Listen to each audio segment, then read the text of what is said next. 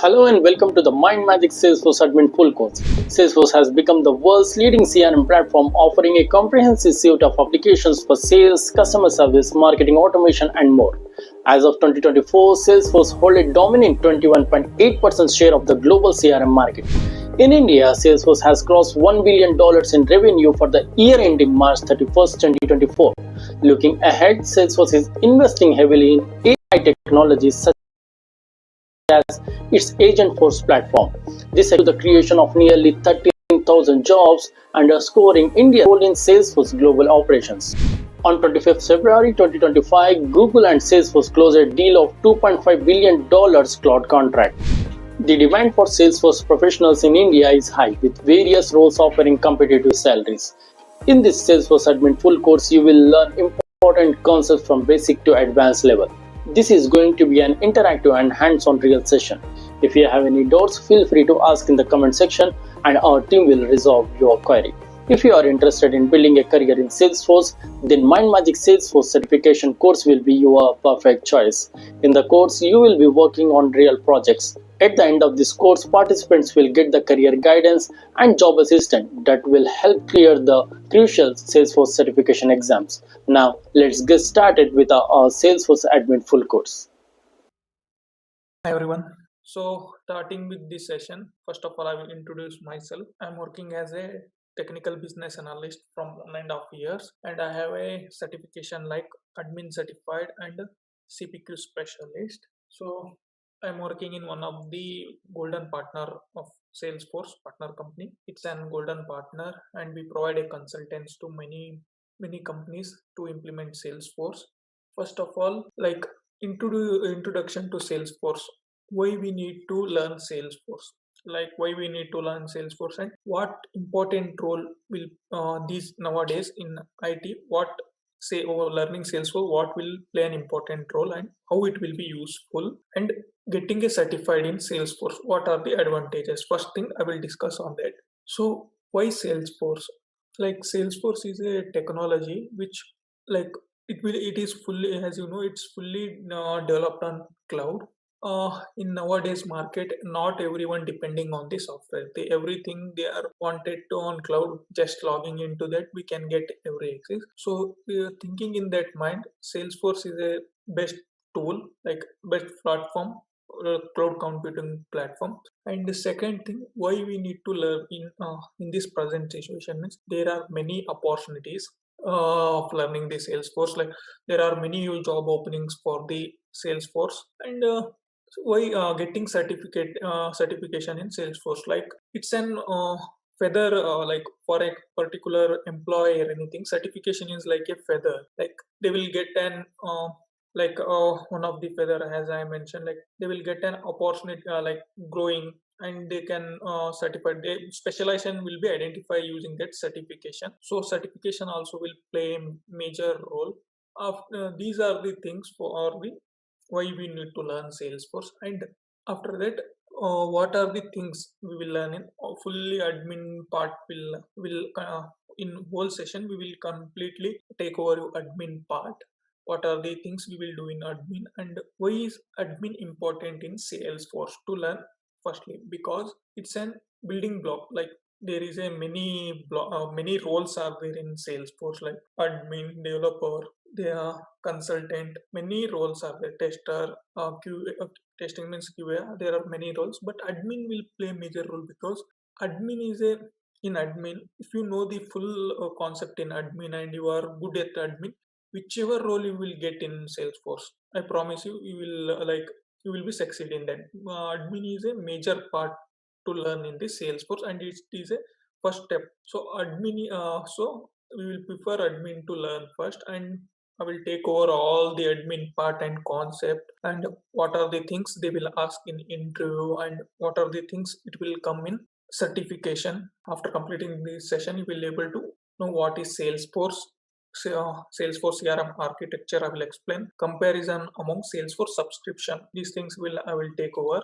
First thing, you will get what you will think in mind. What is Salesforce? See, Salesforce is a Salesforce.com is an on-demand service designed to manage customer relationship, integration with other system, and even even building our own application, it will be helpful. The service include easy to use customization tool will be help you to create solution for unique business requirement. Like Salesforce provide and these are the platforms where Salesforce provide. These are the services like infrastructure as a service, platform as a service, and software as a service. These are the service which provided by the Salesforce. Like first of all, founder of the Salesforce is Mark Benioff. Salesforce was created in 1997. First it was overall introduction to Salesforce. See, Salesforce is an customer relationship management, CRM. Like it is used to hold the customer data, and it how our business customer business, like customer business logic, based on that we can be create our application, and all the data can be stored, like their live data that will be stored there. That and it CRM on the Salesforce CRM product visualization for that, many use for the business purpose and business requirement. Like business requirement, based on business requirement we can create application, and third party tools also we can integrate with the Salesforce. There are many major useful, and Salesforce is one of the things. It's there are many CRM tools in market, but Salesforce stand as a giant, world's number one CRM. Like there are other CRM cannot able to compete to Salesforce because it's beautiful UI and its performance and third party application support, everything, and its storage capacity, everything is like compared to others. It's a Salesforce is a highly demanded. In this Salesforce we will see about Salesforce architecture. Here this is the overall architecture of the Salesforce CRM. As you see, like it's an cake, how we will make a cake column, right, one by one above the above. It's like uh, as you see there are some layers, as cake will be layers, right? Here also there are some layers. I will explain what are those layers. As you see at last, there will be an trusted multi-talent cloud. So it's an platform where it will be, one second, I will clear this. It will helpful to see you. So first layer it will become as a trusted multi-tenant cloud. Multi-tenant cloud. In this here, in this layer, instance of one or multi application operate independently in this shared environment. These instances are referred as a tenant, and they logically separate from others. Like while physical remaining in the same hardware, like it will be in a layer where application can run independently because of both the robust nature and highly security. And above that there will be an these are the backend things which we can store data and object, and mobile like UI will be there for creating those data and object will be created in backend, and collaboration, analytics and workflow. These are the automation we can do that backend. These are the second layer will come as a backend which will run on our OS. Last one will be identities. These are the backend things, and it comes at the last enterprise ecosystem. In this enterprise ecosystem is a scale is very large, has a large number of partners contribute their creating and maintaining application in this platform. Like here we will create in this area enterprise ecosystem, we will create an our application based on our business logic. And Salesforce, and at last this one at above, Salesforce provides some applications, inbuilt Salesforce applications like Sales Cloud, Service Cloud, Marketing Cloud, Community Cloud, Analytics, and App Exchange product. These are the inbuilt which provided by the Salesforce. And at the last App Exchange, this is a App Exchange like our in Google there will be a Play Store, right? Like that, this is also like a Play Store where all the ready-made application we will get in the App Exchange. We can directly install free application will be there and paid application will be there. It will like they created on business requirement that can be installed in our application in our org and our instance. I will tell in for what is instant and or I will tell in further. Like these are the applications which provided inbuilt provided by the Salesforce. And at last this API. Using this API, this option good for the connecting third-party applications. Like we will connect third-party applications using this API. So I think this is a like tricky thing. I will explain you easy manner what is the architecture of Salesforce.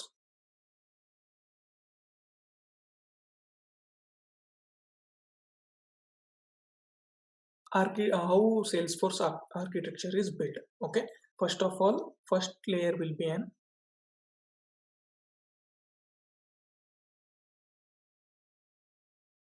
infrastructure as a service. This is a basics platform.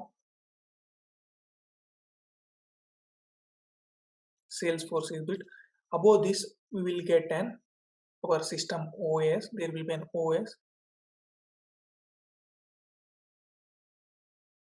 Above the OS will connected with an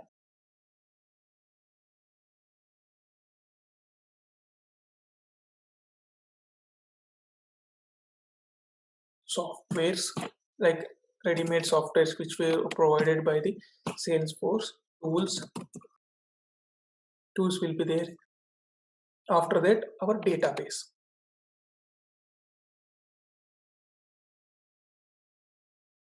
And these things will be connected with each other. This is the like overview of the architecture of Salesforce CRM. Like it will be an platform and it is an OS and which connected with software tools and database at at a instance. So like at a Salesforce, this is architect in Salesforce. This cloud computing application is created on force.com. In that force.com there will be an we created an environment using that force.com. We have created an environment like force.com is known as is called also called as environment where application is built. So environment is nothing but an like instance where like the Salesforce is built their applications like there will be an application which were built on that instance that the customer will be provided. Like example, this is an instance which this is an architect so which is called an environment. Like take an example like real estate company which sell the which build like apartment and sell the apartments, so that they need to be tracked, their business logic will be there separate. They wanted to use the Salesforce to maintain their all the data and or what are the sales that maintain. So they will approach to the Salesforce, they will buy an Salesforce instance, one of the instance, like it will be same they will provide an instance like copy as a production in which this is a production. It will be an production instance where all the live data will be maintained like based on their business logic will be created in that, and all the live data will be maintained in this instance. They will that Purankara company will be taken from the Salesforce and they will provide an instance sales they will buy an subscription instant application that will Salesforce will provide an environment like it's called an org also, like production org they will give. After that will be taken. Okay, admin certification it's consist of admin certification consist of 65 questions. One second, I will give you. It's contents of 60 multiple choice plus non-scored of 5 additional non-scored question will be there. Time allotted will be like 105 minutes, like 105 minutes. After passing score will be 65% overall. In 60 question you need to take around 39 is a passing score, and registration fee will be USD 200 USD. Retake will be 100 USD when you if you fail. These are the things you need to check, that no hard copy which should be taken, pre-required, no required, course attendance, highly requirement, like you need to be know regarding that. And there are the topics. Here are the topics, like these are the topics that in admin certification they will ask. Organization setup, it will be consist of 3% overall in that questions. User setup, security and access, standard and custom object, sales and marketing application, service and support application, activity management and collaboration, data management, analytics, report and dashboard, workflows, process automation, desktop and mobile administration, app exchange product. Okay, these are the topics which will be asked under certification exam. So we'll cover all of this and we will give what are the major important question which we will get. We will give on which topic they will ask. I will going through the our session, our session and topic. I will, whenever the topics come, what are the things they will ask, I will explain you in that, and I will stress on that. These are the things. Okay.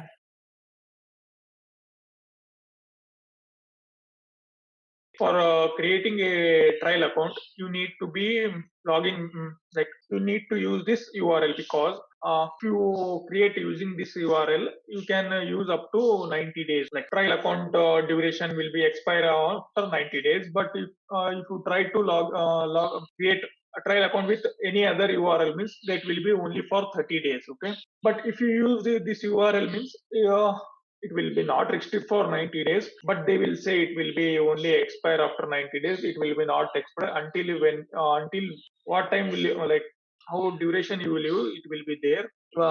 It will be there when you not use for 6 months. It is inactive for 6 months. Then only it will be deactivate. Okay. Okay. Like we will open this URL and we will sign up for our trial account. I will opening this. Once you open this trial account, this page will be, website will be open. You need to sign up on it. This is the page where you need to enter your details. I will enter my details.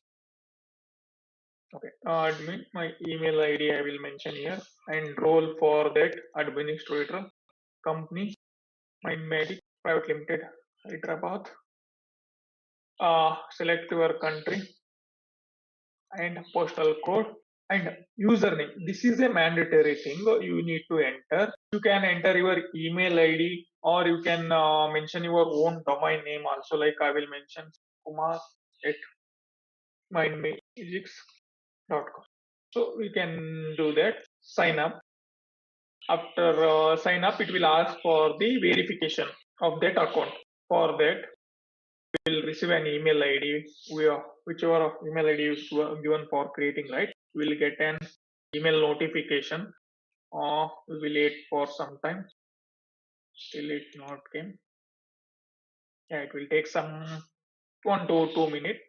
So after creating this trial arc, like we will discuss about what are the things in trial arc, what are the inbuilt solution we will get in that, what are the inbuilt application we will get. I will walk through those things.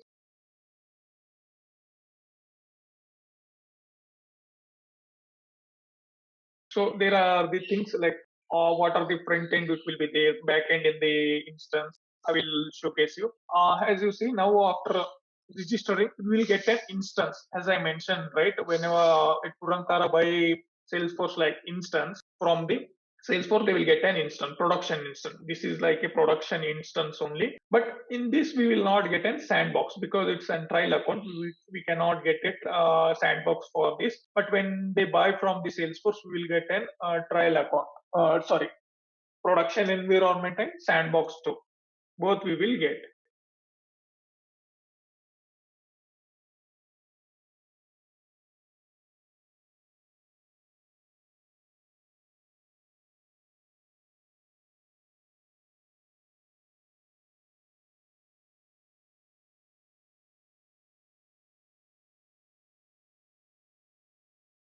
Yeah, it's came.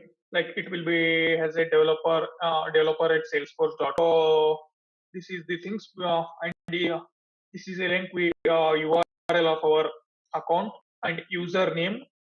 This is the username of our account. We need to verify it. So verification happened, and we need to be change an password. We need to set a password for that. That will be like 8 characters, should 1 letter and 1 number. So for that, I will give okay, and your location. Security question: in what city will give anything? Okay, whichever your birth location you can use. There are many other security questions also there. You can. So, like as I mentioned yesterday, we will get an instance. This is an instance which is built on the Salesforce. This is an trial account. So, which we get from the Salesforce for practice, for learning. It is helpful. this is a instance which is built by the force.com. Above that, we will get an sales application and service application. These are the things which are built on the force.com. Okay, I will show you now what are the things. These are the details which we need to mention. After that, we will receive an email verification to account, and we will need to reset the password. Trial account. Trial account will be like an production environment. It is a production environment. Like we will not get a sandbox for this, because it is a trial account where we will get to practice and everything. We will not get a sandbox for this. When you buy a sales edition from Salesforce, you will get a sandbox. Okay, this is an developer edition. You can we can develop, integrate anything we can do. One more main thing: when you log in with a trial, you get an license. For a Salesforce platform, we need a license. Okay, defaultly they will give Salesforce 2 license and Salesforce platform 3 license. I will explain regarding these license. What are the users of this license? Okay, and view. In Salesforce, there are two types of UI. One is classic and one is lightning. Okay, I will show now. And for logging into that instance, force.com instance or instance of what could you say? Force.com is an environment also called an instance. Once again, I am saying, like, for production, you need this URL to log in. For sandbox, for production, URL will be login.salesforce.com. For sandbox, it will be test.salesforce.com. Okay, these are the things.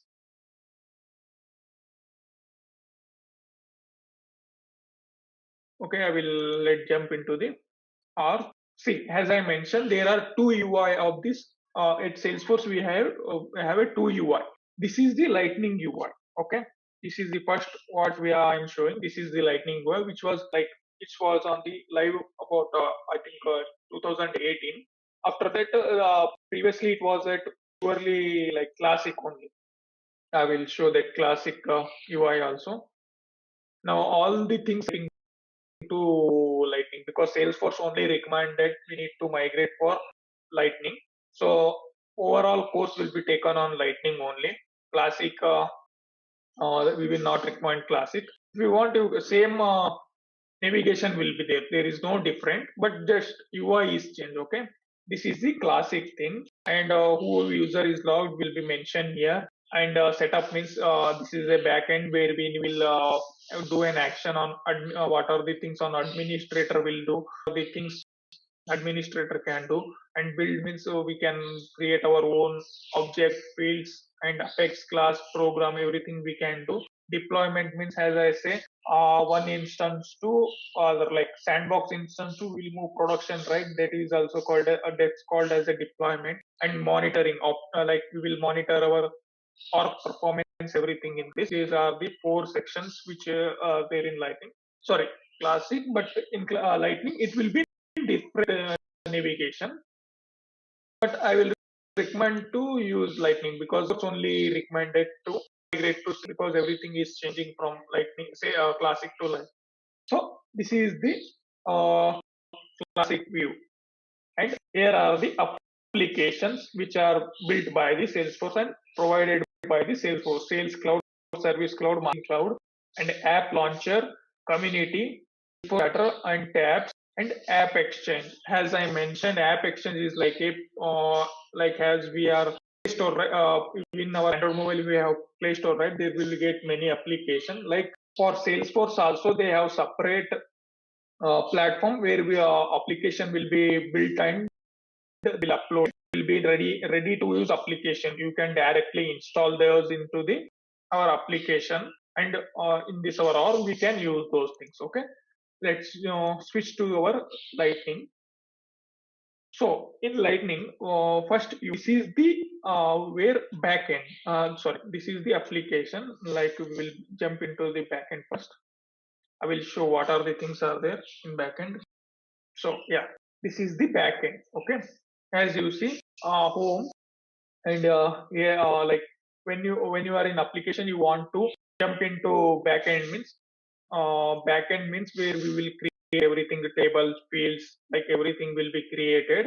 If you want to jump into your application, there will be an app manager. This is an now 9 dots are there, right? It is called as app manager. There will be an application which is built by the Salesforce will be provided. For that using we need a license like Salesforce license. Like for these using this application we need a Salesforce license because which is built on the Salesforce. For using that we need a Salesforce license. Okay.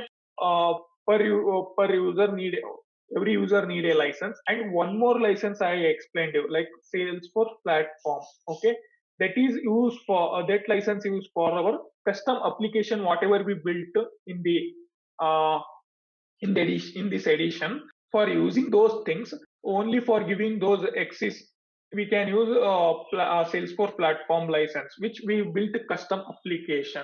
So we use the Salesforce.com environment and we will build our custom application for using that custom application because our business requirement will be different. Based on that we will build our custom application. For using that we will use the this one platform, Salesforce platform license, which is already Salesforce at trial account they will provide at 3 and Salesforce license will be 2. Okay, yeah, I shown you this thing, and here is our profile thing where everything will be there here. Profile we can set up, setting will be done here, and log out, and these are the display density like compact, and this is the display thing. And switching classic means you need to click here. Add username means you for using adding user you need to use that. These are as I shown the administration thing and deployment thing and build thing.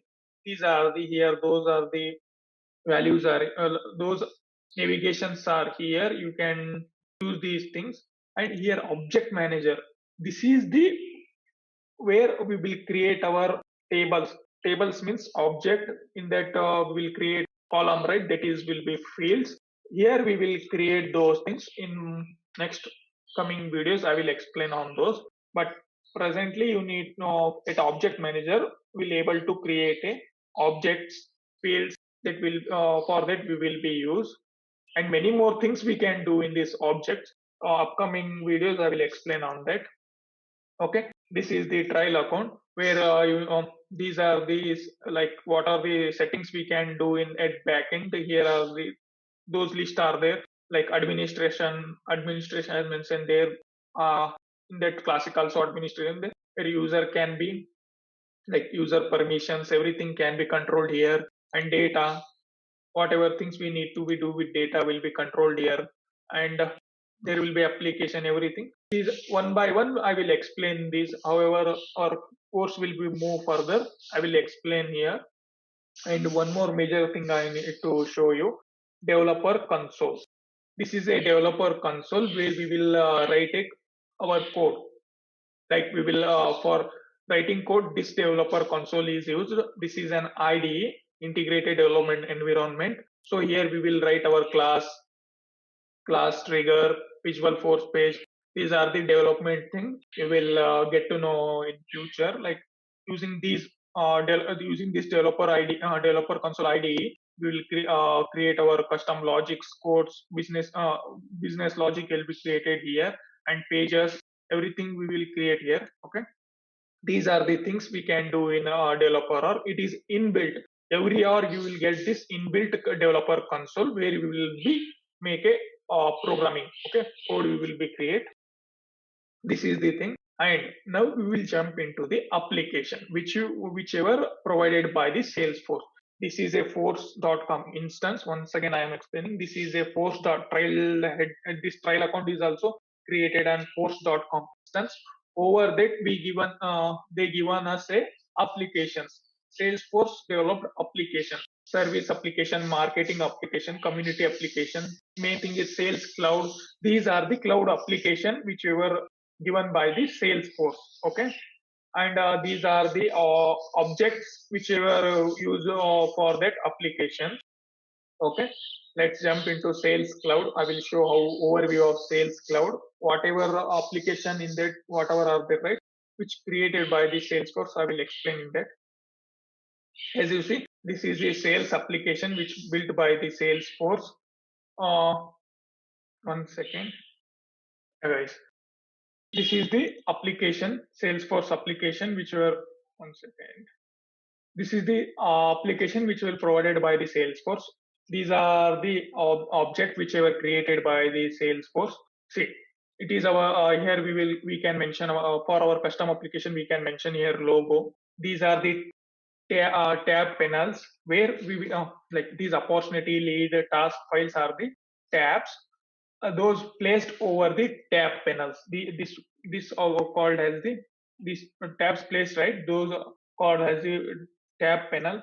This is a wrench icon where we can using setup we can move to backend, we can developer console, and edit page will be an lightning record page where we will set a record, like record page we can set. These customization thing can be done in the upcoming videos. I will explain on that only on that. uh, Now it's not required. Let's understand our regarding our application. So this is the object which created by the Salesforce. Based on their business requirement or sales cloud requirement, they will created these things. So using this is an object like table. These are the columns where we will fill our data and record will be created. I will show how to create those object, fields, tables.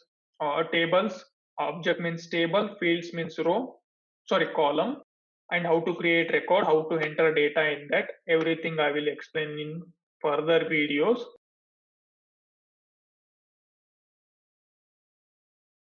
Setting our trial org, okay?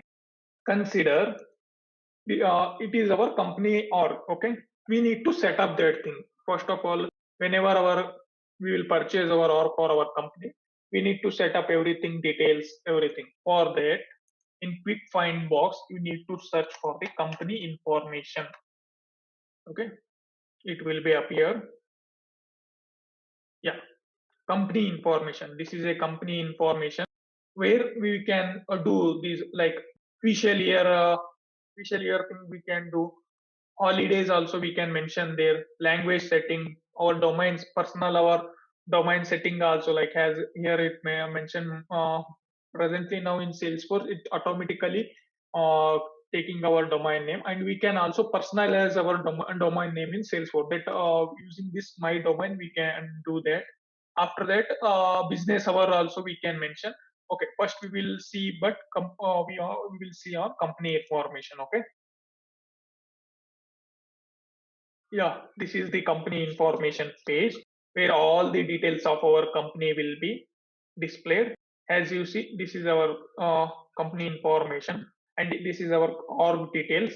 So you need to find which edition is this. As I mentioned yesterday, there are 4 editions, and want to find which edition is this. Okay, for that you can see, one second, I will zoom it.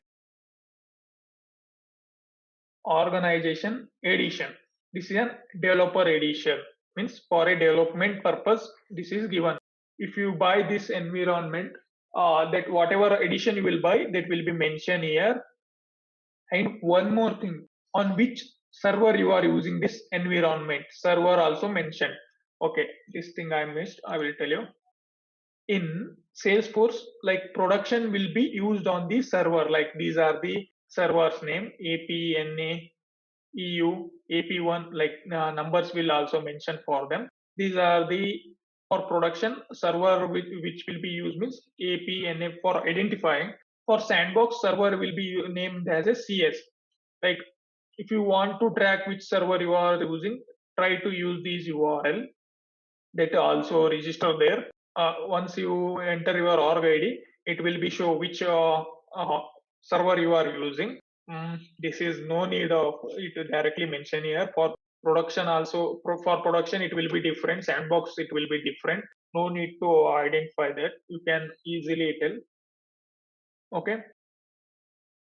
And for knowing which like for identifying ID, you'll see as you see this is this Salesforce application is a multi-tenant. Okay, there are many application running background. Multi-tenant means it's not a particular application which is running. There are many applications which are running on the force.com. How you will identify this is your org, like like Salesforce team, if you got any issues, everything, like how Salesforce will know this is like your org, like there will be some unique thing will be there. For that, Salesforce given an organization ID that will be unique for particular uh, instance, or or once again I'm saying it will be different, it will be unique. Okay, if you taken a buy a production from the Salesforce, okay, that ID will be different if you created using that sandbox, using that production. If you created another instance, sandbox instance, that ID will be different. Based on this ID they will be identified your org. Okay, like once again, based on your that unique ID, that will be Salesforce team will be identify your. You also identify using this ID. Okay, like we will edit it, and what are the things we need to set up? I will explain here. Yeah, organization name, primary contact. Whenever you trying to create an instance or a like editions you are buying from Salesforce, they will ask for a primary contact where you need to mention your primary contact.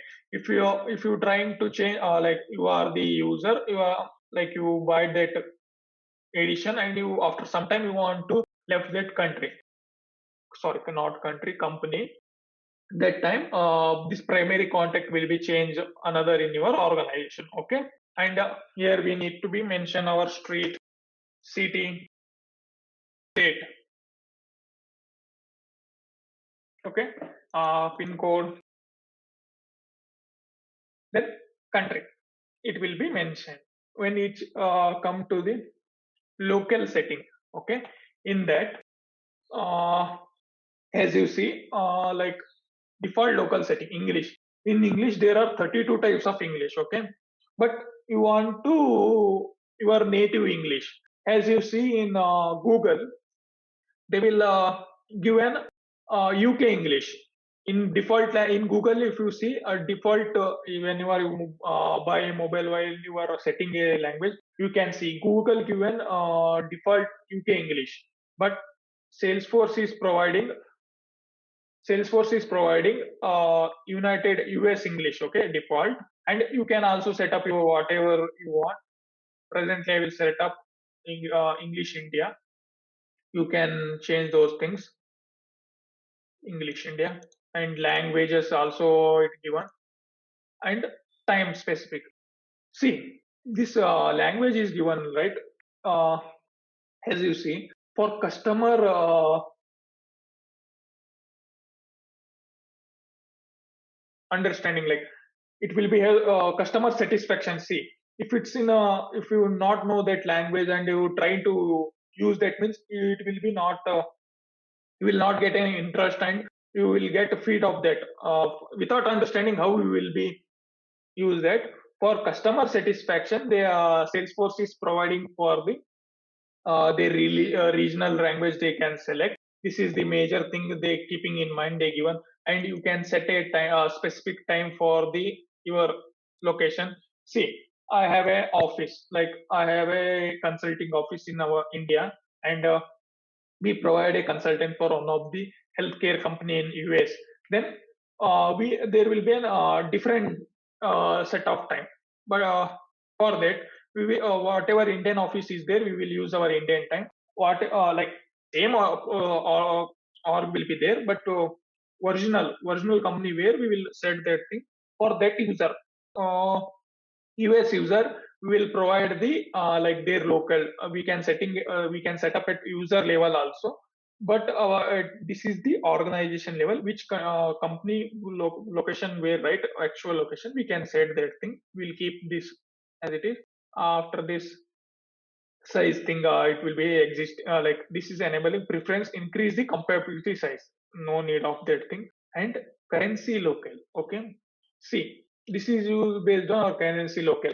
For that, as you see, uh, we have a given example, like we have office in India, and like we have office in our USA. Like it will be currency will be different. Okay, based on that user we need to, if US quoted any like any opportunity they closed or whatever amount in that, they will be in USD only.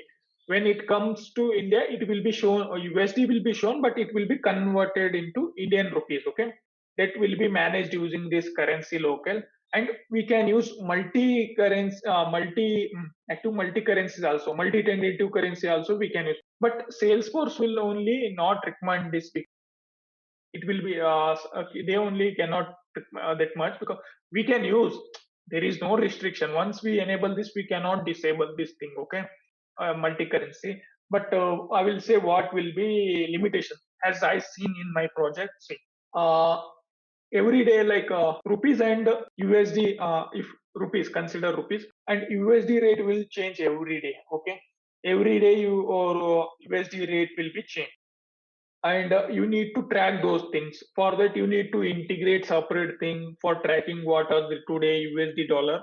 That will be like, if any guy buys like mobile or anything, and they placed in USD like 20 USD, like today USD dollar is 73. Okay, like 1 USD will be considered 73 rupees. Okay, after some day it will be increase or decrease, but that time it will be difficult us to track. Okay, this is the thing which limited. Once we enable these things, we cannot be disable it. Okay, these are the things.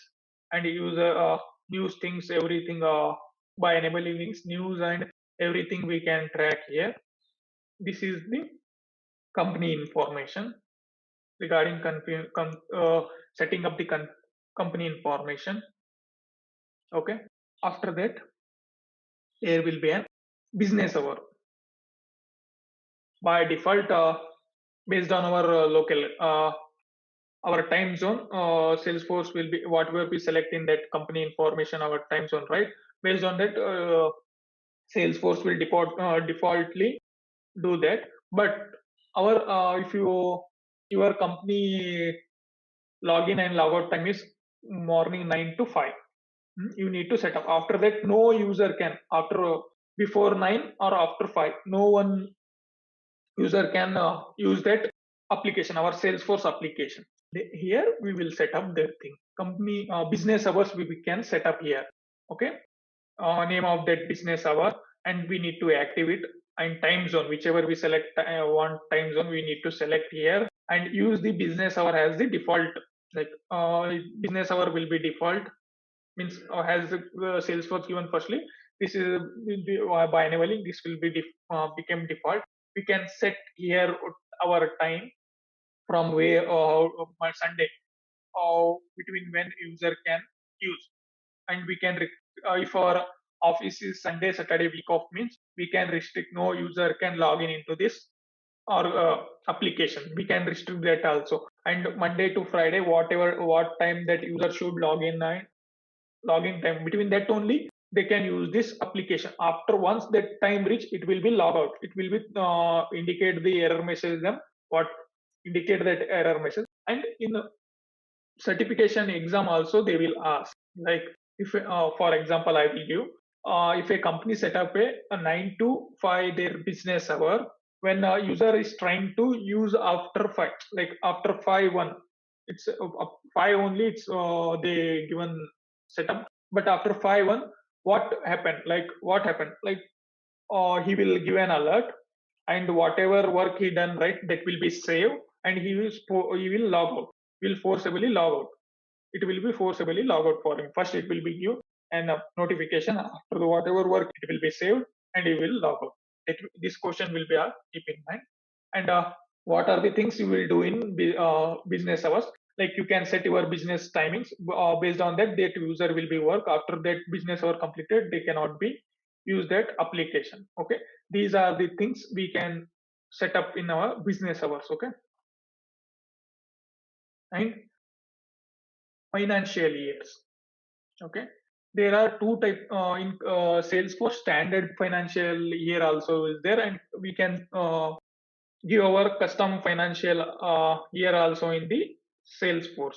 See, financial year means like for See, whatever the things we will do in that year, that will be tracked, and they will keep, they will keep a record of that.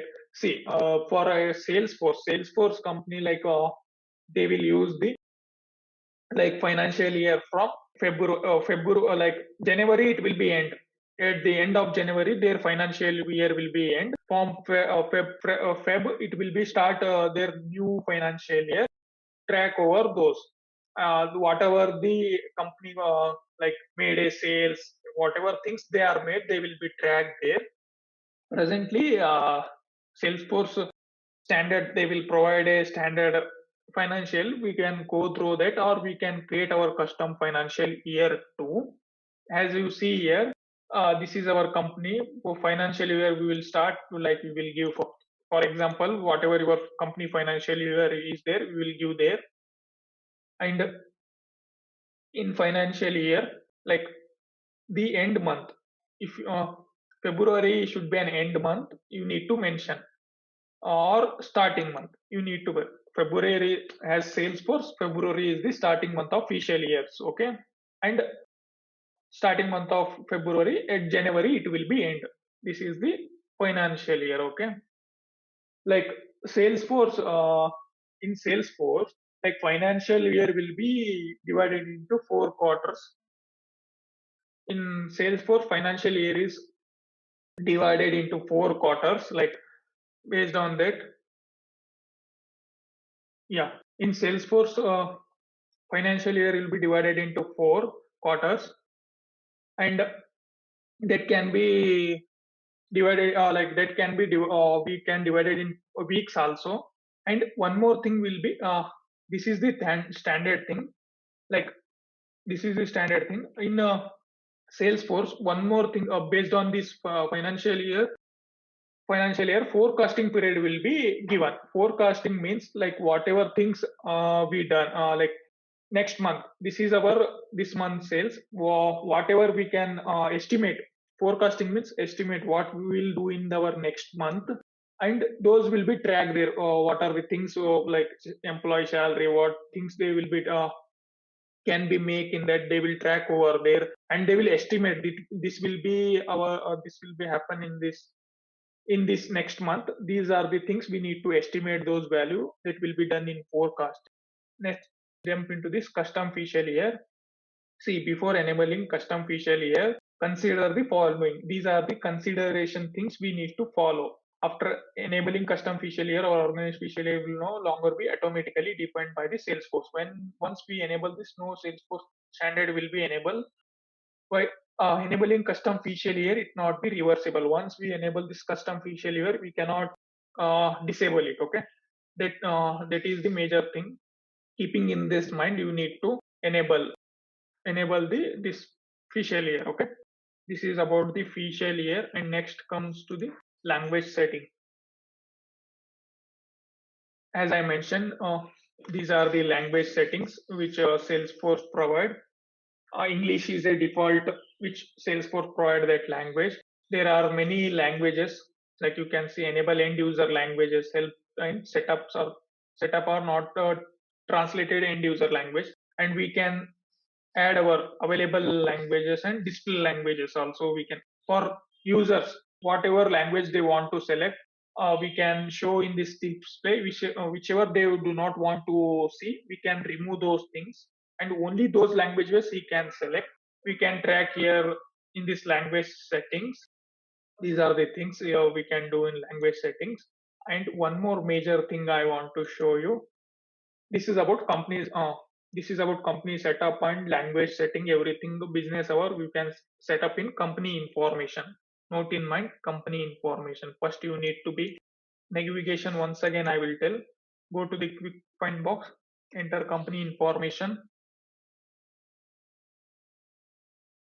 Enter company information. It will be there where you can set up business hour, official year, and language setting. And these are other things also you can do. This is about the company information. If you struck in any issues, you will not solve that. You got any issues in this Salesforce, okay? You want to want a help from the Salesforce, then there will be an option in Lightning, switch to Classic. There you will get a solution for that. There will be a link called Help. Okay, click on this Help. You can see like standard help documentation we will get there. You whatever the issue you are facing, like they will provide document like for setuping official layer, what are the things and what are the limitation you want to know briefly means they are also given here.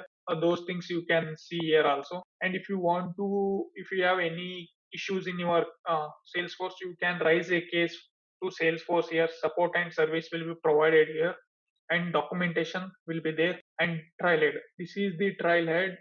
Trial head, I'm not introduced this about trial head. Trial head is a platform where you can learn. There are some modules will be given, you need to solve that. You by solving that you will get an badges and point. As you are freshers, you like for experience they will not ask about this, but for a freshers they will ask about regarding this, because they will ask about what are the badges you are solved, what are the models you are solved when create a trial aid account and try to solve. For fresher it is useful because whatever things you are done it will be tracked here directly. Giving this profile trailhead profile id, they will track what are the, they can interviewer can see what are the things you are done, and they will also confirm that you have some knowledge on Salesforce. You have some knowledge on Salesforce that will be seen using this trialed account. Okay, yeah, okay, I will open this trialed account where you can solve the all the modules which were provided by the Salesforce. Okay, this is the trialed. Here are sign up in that trialed, and after sign up go to the learn, go to the modules. Here are the modules for the basic to advanced level they will given. This is also helpful you to learn the Salesforce, all the training thing which are provided in this. You can use this also trialed. Go to the trialed.salesforce.com and sign up for that and solve using this module. Start with the basic. I will provide you links whatever the trialed module you need to solve. I will provide link by based on the concept. I will attach those things in this video. Go through that. After that, whatever you got any issues, you can ask the question in communities also. There are Salesforce communities are there where will you need you can ask the questions, and expert will be give solution for that. Okay, these are the things uh, regarding the help. After that, in the interview they will ask which are the like which are the version of Salesforce you are using. Like present it is a winter 21, you can see here. You can see this is an winter 21 version. Salesforce will release every year 3 versions: winter, summer, and spring. They will release 3 versions every year. Presently, it is a winter 21 release. Every release, they will upgrade their org, and new things will be updated in that.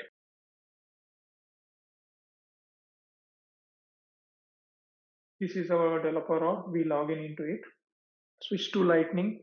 In this course, we are explaining on the Lightning because present day everyone is shifting from Classic to Lightning because Salesforce only recommended to use Classic. Like all other things migrating to Classic to Salesforce. So I will basically this training will be depend on Lightning only. We will concentrate only Lightning. Classic also same, but some difference will be there. Not much changes.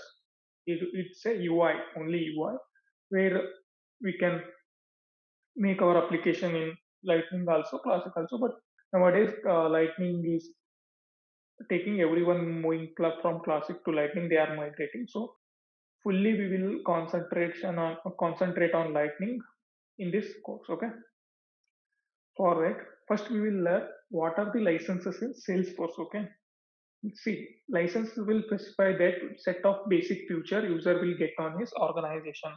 Like if we whenever that user gets the license, right, we will get some specific features for that licenses. Based on licenses we can see whatever things we can see whatever application he can use, whatever things he can use will be defined by these licenses. Every user need licenses to log in. For you need to create an user means like mandatory you need to assign a license for him for logging into Salesforce, like Salesforce license. Like this license is designed for those users who need complete access to CRM and force.com. Like these are the licenses which were built for the like CRM and force.com. CRM is where we will enter our data, everything will be captured. Force.com is we will it's an instance where we will create our requirements, what are our business requirements, we will create on the force.com instance. For that, we are for creating also we need an licenses. User with this license can access CRM application developed by Salesforce, and then this is a Salesforce platform license. See, this license is designed for those users who need access for the force.com. Okay, and user with this license cannot access CRM application developed by the Salesforce, like standard applications which are developed by the Salesforce, right? That we cannot be used. Okay, those applications he cannot use. Only custom application he can use, and for using Salesforce application also you need a there is another license as I said yesterday, Salesforce license. You need that thing, okay? That license using he can view the standard Salesforce application also. There are other set of license community license. The community is a portal where for there are many types of communities. Communities are there, partner community, like customer community. Another like for the customer, we will interaction or their doubts will create a community. There are separate types of community that I will take in next section. But for that using that community cloud, we need a community license, right? We need a community license for logging into that community and make self-service. Okay, for logging into that community, we need a separate licenses, knowledge only users. So this license is designed for those users who need access only for knowledge application, for understanding what are the things. Like we will mention that knowledge thing. We can set that also. For see for you have created any product like license or a software, you have some issue. If those issue can be made some knowledge articles and they keep kept there using this license with you, like you can see what are the like troubleshooting thing will be mentioned in that. Based on that, using using that steps you can solve that issue. Only he can access for knowledge based article, not CRM and force.com. He cannot be accessible for that. This is the overview of licenses which are there in Salesforce.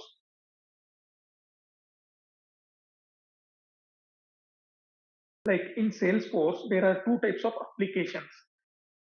Okay, first of all application means application. See, this is a sales cloud application. Okay, see, these are the tabs. Okay, the application is nothing but the collection of tabs is called application in Salesforce. Once again, I will repeat, in Salesforce, collection of tabs called an application. In the application, there are collection of tabs are available.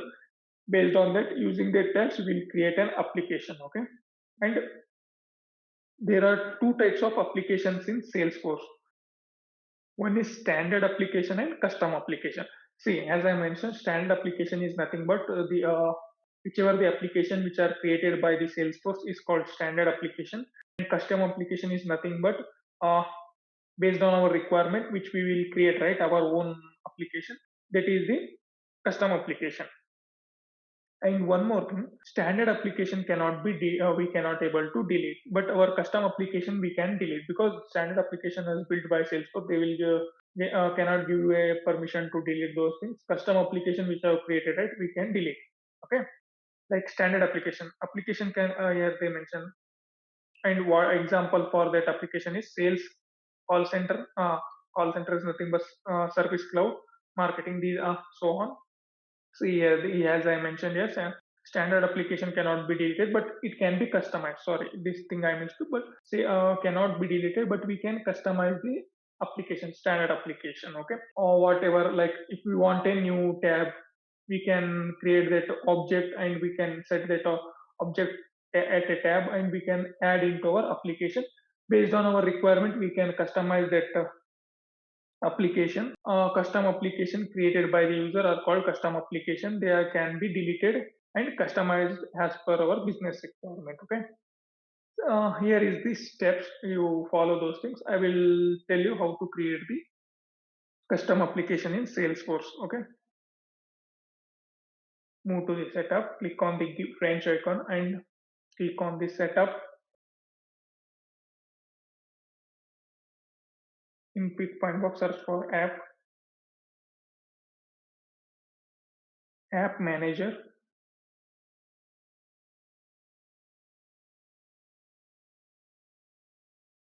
On clicking on app manager, this Lightning App Manager will be open, Lightning Express App Manager.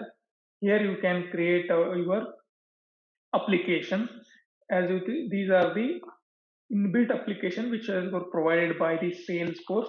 Now we will build our new Lightning app. Okay, application. We will. This is the screen where we will first screen where we will fill our application details. Like we will mention our application as a GT University. Okay, we'll create an application for university. Okay, it is our application name, developer name, and description for this is for the this application we are creating for the. Okay, you can give your own description, nothing in that, and you can add the image for the logo image. Apply you can apply for this your application directly. Move to the desktop, take your own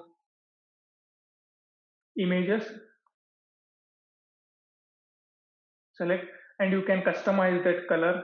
These colors of that your application you can customize. Okay, your selection. Use this by enabling this checkbox. Use this app image and color instead of the or custom theme. See, like if you want not as per Salesforce theme, you want to customize your own application theme, then enable this checkbox and click on next. Here, see, standard navigation means at a one click, all the pages will be open there. Console navigation is nothing but like based on your new tab. Like one tab you click means it will be open in another tab. If you click another means it will open in separate tab. So they it can be navigation style can be done here. We can set that thing and support from the factor like which support like you only for desktop you need phone you can select this application can visible at phone or desktop. You can both desktop and phone you can mention here. And setup experience, like whenever you click on service setup or like setup full set options, like we will select this full set setup here. Rest do not worry. Utility, why we will use this utility? Because for example, as you see, you will if you in your mobile, what are the useful things you will kept at home page, like which are you use regularly, you will keep at home page, remaining will be in your mobile. But whichever application you use regularly means there you will assign you will add that in home screen directly. You will open those regularly using application, you will clicking on that, uh, you clicking on it will be open. Here also in Salesforce by using add-on utility, whichever we want, like default, like whenever we open based on usage, it will be shown first. Click on next and available, like these are the tabs which we want to show in our to show. These are the available items which we want to show in our application. See, I will take first I will take home home button tab and I will add accounts, lead. These are the tabs. I will continue. I will explain you what are the tabs in. few seconds. Okay, then case or opportunity I will add. These are the inbuilt tabs, like tabs or tabs is nothing but on clicking tab we will get an object where we will fill data. Like these are the inbuilt items which will be shown in our application. Okay, click on next, and here you can mention which profile user. Presently I will give for system admin. In upcoming videos we will be get to know what are the profiles and why it will be used. System profile I will select for system profile and save finish. Our see, in a few click our custom application is ready. As you can see, yeah, GT University application. It's we are created in the Lightning. See, if we created an application in Classic, we will get like two application. One has a Classic, one has a Classic, and one will be Lightning, because functionality will be same, but UI where we created in application Classic, right? It will be created as Salesforce standard. It will be created as Lightning also, because if you created Classic, automatically it will migrate in Lightning. It can be mentioned here, which one is Classic and which one will be Lightning. So directly we were created in Lightning, right? No, we are directly created in Lightning. There will be no need of Classic. It will be created. Only Lightning will be there. If we this application we created in Classic means one more application Lightning will be created automatically. This is the Salesforce standards. Okay. See, now we created our simple application. Okay. See, click on App Manager and view all also you can, and you can search here also GT. See, our application is showing GT University. This is our custom application. Whichever tabs which I selected, only those are here in our application. This is my application, custom application, which in a few click we created a custom application in Salesforce. Creating an application is very, we can create application very quickly, and it's an user friendly also. So this is the advantages in Salesforce. We can create our, based on our business requirement, we can create our quickly we can create our applications. Okay, these are the navigation of application and steps. Also, I mentioned here how to create. And for application, see, size would be like we will add that image right in the application logo image. It should be more than 30 less than 20 kb. Like size should be more than 3 kb less than 20 kb, and that width and should be 300 pixel and 55 pixel. It should, you need to maintain these things, size and width and height. Okay, for that image. Now select the tabs, whichever you want tabs, you need to select there as I shown. Available items, that section came right where we will select our tab, and profile, whichever profile we need, we will you practice these steps in your developer org, and you will able to know how to create application also. If you get any doubt anywhere, feel free to connect with me. Okay, see, here in interviews they will ask like how many custom application can we create. Okay, for editions, developer edition we can create 10 apps. Okay, this is developer edition, I can create up to 10 applications in my this developer edition. Enterprise edition we can create only 10 application. In unlimited edition, unlimited of application we can create. Okay,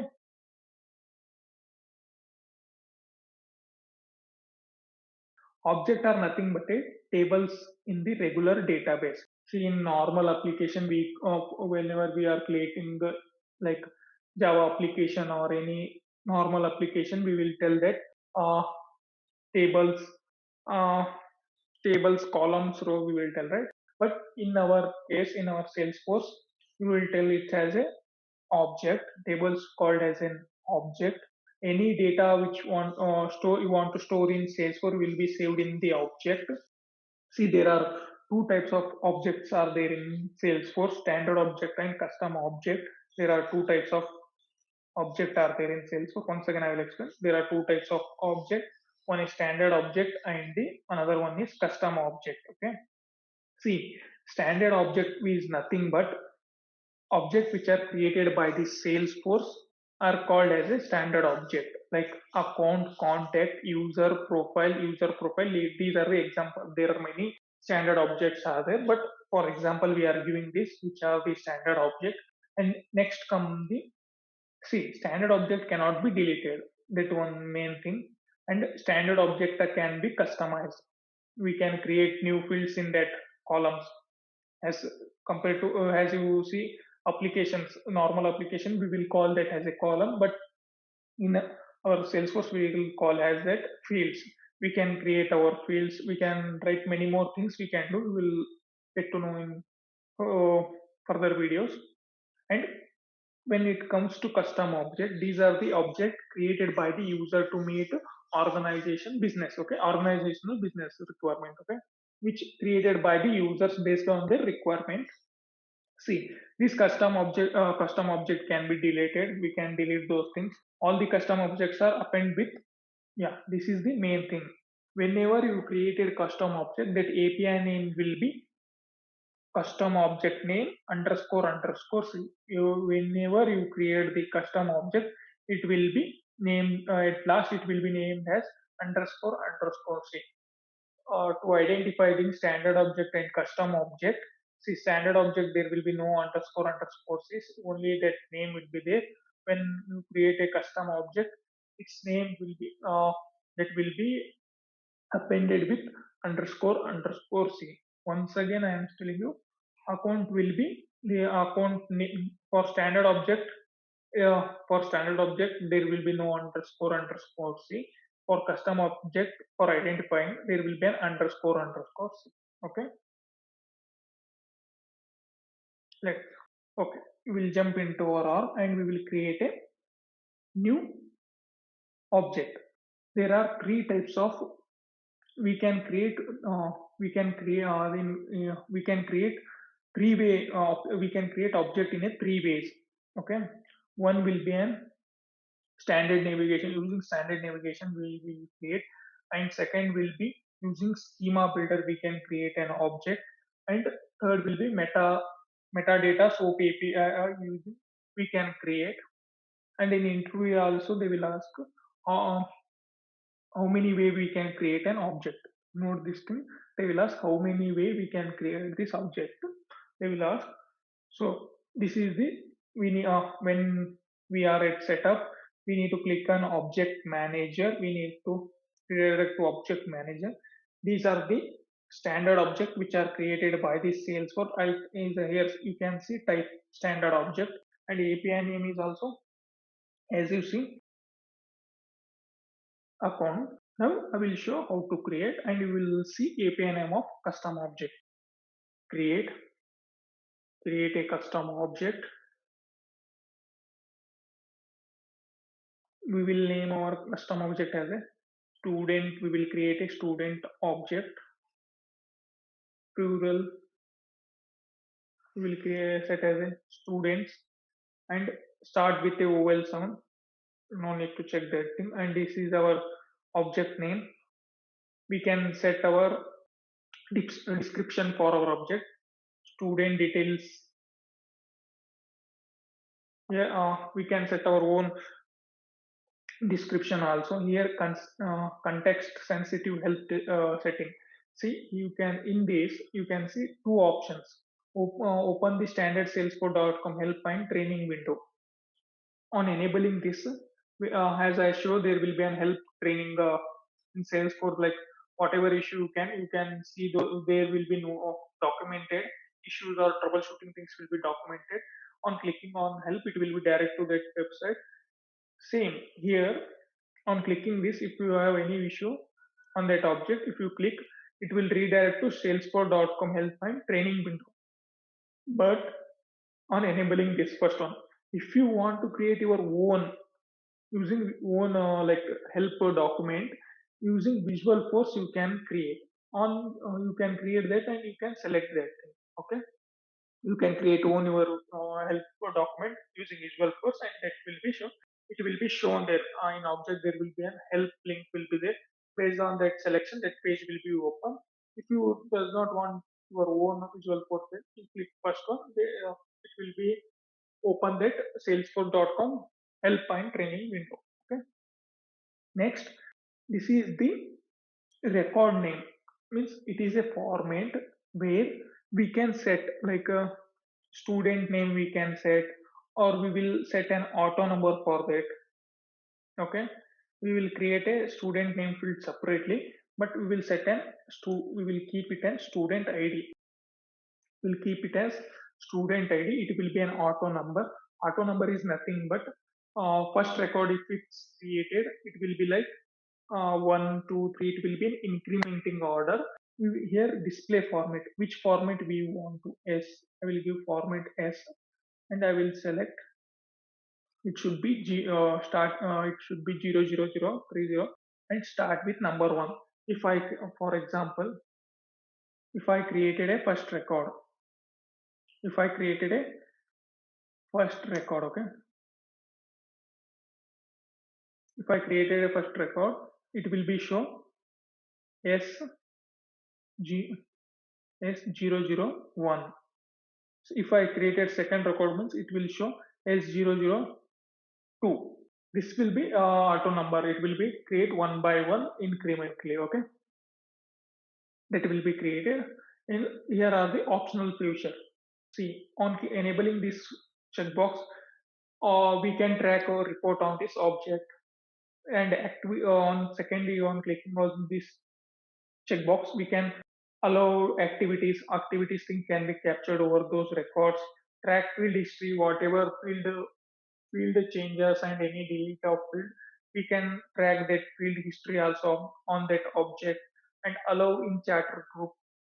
Chatter is nothing but it's an collaboration tool where we will chart everything we will done based on our organization.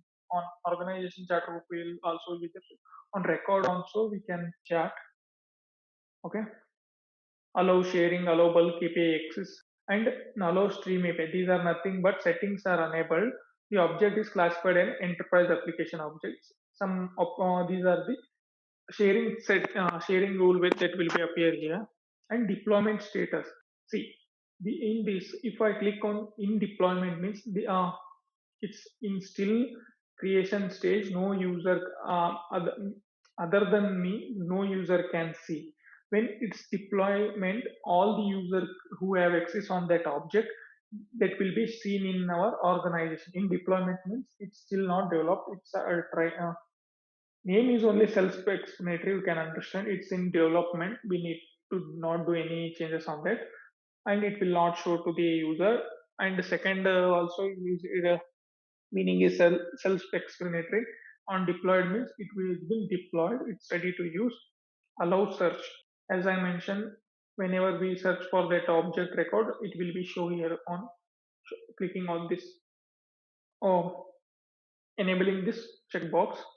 And here these are tab like object creation options, right? In this, add notes and attachment related list to default payload. See, the in Salesforce, notes and attachment are the standard object which will be there, where we can, based on that record in related list, we can add our notes, attachment, images, everything we can add there. By enabling this, it will be automatically it will be linked with that related notes and attachment object. Next, launch the new custom tab wizard after saving this. So here comes the main rule. By this, for this object we are creating a tab. I will click on this and I will save. Okay, as you see, this is a tab screen, custom new tab screen. See here, automatically selected student object, and we need to style that object. I'll select one of the style and I will save. And here are the like profile, whatever profile we want to visibility of the tab we can control here for that profiles. Click next. which here we can like here we can if you want to show this tab in this platform application, like we want to show this tab in particular application, we can restrict also. For a particular application, this queue management application, this tab should not be shown, we can restrict here. Click save. So here is the our first custom object we are created in this Salesforce. This is my custom object which I have created in this Salesforce. We will redirect to the object manager. Quick find box, search for student.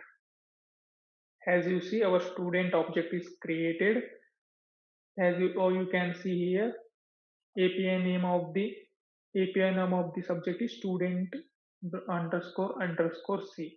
If you see custom object, sorry, standard object, you can not able to see that underscore underscore the C. Based on that, we will identify the which is custom object and which is standard object. Okay, this is the one way of creating the object in Salesforce.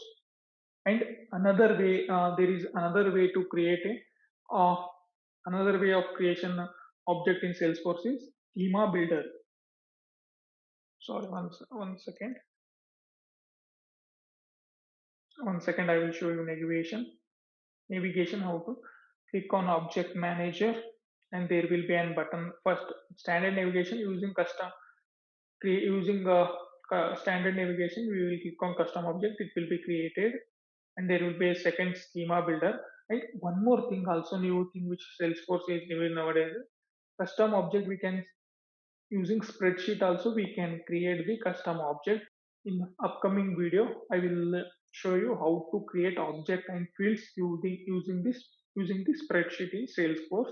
Presently, I will show how to create a custom object using three navigation, like one standard navigation and schema builder and SOAP API, how it will be created. I will explain you. Second is we will create a full-fledged object and fields using spreadsheet. Okay, that will be helpful for you. Next is schema builder. So this is the schema builder. Using this, we can create the object. See, why we will use the schema builder is, see, like there are, if you want to create a 30 to 40 object, 30 to 40 object uh, immediately, means by clicking on one by one, it will be difficult for you to create using standard navigation. For that only they given a this schema builder to create those things. So click on element. On that, we will, one second, we will clear these things.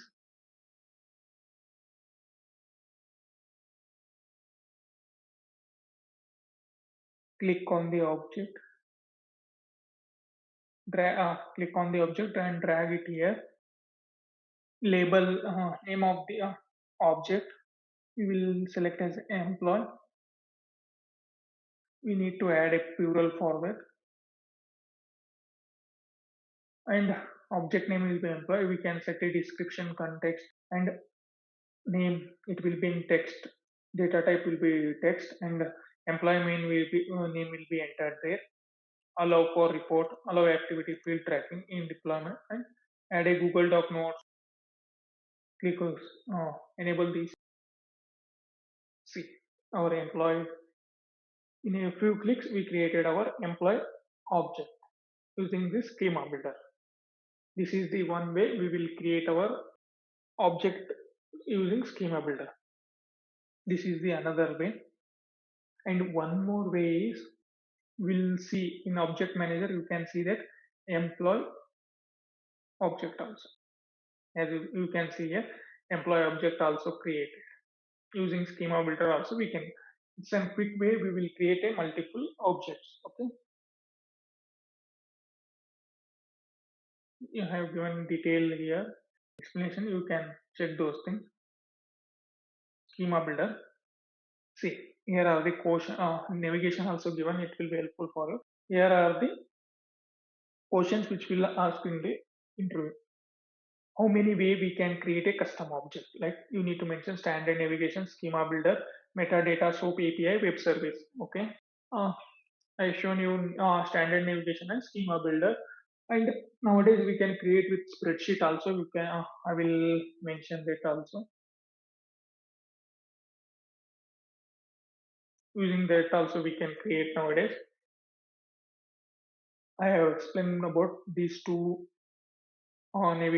using these two how to create an object. Now it's came to the metadata soap API web service. Uh, how See, I will give you one simple example. When you are install the Facebook application, hmm, for creating your user, your details, everything, and after that creating your profile and adding your image, everything that should be storing anywhere. Like it will be Salesforce, like Facebook inbuilt tab objects fields will be there where that will be stored. Okay, for storing any data, it need a database. We need a database, right? For that application, we will not create any object and fields, right? It will be created at backend only. How it will be created? On installation, automatically it will be installed, right? uh, Whenever we install Facebook in Play Store, after installation in our system, in our mobile also, it will take some time for installation. That time based on managed service, like package will be the managed package, that service managed package in Salesforce also it will be their package.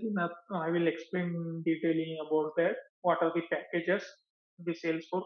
There are two type of package. One will be managed package and unmanaged package.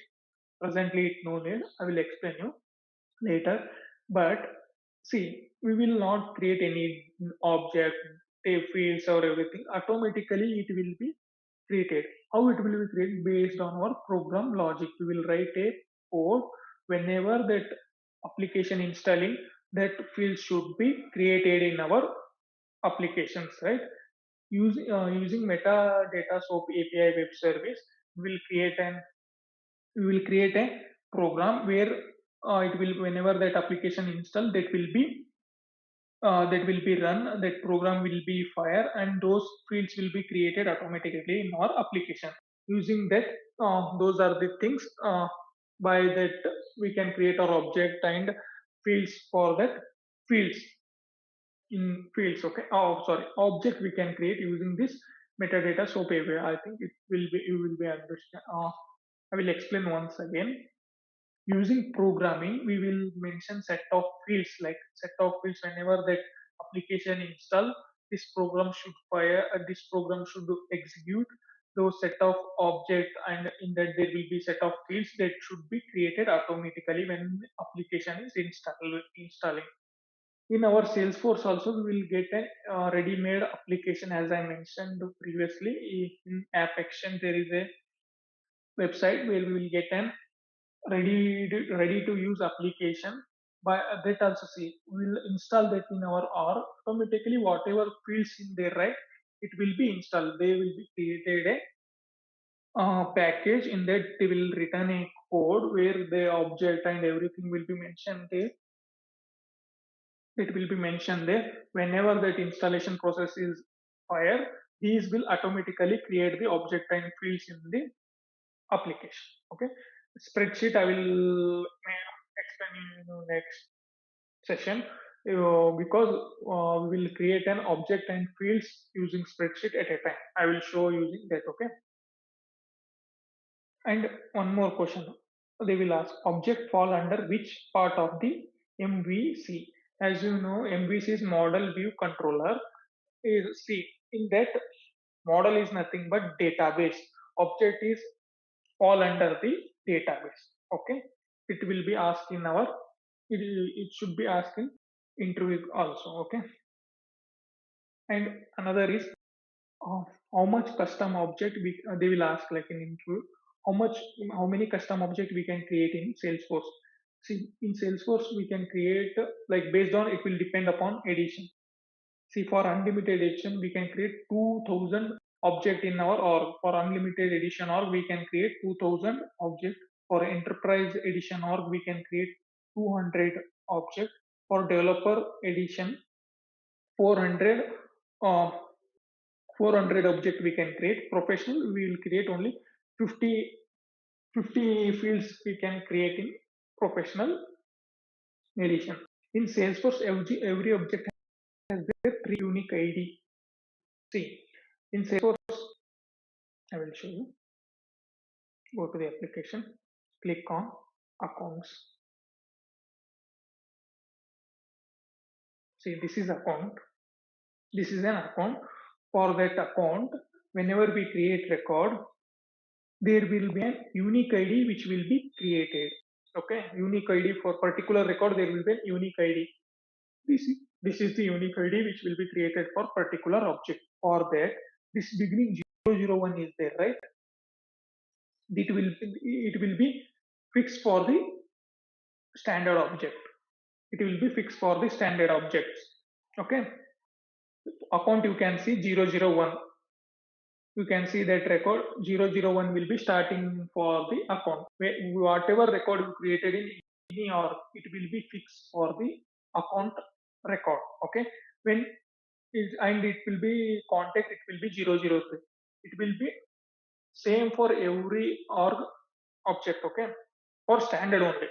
If these are the up to case, these are the standard object which will be defined defaultly. Okay, and there is a for custom object, it will be in a different, like it will be in different, starting will be different. For I will show you. I will open our employee object. Okay, employee we still not given a tab, that's why it's not showing. You can see it, employee object we not created a tab, that's why it's not showing. See, for student object will be shown up. Yeah, we created a tab. When we are searching for our object, it will be shown. Still we not created a field, so it's getting issue. Now it will be clear. Now we will create a new record.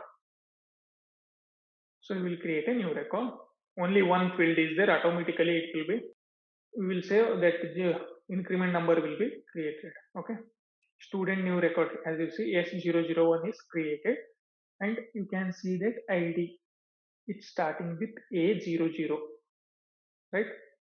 So for custom object, ID will be different. See, for in Salesforce particular record, there will be a unique ID, 18 digit of unique ID in Lightning. It is an 18 digit unique ID.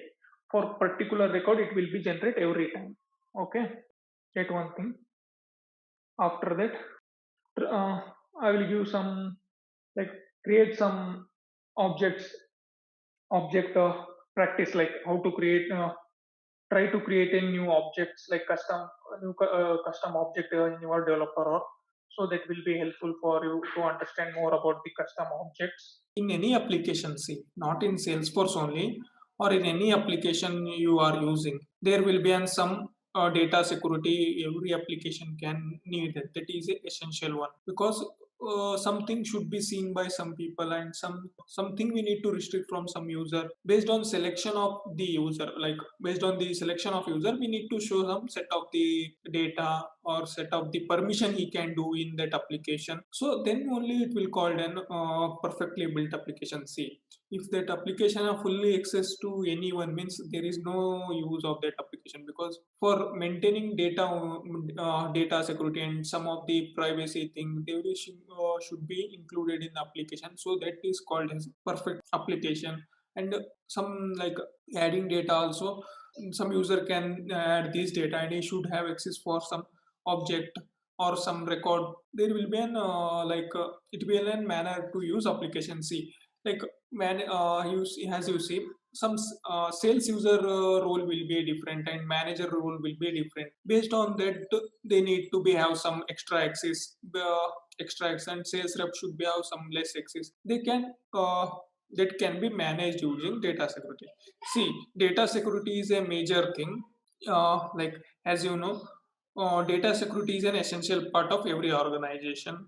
Salesforce provides a strong security model to ensure the security. In Salesforce, the data security model is very high. See, there are many pillars that it will be there are many pillars to be configure the like maintain the data security in the Salesforce.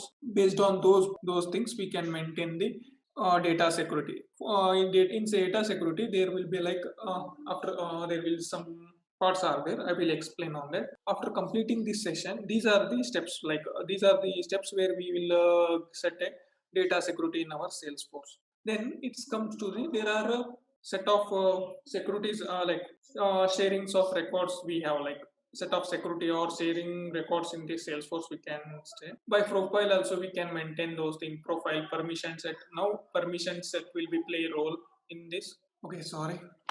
So these are the sharing records in the Salesforce.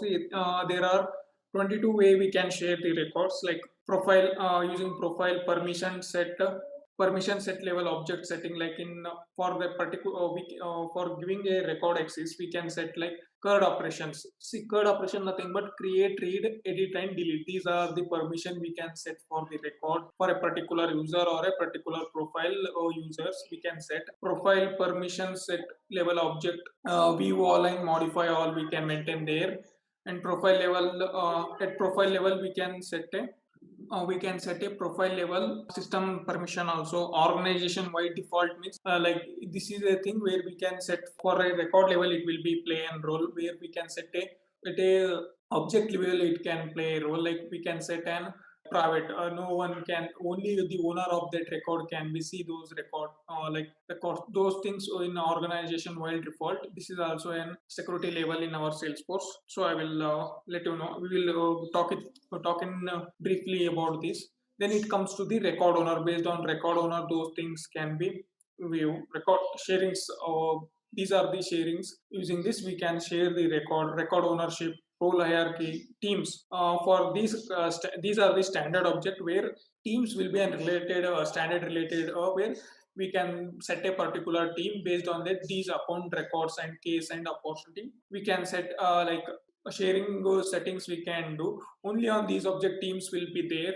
Other than that, queue is nothing but an set of a user based on their priority, like first user, second. In that queue there will be a set of user. Based on those user we can like for if there is a whichever user is first, right, first it will be assigned, or a set of particular queue it will be assigned. Assign the sharing settings we can assign. Sharing the record of those settings we can assign. Other than that, in Salesforce there will be a group. There in group there will be a set of user. Based on that we can assign the sharing record permission in Salesforce. Manager group, territory management. Previously also I mentioned.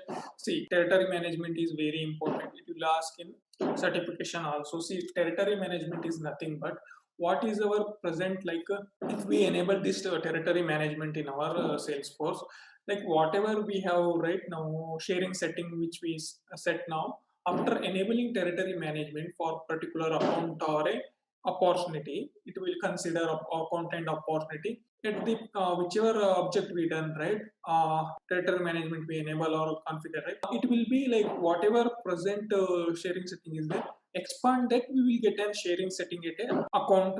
See, in account we can set a multiple sharing setting also. When it comes to opportunity, only single sharing setting we can do in opportunity. Those are the things. Sharing set will become sharing groups also will be there. Super user access. This is also one of the way we can share a record.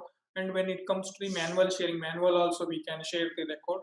Programming using programmatic Apex sharing and Visual Force with Apex. See, in this we have some methods like with sharing, without sharing. There are some method using that we can share set of a record for an user. Implicate sharing, master detail relationship sharing. See, whoever they have the parent record in master relationship, if we want to be same, like parent also same record owner and child also record owner, this master detail relationship will pair. Who will created master, that child records can be created by that owner only. That can be done. Account relationship sharing also it will be there. And role hierarchy. These are the 22 way we can external account hierarchy. These are the 22 way we can share a records in Salesforce. Now we will jump into our first of all in this topic. Here we are explaining on data security. As you know, data security is nothing but maintaining a security given access for a particular set of data to who like maintaining a data security in this Salesforce. We have four types of pillars in Salesforce. We have a access is a many layered thing. In data security, we have a many layered thing for accessing a data. In that, there are four pillars. That one will be object using object level security. Also, we can give record level security. Also, we can provide. Then it comes to the field level permission. Field level permission means for a particular field we can give a permission. Then it comes to the organization level security. These are the four pillars where we will give an security in our Salesforce. Okay.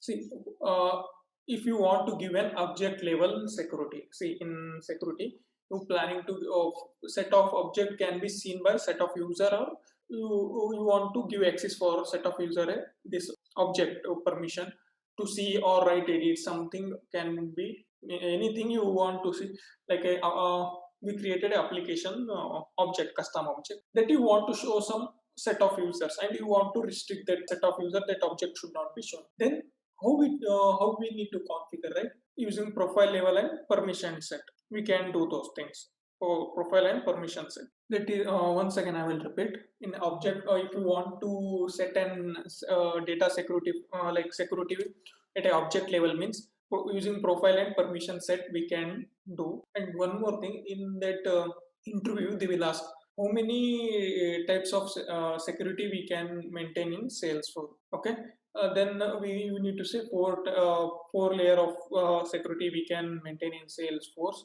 like object level, record level security, field level security, and organization level security. And they will ask like how many set of security levels are there in Salesforce. Then you need to say object level, record level security, field level security, and organization level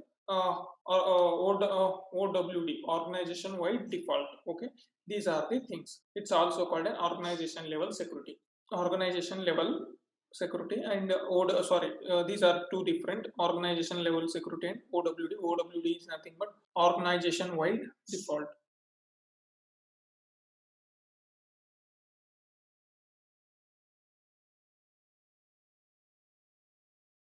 As you see, if you want to give an access for some object, or you want to restrict, if you want to set a security for object means profile level and permission set. Using permission set, you need to be given security for the object. See, in permission set, see permission sets are nothing but whatever we can do using these profile. Based on that, we can give more. Like presently, we are giving security using profile, but you want to give many more like extra permission. You want to give a extra permission, then you will go with the permission set. Permission set is a collection of settings and permissions. There will be a separate set of permission will be there. And gives a permission that give user access to various tools and the function. Once again I will repeat, a permission set is a collection of settings and permission that gives user access to various tools and the functions. I will show how permission set will be. We will assign a permission set. Will show. Then it comes to the record level security, OWD. First, if you want to give a record level security means first will become OWD. Then a role hierarchy. Based on role hierarchy, we can set a.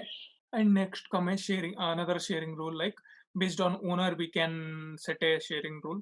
And then it comes to the criteria based sharing rule. I will show everything in my org. Okay, how it will be set. And manual sharing and apex based sharing. Okay, these are the four way where we can do using sharing rule. We can share the record, and I showed you how those things will be work. And there is like a combination of OWD and object level permission, and modify all and view all permission on the profile we can give. Based on that, user will get an access for that data, like he can those set of like profile there are profile in that profile there are some set of user, right? If we given modify all means they can at object level whatever the these things records are there, right? They can edit those things, modify can be made. You all means all the record data, or sorry, at object what are the records, right? At a particular set of object there are a object. and we given a view all permission at the profile level, then they can view the all. If we given enable that view all, then they that the set of user can view all the records in that object that can be controlled by that. Modify all data and view all data in the profile. Okay, that using also we can do, like account teams. As I mentioned, there are like team will be in only that standard object, account, case, and opportunity, account teams and opportunity teams, and territory management. I explained there you in that slides. Field level security. See, field level security can be controlled at profile level, permission set, and change layout, and combination of profile and page layout. In organization level security, like IP address, login hours, password restrictions, we can set up at the organization level security. IP range, as I mentioned previously, only when we are setting profile. See, IP address we can control based on that only. User can have an login access for that user, that IP in that IP range. Login hours and password restriction. These type of those things can be done in organization level security. We will learn how to give an. We'll one by one, those four types are there. We'll learn how to give those things permission. Okay, and I've given a steps. After you completing this session, please follow these steps, so that will helpful for you to when you are. See, if I explain, that will be like you can, while seeing, you can get some idea. When you practice those things, see, in previously given notes also, there are some steps also are there. If you are trying to do that even in your developer org, that will be helpful for you. Okay, here also are there. Try to do it. If you get stuck anywhere, I am there to help you. Okay, see, in object level access, permission in object level access, permission on the object are controlled by the profile level. Okay, we can control the permission on the object, we can control by the profile level. Profile of the user controls create, like how we can control it. Profile level means create, read, write, delete. This operation is also called an CURD operation.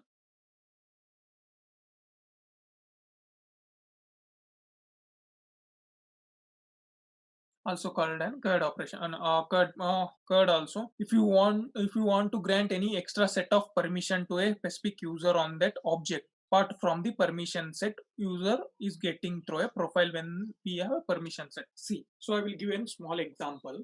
Taken our application custom object. Okay, we have given a permission set.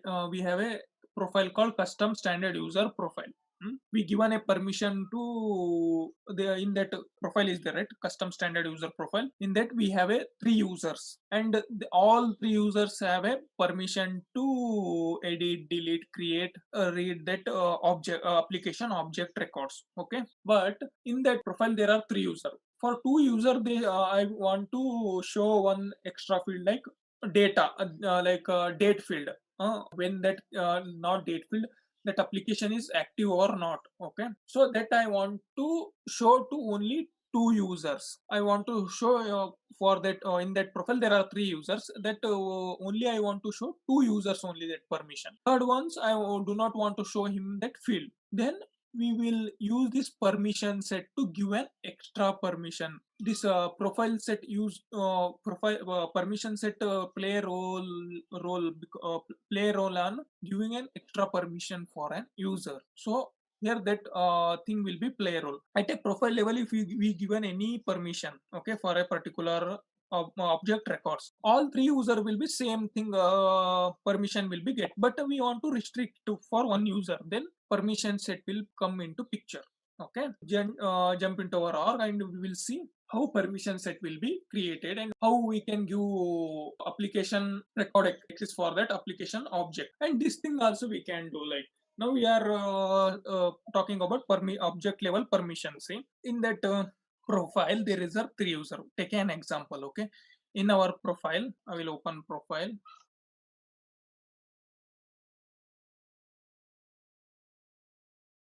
So we will open our profile.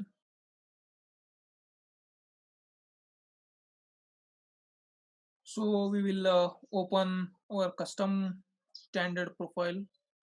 Yeah, here is our custom standard profile. Example take for understanding now object level security. Here you can see object level permissions.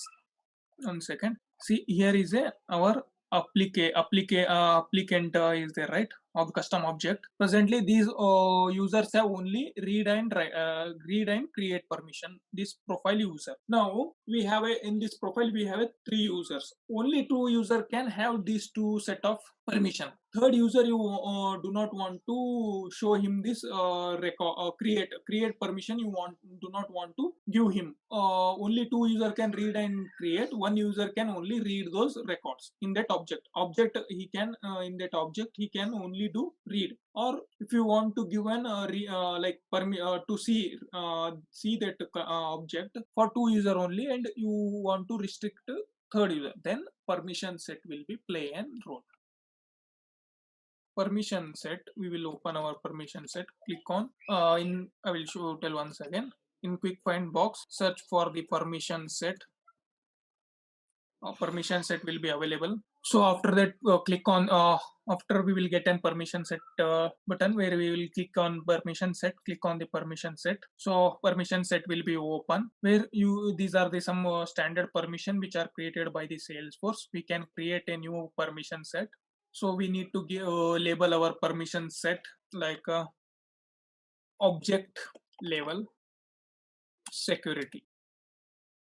Okay, we will name that, and we can give description for that permission set also. Then it will come to the session active required. Apply for this thing we will apply for the some only when user session meet specified criteria. When user is using, right, if we meet any criteria, then it will fire that this that time that this permission set will be fire. Then at last there will be a license. For which license user you wanted to give this permission set, that will be assigned. Presently we will take for, we have only one licenses like Salesforce Salesforce licenses we have.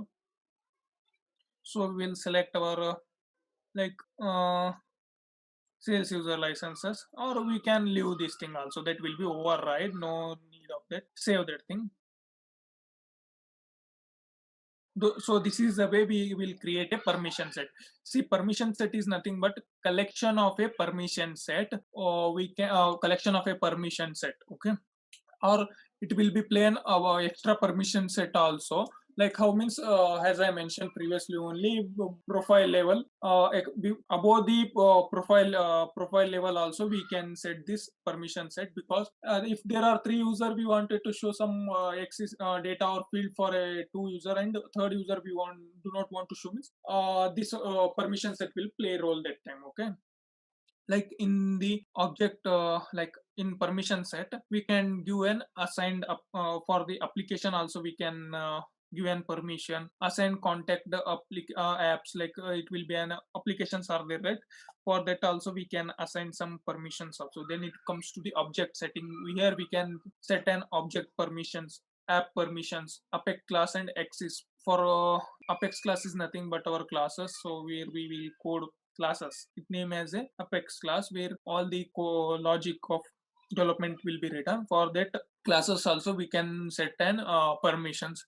Under external data source, okay, for that also external data source means outside third party application data also we can maintain. Then it comes to the visual 4 page axis. We see in visual 4 page we will create some set of pages to display record for that object. There also we can set like where also we can give some permission set, more like assign the permission, or we can restrict the permission there.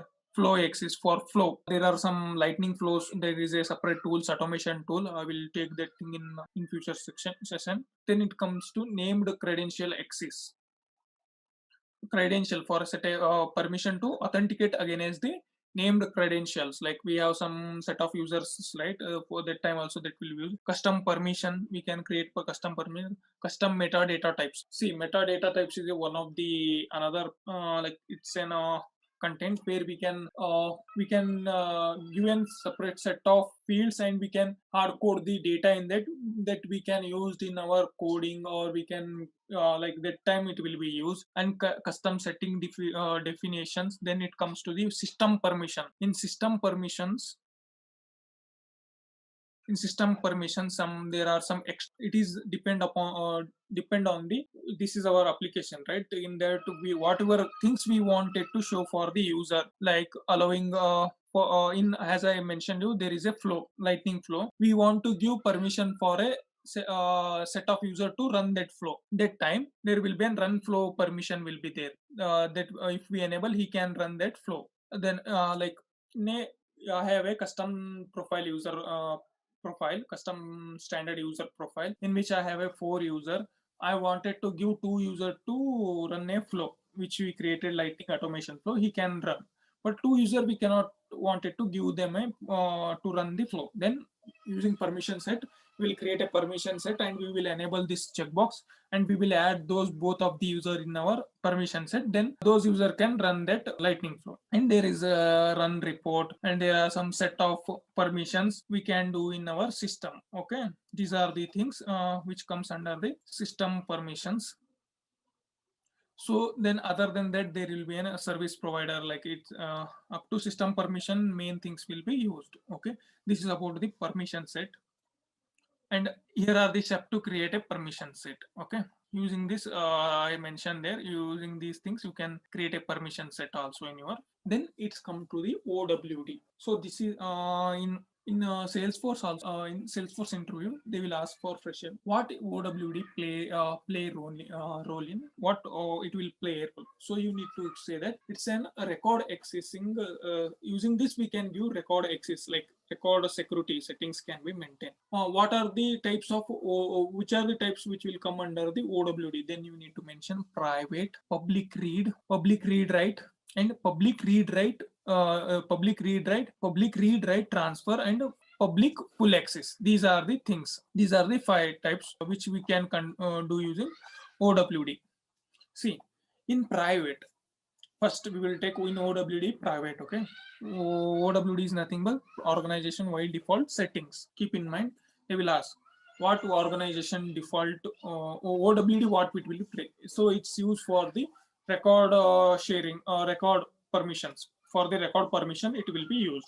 In that 5 types of permission, we permissions we can have: private, public read write, public read with transfer, full access. Okay, we can do. In that, first private, if we define a OWD as a private at object, it can be given at an object level. If we given a account object as a private, only owner of that account can access the record and perform the read write and transfer operation on the record. See, account is there, we given a private on that on account, we given a private OWD has a private we given on the account. Then you can see only the owner of that record can have a permission to read, write, delete, and transfer the operation on the record. So user cannot see the record owned by other people. If the account record is owned by other people, means that record he cannot be seen. Like employee 1 is owner Sam, and employee 2 owner is Ram. Employee 3 owner is Kiran. Sam can see he's created E01 record.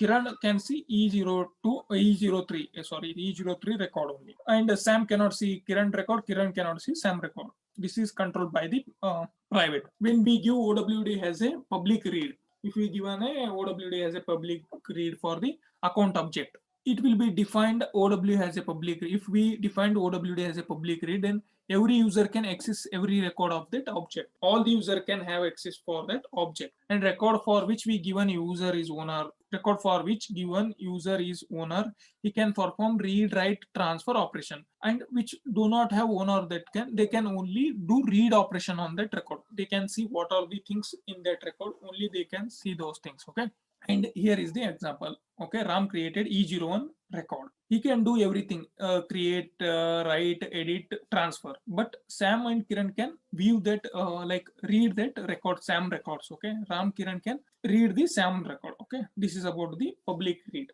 Then it comes to the public read write. If we define OWD as a public read write on that object, all the user can see all the records. Record from which we given user the owner, he can perform all read, write, edit, read, write, read, edit, delete, transfer operation on them. Record from which the current user is not the owner. Okay, on those record he can only perform the read, write operation. He cannot transfer and delete.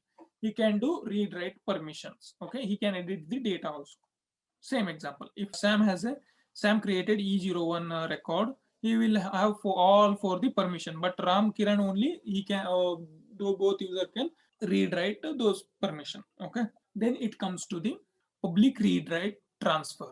If OWD public read write transfer is available only for the lead and case object, keep in mind this can be applicable for only lead and case. We can do public read write and transfer.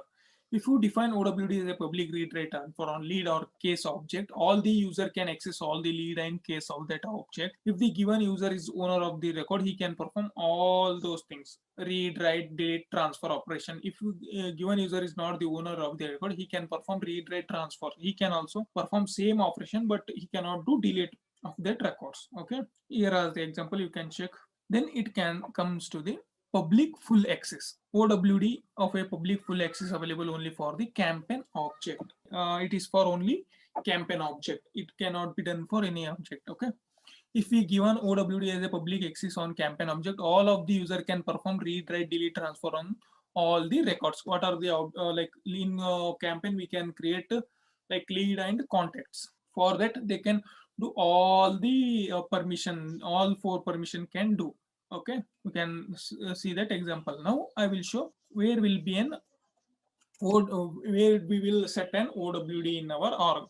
You need in quick find box search for the sharing set. Click you will get sharing setting. Click on that. Yeah, in this sharing setting we can give a permission for that user okay, on that object we can give a set of permissions.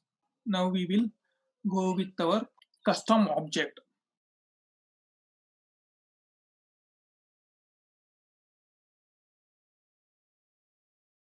Here is our applicant object. Presently it is a public read write.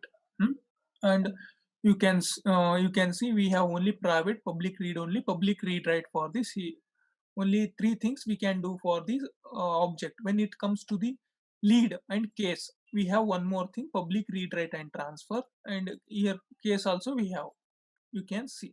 And campaign there will be one more thing will be controlled by lead or contact. In campaign we can link the lead and contact also. Okay, so we will go with our applicant object. So we will give private. If we given this as a private, the owner of that record can only see that he can do a perform a read, delete, edit and transfer for that record. If he do not have access for that record, user is not owner of that record, right? He cannot do any, he cannot visible that record. Okay, if we given public read only, then that user can only who is the owner of that record, he can do all for performance. But who are the user who are not owner of that record, they can read. Same it comes to the read write. Okay, and public read write and transfer is only available for lead and case. Keep in mind, they will ask in interview also. Public read write, can we do it for account? You need to say no, only we can do it for lead and contact. Okay, and then it comes to full access. Full access can only done at campaign level. In campaign is object where we can link the lead and the contacts, where we have all the user can have all four permissions. Okay, this is about the OWD. And then it comes to the, these are the things like control by a parent. For example, I have a contact, account and contact. Okay, we given a account, we have an account and we have a contact. Account owner is different and contact owner is different, but user can see user can see account, but he cannot see an contact record. Then this control by parent will be come under role. Okay, when two objects are connected by master detail relationship, child object will not be own field, like he is not an owner of child. Whatever the OWD defined on the master object, same OWD applicable on the child also. Who is the owner of that parent account, right? Child account also he will be owner. If he is not owner, that current user is not owner of that record, and he is trying to search for that record. If someone mentioned him, he is trying to search for the record, means he will not see that record. This is about the control by the parent, and this is a navigation where we can set. that permissions. Now grant access using hierarchies. See in this, if we enable this option on the object grant, if we enable this permission, like if we enable this option as a on the object, all the user who are standing above or you in the role hierarchy can access the all the records that are accessible to you and can perform read, write and transfer. See, we have a manager and I have a sales rep. Okay, I have report to some manager and manager have is under three sales rep who will report him. If we enabled it role hierarchy axis, all the records which they are created by his sales rep, manager can view those records and he can edit, delete and transfer. He can transfer to another sales rep. If first sales one, sales rep one, sales rep two, Salesforce rep. If say he can see all these three records, he can edit and delete the or transfer all the three users record. But sales rep one, he cannot able to close that record deal. Then he can transfer for the sales rep 2, that can be controlled by the manager. Okay, by default this option is enabled at all standard object and we cannot disable it. Okay, you need to keep in mind this is option is enabled for all the standard object and we cannot be disabled. On custom object we need to enable or disable based on our choice. View all axis on the object for a profile. Here I will give one example and it is personally asked me in interview also. See, I have a profile where we have a 3 users and we have a particular set of profile like consider I have profile 1, in that we have a 3 user and on lead object we given a permission has a view all. Okay, and lead object is a private. What is the thing that user can, they will ask, will sales rep 1, sales rep 2, sales rep 3, will you the view those all their records? They ask me and it will also important to know about view all and modify all permission, how it will be play an extra role. Like as you see, lead is private, only the owner of that record can see those record, but at profile level we given a view all permission at a lead object level. Then if we given a view all permission at profile object level, right, profile in that object we given a lead object we given a view all, that OWD will be override and all the user in that profile can view those record if they do not have a owner of that record. This thing will be asked in the, these types of thing question will be asked in the interview. This is the thing which I got, they asked me in interview while giving interview. Okay, that one thing. Then it comes to view all axis on the object profile. You see, if you enable this option for a profile, all the user with this profile can access all the records of that object irrespective of OWD. Here I mentioned that thing. That will be override. OWD permission will be override. If we given view all, it will be override that permission and all the users in that profile can view all the records owned by those profile users. But they can only view, they cannot edit, modify. Okay, all user of this profile can perform read operation on the all the record of that object. These types of question will be asked in interview. Whenever we given at profile level view all or modify, it will be override.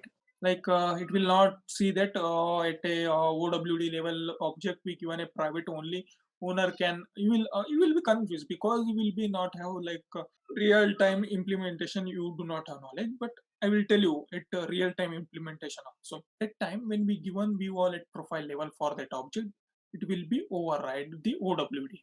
Okay, keep in this mind. I think in every security question if you get in Salesforce intro, this will be, they will ask. Okay, keep in this mind. Okay, same with the modify all axis on the object for a profile. If we enable this option for a profile, all user with this profile can access all the record of this object irrespective of OWD. If we given modify all, then all the read, write, edit, delete permission will be enabled automatically. He can do all the things, read, write, delete, transfer. All the things will be enabled. Whichever the user are under that profile, right, they can all the permission they can do in that object records. Okay, this is about modify all. One more thing will become modify all data. This is a separate thing which it will come in profile. If we enable this option, all the user with the profile can access all the records of all the object, modify all data in the Salesforce, can perform read, write, edit, and transfer operation and all the records of entire database. View all and modify all will come at the object level.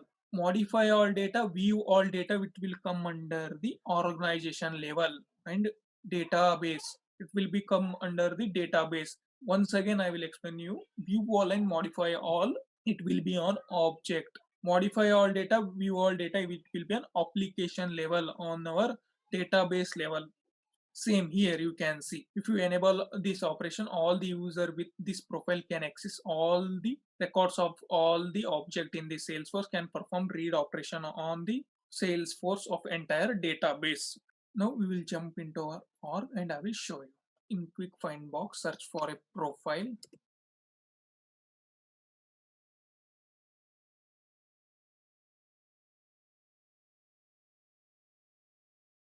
Go to our custom standard profile, custom standard user profile.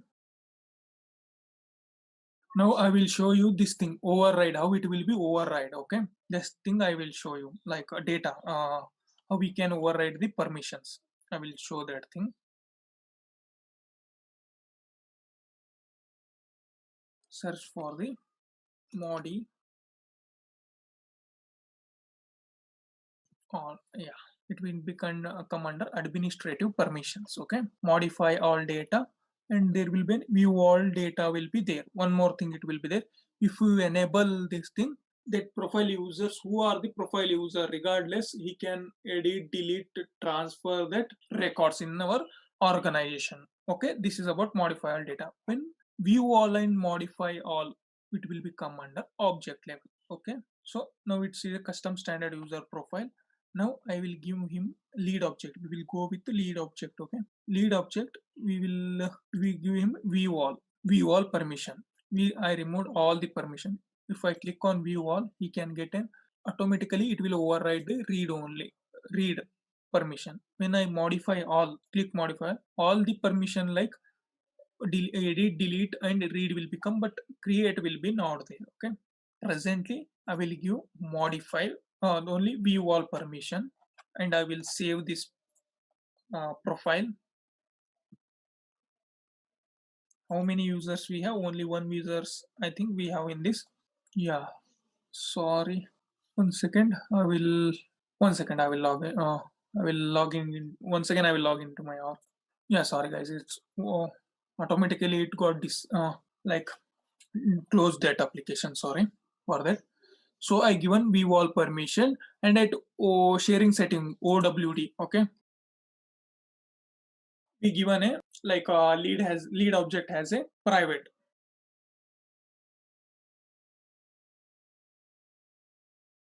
Lead, yes.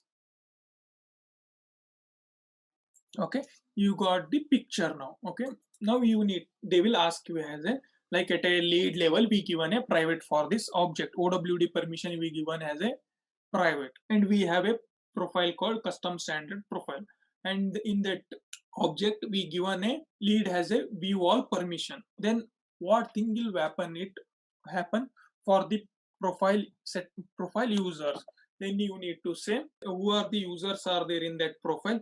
They can read the all the records, if they are irrespective they are owner or not, they can view all the record. Okay, this thing you need to mention for that interviewer. Okay, this is about the OWD and view all, modify all data and view all data. I shown you how you, where it will be there and how we need to enable that permissions. Then it's come to sharing. Okay, see, sharing is nothing but sharing rules are used for the grant extra permission on the record apart from the user is already setting through an OWD. Okay, if we given OWD, assigned a OWD as a private, other than that we can give an permission based on like these things: owner based sharing rule, criteria based sharing rule, manual sharing rule, apex based sharing rule. Okay, these are the 4 types of sharing rules. They will ask what is sharing rules.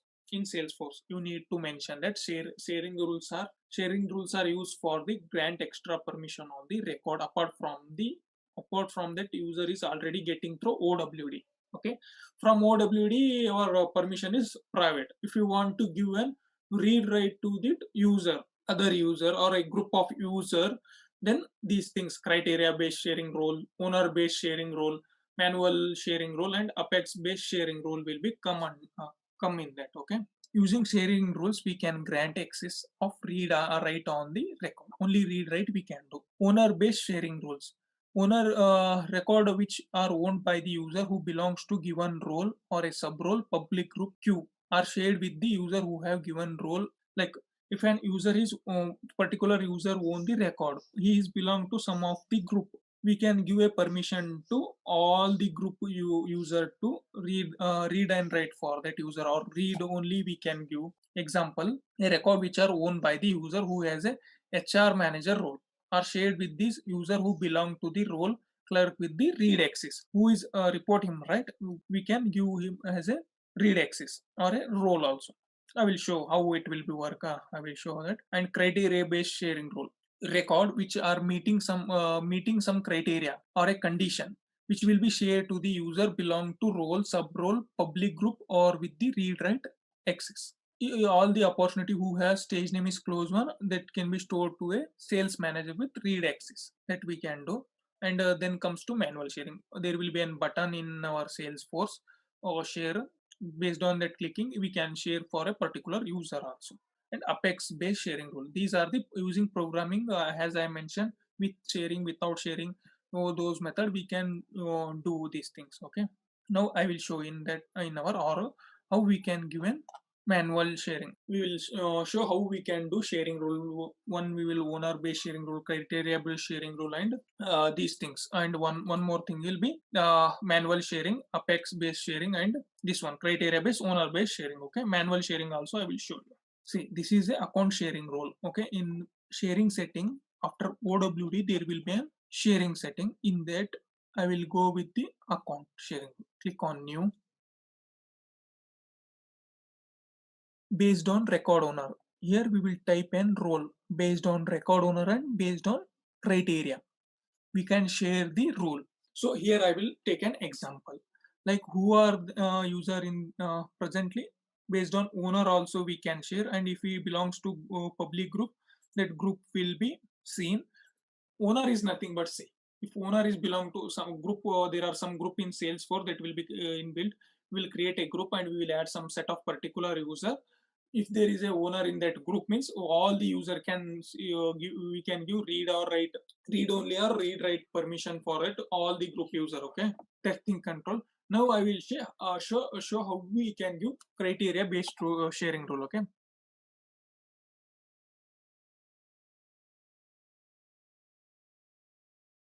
then it should share to some set of particular group user. Okay, I will show what is group. Click in quick find box, click for the group,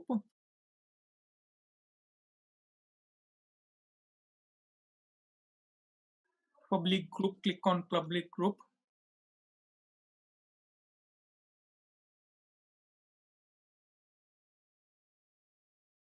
click on new. We'll create a new group.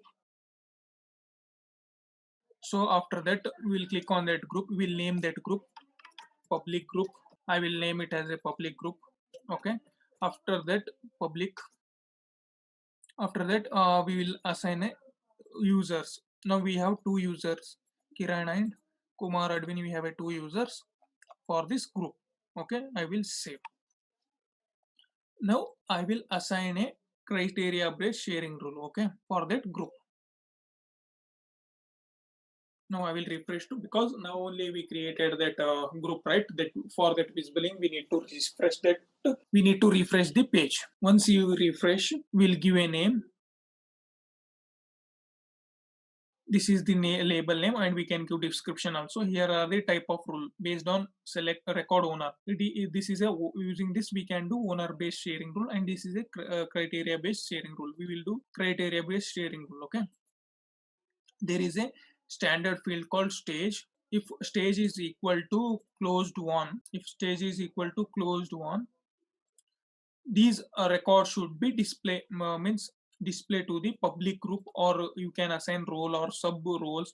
If manager is a sales rep, right, for that sales rep also we can using roles and sub roles. Presently I will give for the public group, and we have public group called public, name is public, and I want to give them a, we can give two types of access, read only or read write only. We can do these things, read only and read write. Okay, I will give them a read write permission. Okay, I will give and I will share.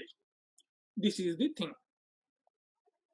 Based on this we can assign the records to that particular user, which in that object how many records are there that belong that those object have a permission, like, sorry, if that all the record may take whichever record may take condition like stage is equal to closed one, then all those record can be viewed by these two group user, like these two group these group user have, right, Kumar and Kiran can view those. You can read and write those records. This is about the criteria based sharing rule. Now it comes to the manual sharing rule. Okay, for that we need to add a button in our object. Go to the object manager, click on the search for quick find box, search for the opportunity, click on opportunity. Sorry, not edit fields. You need to go for page layouts. Take a standard anyone page layout you take. Presently you are assigned with the opportunity layout only. Click on the mobile and lightning app application. There will be an sharing. There is a button, it will be added into our button. Okay, we will drag it after event,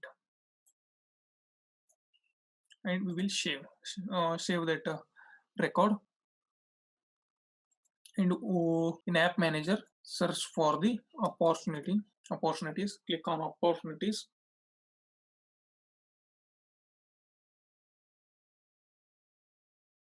All opportunity, in list view, click on all opportunity, open the one of the any record. Here will be an, one second, you will show that button, and then move to the page layout, and we will drag it to first only. Okay, opportunity, click on mobile ending up. Okay, I will drag it first only. Okay, sharing setting, click on save. We will once again refresh our page. After that here we'll open here. We can change the owner. This is also manual sharing. Based on this sorry, I missed that this is a change owner also. Using this also we can do manual sharing. We can set another owner for this record also. Okay, Kiran, and we can send notification him also, or we need to submit. That's it.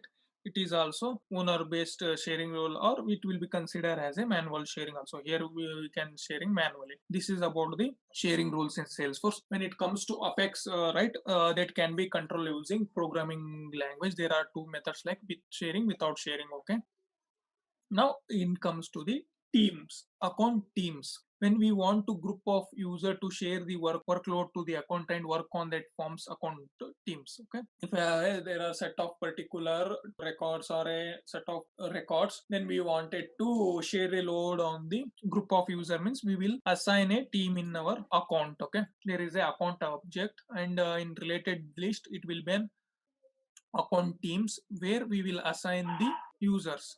I will show in opportunity. Okay, where we will set a teams also. In contact roles also we can do. We change that page layout, right? That's why account we cannot able to see. Now I will show. So here we will add that default page only. Record lightning record page, we will add default one, so we can see that related list also. Here we will add that related component, where we will see all the related list. So I'm adding that related list in our object. Okay, we do not we will need to add that related list also in our account page layout. Then account teams will be displayed. For that we need to redirect to the account object. Okay, I will add that in related list. Okay, for that you need to be click on branch icon, then we need to edit object. It will directly redirect to that our object only, where in page layout we need to assign it in related list. In page layout, go to the account layout, click on related list. Here will be account history.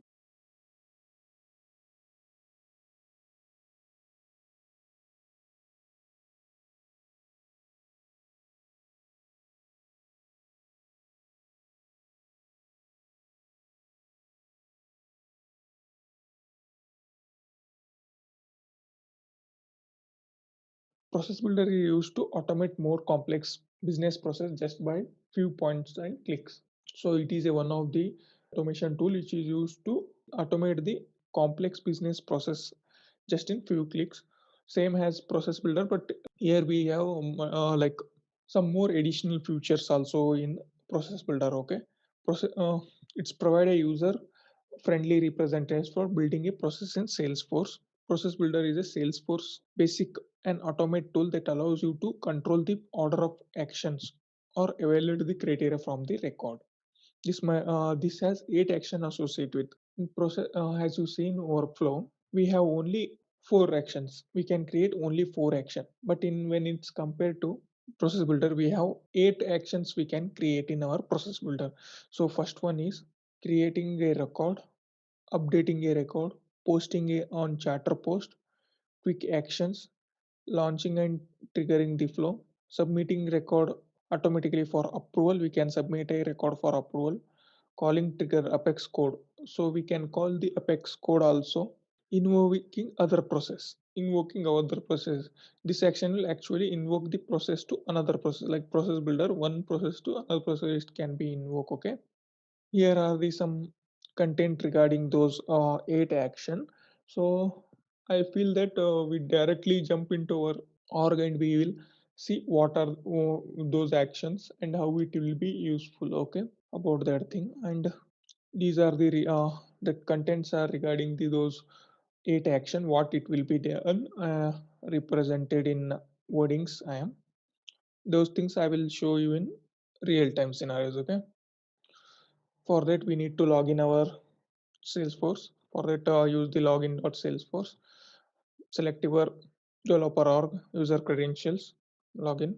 See, Process Builder we use because of whenever the automation we needed, like complex automation, like workflow, as you've seen, we can update only parent, not an related, like child records. We cannot be related to that object related one, we cannot be update in the workflow.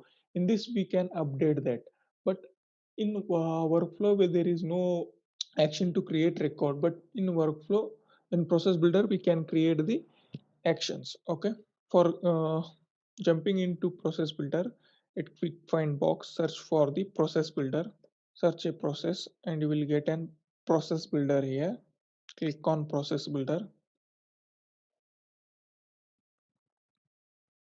Yeah, this is the Process Builder where we will create our process automations. Okay, see here they mentioned with the Process Builder you can easily automate everything from daily tasks like approvals and follow-up emails to more complex process like order renewal and new hire onboarding. Click new above the get started, and here are the some what are the functions we can do. Select your object. First we will select the object, then we will give an criteria, then we will give criteria, then we will choose the automate or time schedule, immediate action we can do, and we can also schedule it. Okay, so we'll start. We need to name our Process Builder example,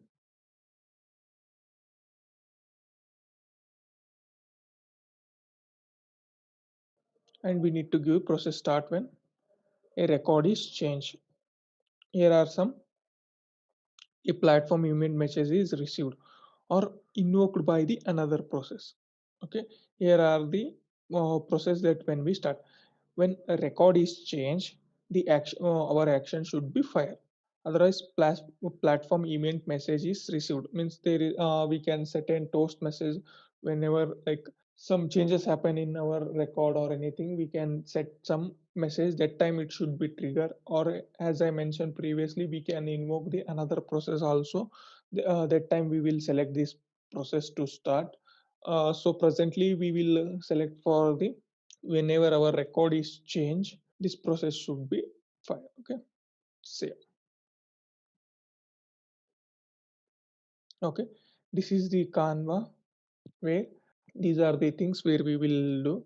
Like view all process means it will be whatever process we are created in our process builder that will be displayed, and there is a clone option too. And these are the button bar, used to button bar to collapse and expand the action, clone the process and active or deactivate the process. This is the button bar. Second comes the canvas.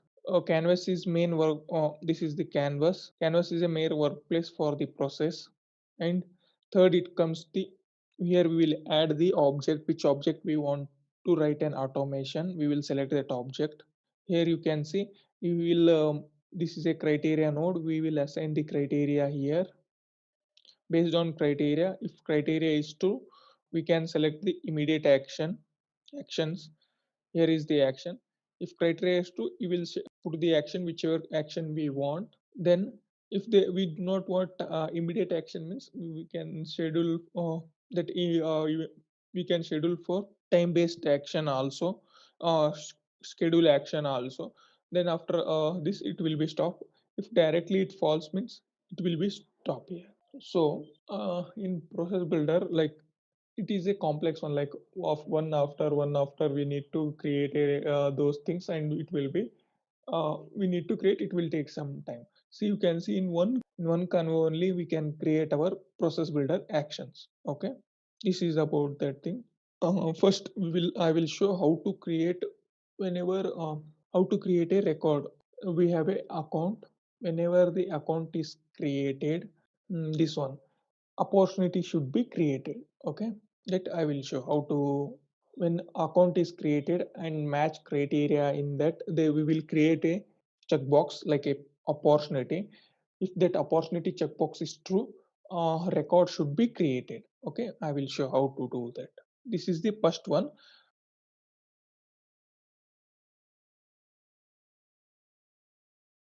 Open the one of the application, I will show you. So you can see these are the 8 actions we can do. Updating, creating a record. First I will show how to create a record. Then it comes to after that I will show updating a record, posting on chatter post, quick action, launching trigger, submitting record. One example we can try on that. Okay, so this one submitting for approval, I will show when I am explaining you all. Like there is a one more tool, like approval is a one more tool we have whenever we are explaining that time. This how to invoke the how to invoke, like how to call automatically process builder using how to call sorry how to call approval using process builder automatically. I will show in that time. Okay, I will explain in that. Yeah, we will jump into our and we'll do the whenever the account we will create. First I will show you the scenario. Okay, whenever the new account is created, whenever the new account is created, it should create a child opportunity for that. Okay, for that we will create one checkbox here at account level. Whenever that checkbox is true, the opportunity record should be created. Okay, for that I will create one more checkbox in this account. We'll name it as create op. Okay, so whenever the checkbox is true, opportunity should be created. From the wrench icon, click on edit object. Directly it will redirect to the object which record which are you are working, that related record which are working, that object which it will be redirect. Okay, account we have redirect. For creating field we will click on field and relationship. click on new. Data type should be checkbox, click on checkbox. Next, name it as create op. Okay, it will be our default value will be unchecked. When we check that, automation should be fire. Okay, visible to all. Next, save. So our field is ready, and we added to page layout also. Now we will create a process builder for that. Okay, once we will refresh, because a new field created, right? That should be shown on the this canva, process builder canva. We will open our process builder. We will select object. We will select object means account. On account, whenever the account record is created, we wanted to create an opportunity. For that, the object will be here. You can see in icon they recommend. We recommend definitely only active record change process per object. You can deactivate define the multiple activity records change process from an account, but you cannot control what the other process start in. Okay, so whichever object we wanted to automate, based on object we wanted to automate, so that object we need to here. For that, I will click on and select the account object. Only here are the start the process like criteria. Here process builder we have three criteria like on create edit and subsequently meeting criteria. Okay, edit to meet criteria, but here we have only two, only when record is created and when record is created or edited. So in our condition we will go with only when record is created. Okay, and here is the advanced one. Allow process to elevate a record multiple times in a single save operation. Like it is a recursion. It will be multiple times, like it will be evaluate the process in a single operation. Okay, we no need of that thing. Then we will save like pre-value thing, checking that first it will check that we will one example I will give. So we wanted to check the previous record value and new value, we need to compare. Like it should be compare the old value and new value.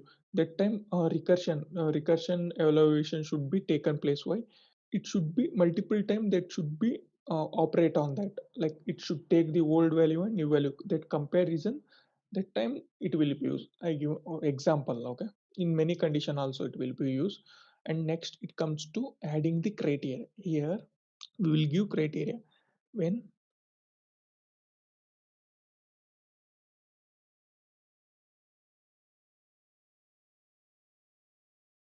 here are the some condition criteria to executing the action.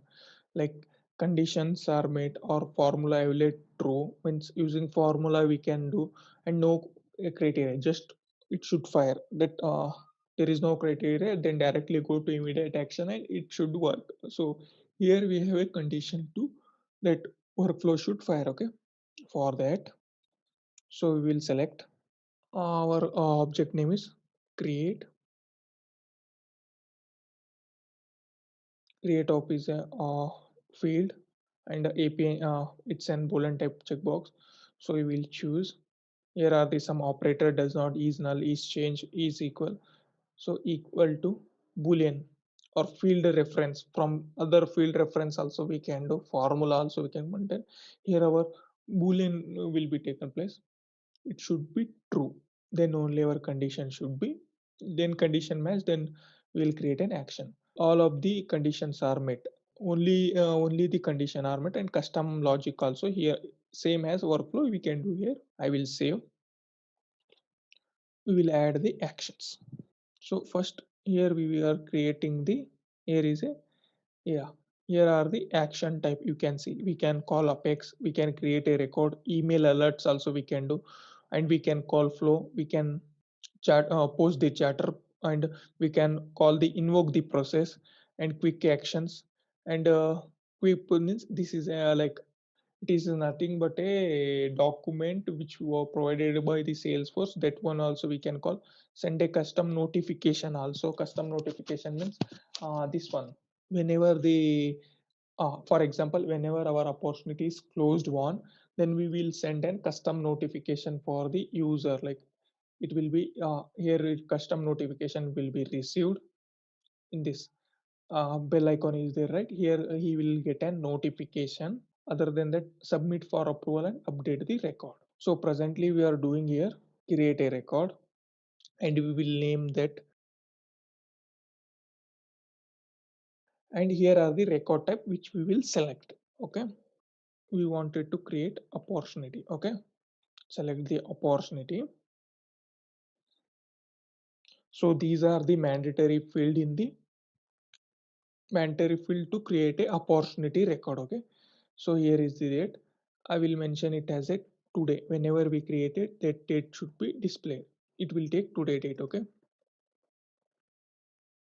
then name, it should be like, we'll take a field reference and it will be same name as account name. Okay,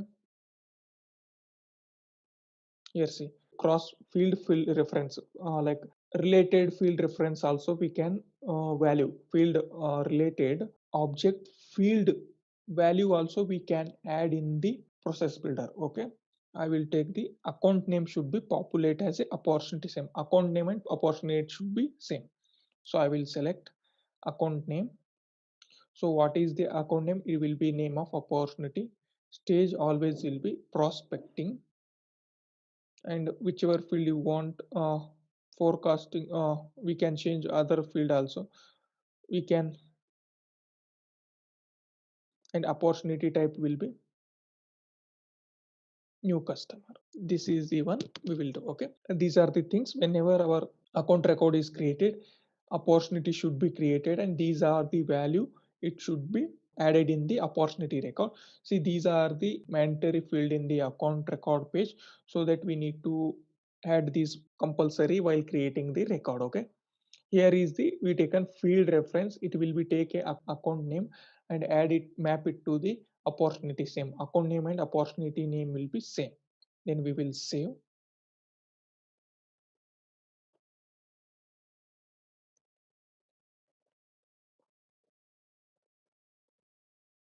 So for today date, we need to use formula.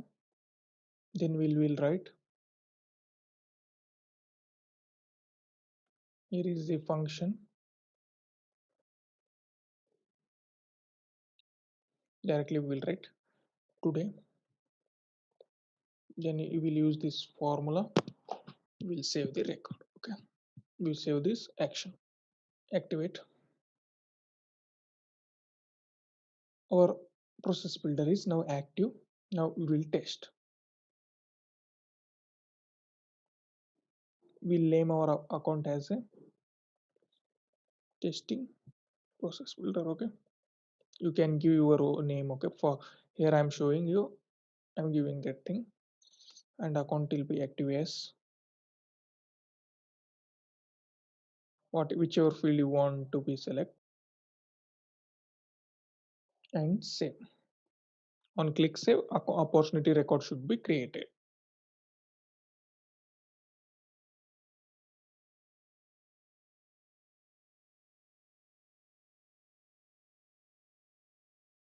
See, our opportunity record is not created because you can see we not enable, like we not click this checkbox, so that's why it's not created. So our criteria not matched. Okay, for showing that I am not enable that checkbox. Okay, you can see without matching the criteria, our opportunity record cannot be created. Okay, now we will create one more record, and I will show you on criteria match how it will be created. Okay,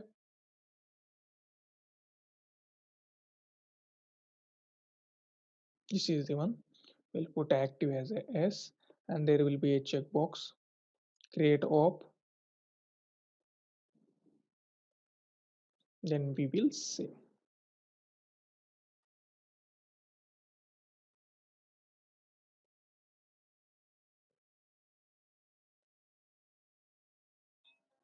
Here are the opportunity. 1 second. Yeah, I will check what happened. Yeah, we added activated also. account create of equal to boolean true and function account stage today prospecting, everything is correct.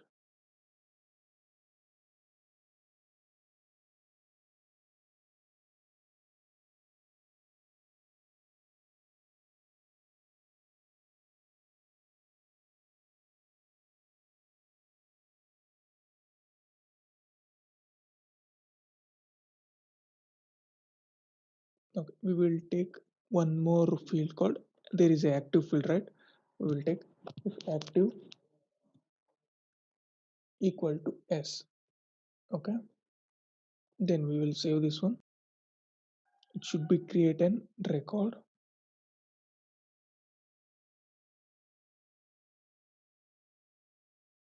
We'll activate this process. Yeah, we will try.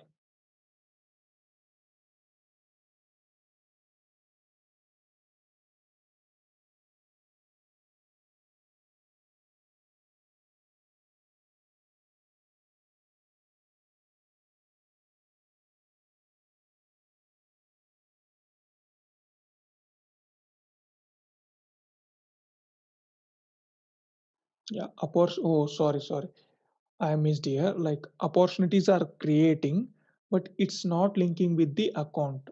Okay, here I made the mistake. Sorry for that. I will clone here. So I'm not linked the whichever account I created, right? Like account created, it should be linked with that account. So I'm not matching. You can see here, these opportunities are creating new account, customer account, test Salesforce process opportunities are creating, and it's not linking with the account because I'm not given linking the account ID, whichever that created account. I'm not linking that ID. Okay, I made here mistake. Sorry for that. I will once again clone this process. I will show what was the issue. In create record, we need to add account. There will be a relationship between opportunity and account. Okay. See, account is a parent to account will be an parent to opportunity. Okay. Here we will link that. For that, we need to give account ID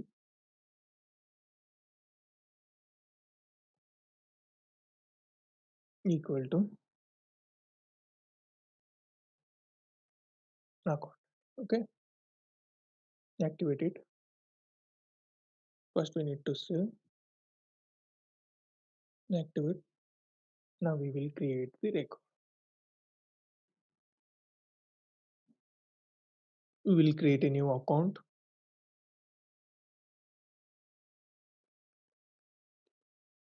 We'll make it active and we will save. Yeah, you can see opportunity is created into our account related. Okay, it is account. See, this opportunity name and account name is same, and this account is linked with this opportunity. Okay, both name is same, and we have this account have one related opportunity. This is about the creating records in creating records. Okay, now we will do one more thing. Update one. We will see update one. Okay, we click on view all process, create a new account.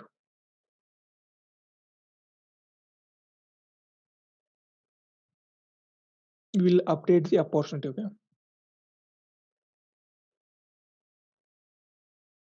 one thing I will explain you, like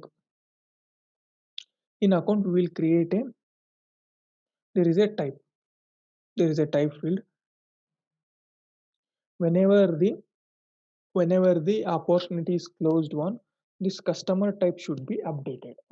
That account whenever related opportunity is closed one, type should be updated as customer direct. Okay, we will do that thing. For that we need to write a process builder on opportunity. Okay, whenever that criteria meet, opportunity criteria meet, account field should be updated. For that we will name the process builder. We will save that. Then here also same, a record is changed. Click on save, add the object. We will select for opportunity. We will select a opportunity. Here, whenever record is created or edited, we need to be check when while record is creating, the opportunity is closed one means that time should be created. After record created, we edited or edited, then it should be fire and that update rule. Okay, we will save this. Then we will add a criteria. Check the stage value. Stage in stage there is a stage, it's closed or one or closed or there we will be identify. Search for the stage, choose stage is a field, there is it is a pick list. When it will be close one, then it should be fire. When this criteria match, we need to update a record. Okay, this flow one also I will show when I am explaining about your flow. Okay, you know email alert also same as process builder also. Whatever things we workflow, like email alert also same as workflow. Whichever we not done, I will show you. Okay, I will update the record.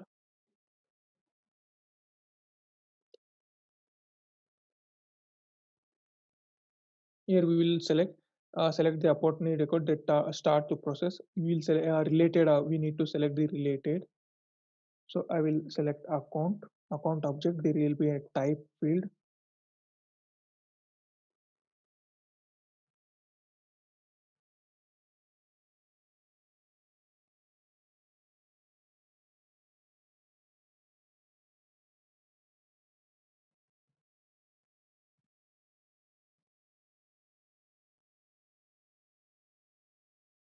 Okay, we will update the owner. I'm not getting that field. We'll update that owner. Account owner we will updating.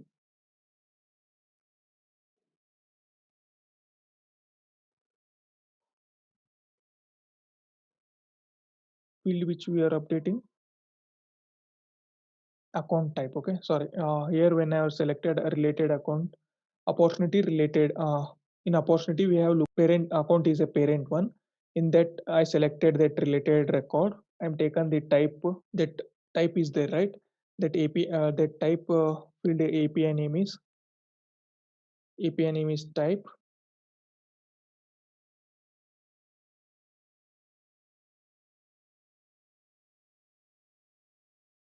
The account type. Then it should be update customer direct. Okay, it should be update the customer direct, and API name is account type. We will save. We will activate it. Confirm. So we will try. Whenever the opportunity is closed one, this type field should be updated. Okay, I will go related opportunity, go to the details, add the amount, and we will stage we will move it to the closed one. We will save, and we will jump into our account. You can see the type of customer is customer direct. It has been updated. Okay, this is the update one. Now we will chatter post. We will see the chatter post, how to set a chatter post using process builder. For that, first we need to create a chatter group. We will click on chatter. I will create a new chatter group.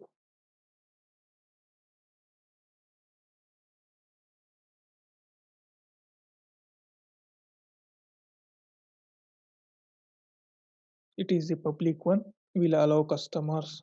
We will not allow customers. Broadcast only. Save next. No need of profile picture, and we will add.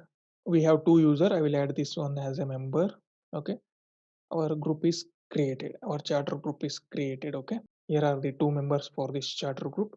Now using this, whenever account is created, we will say that whenever account is created and account type is customer direct, it should be it should post a chatter post like we got a new customer in our, we added the new customer in our Salesforce. Okay, that should be shown.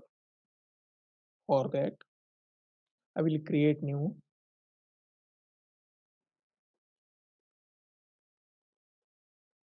charter post example. Then it should be a record. You need to select a process, start with record change, click on save. We will select the object as a account. See, it will show already you have one. We can use that thing, that account also, but I feel like it will be, we can use that process also, but no need. We will create a new one when a record is created. Okay, whenever the account is created, chatter should be posted. Account type,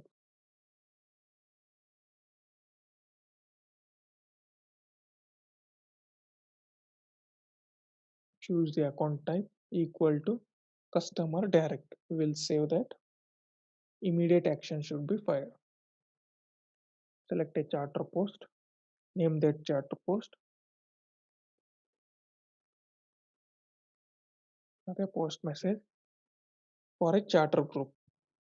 Here are the three way we can do. For user also we can give, for user also we can charter group also we can do, and this record, on this record only we can update. Okay, I will select a charter group.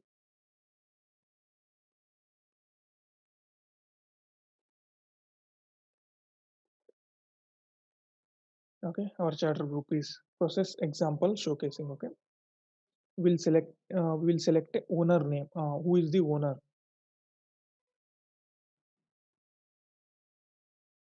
We'll select owner full name. Last name we will take. Who have created the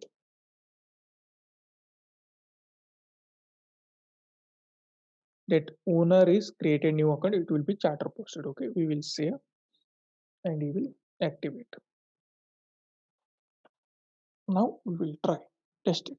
Go to the account,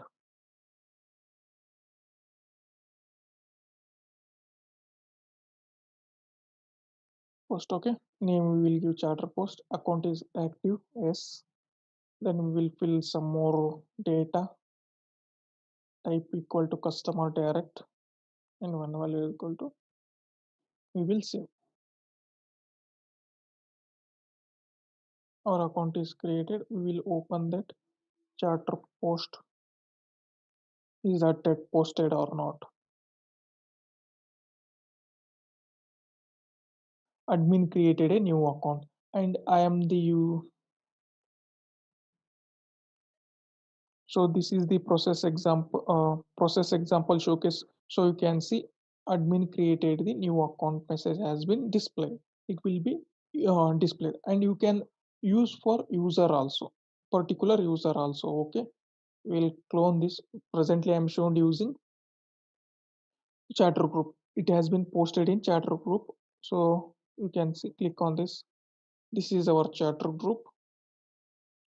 In chatter group, one of the message we received that admin is my last name. Here my username is Kumar first name and admin is the last name. I selected last name admin, so created a new account that will be displayed.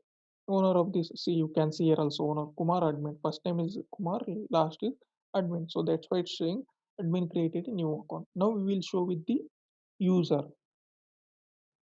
should get.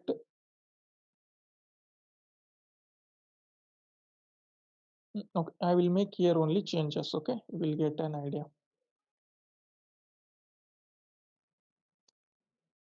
Whenever you select user, you need to user pop-up will be there. Select the user, he will get an charter post. So I will save and I will activate it. We'll create one more account.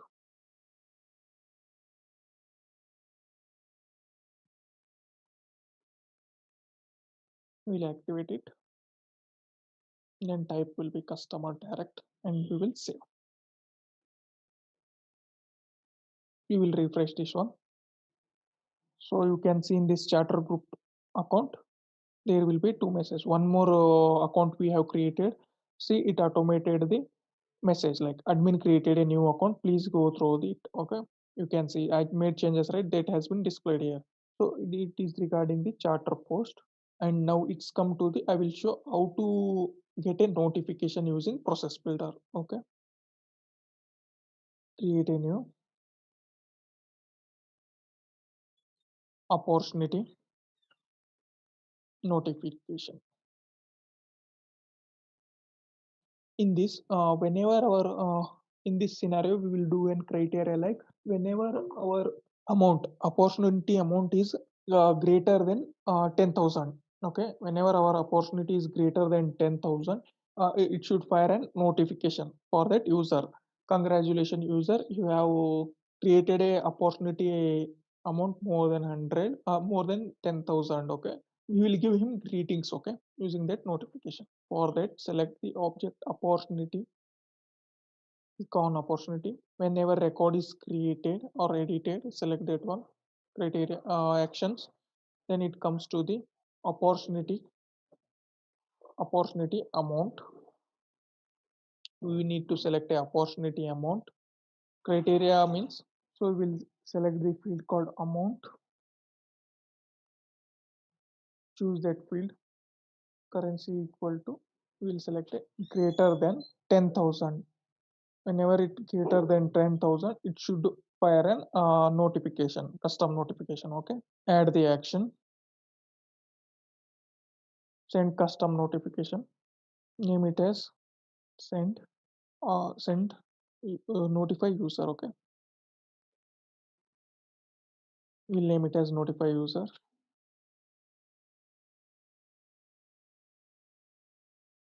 We'll set up a notification for that.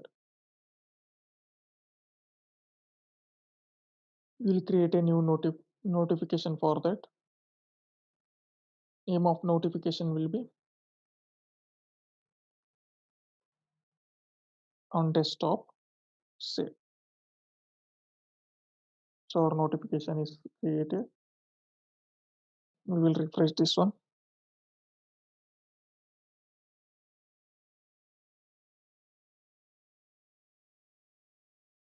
Click on the process builder, select a quick action,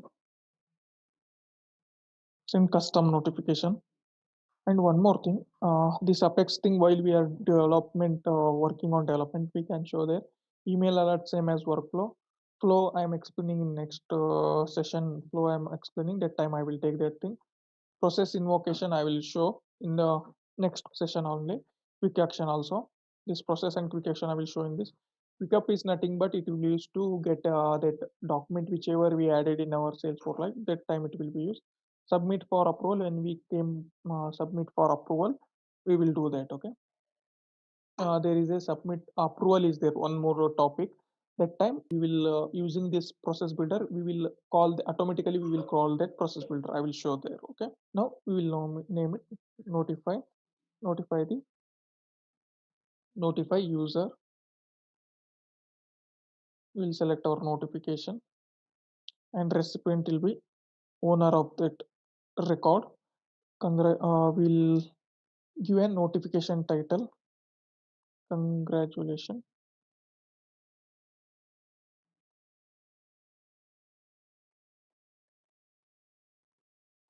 Congrats. We'll give owner name. Here we will take first name. Okay, first name of that owner. Here body will be for winning the opportunity. You will give this message to him. Okay, opportunity object, start the process. Okay, target object is opportunity object. Okay? We will save this one.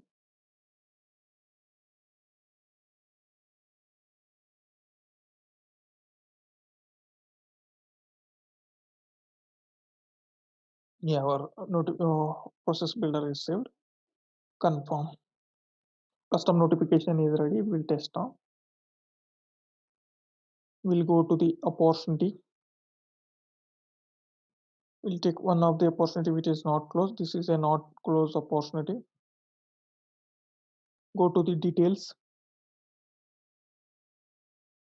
Stage view, when select stage as closed one, and amount will be 15,000. Okay, yeah, you can see he got a custom notification. Congratulations Kumar for winning the opportunity. Okay, this is about the custom notification, and you can give multiple set of criteria conditions also. Criteria condition presently I given whenever the opportunity amount is greater than 10,000, and you can give also, and opportunity stage should be closed one. that time also it can be fire. Okay, this is about the process builder. These are the action, and there are some more action is there pending. So I will be taking next session on these are the main things which will be regularly asked in this scenario. These are the things which will come under our scenarios. Okay, it's come to the limitations of process builder. There will whichever tool we can create, there will be some limitation will be there. Okay, so first limitation is process builder cannot handle the DML operations. Okay, DML operation is nothing but insert, update. These things will be come under those things. It will be not done by Bulkify. It execute after a record has been created or updated.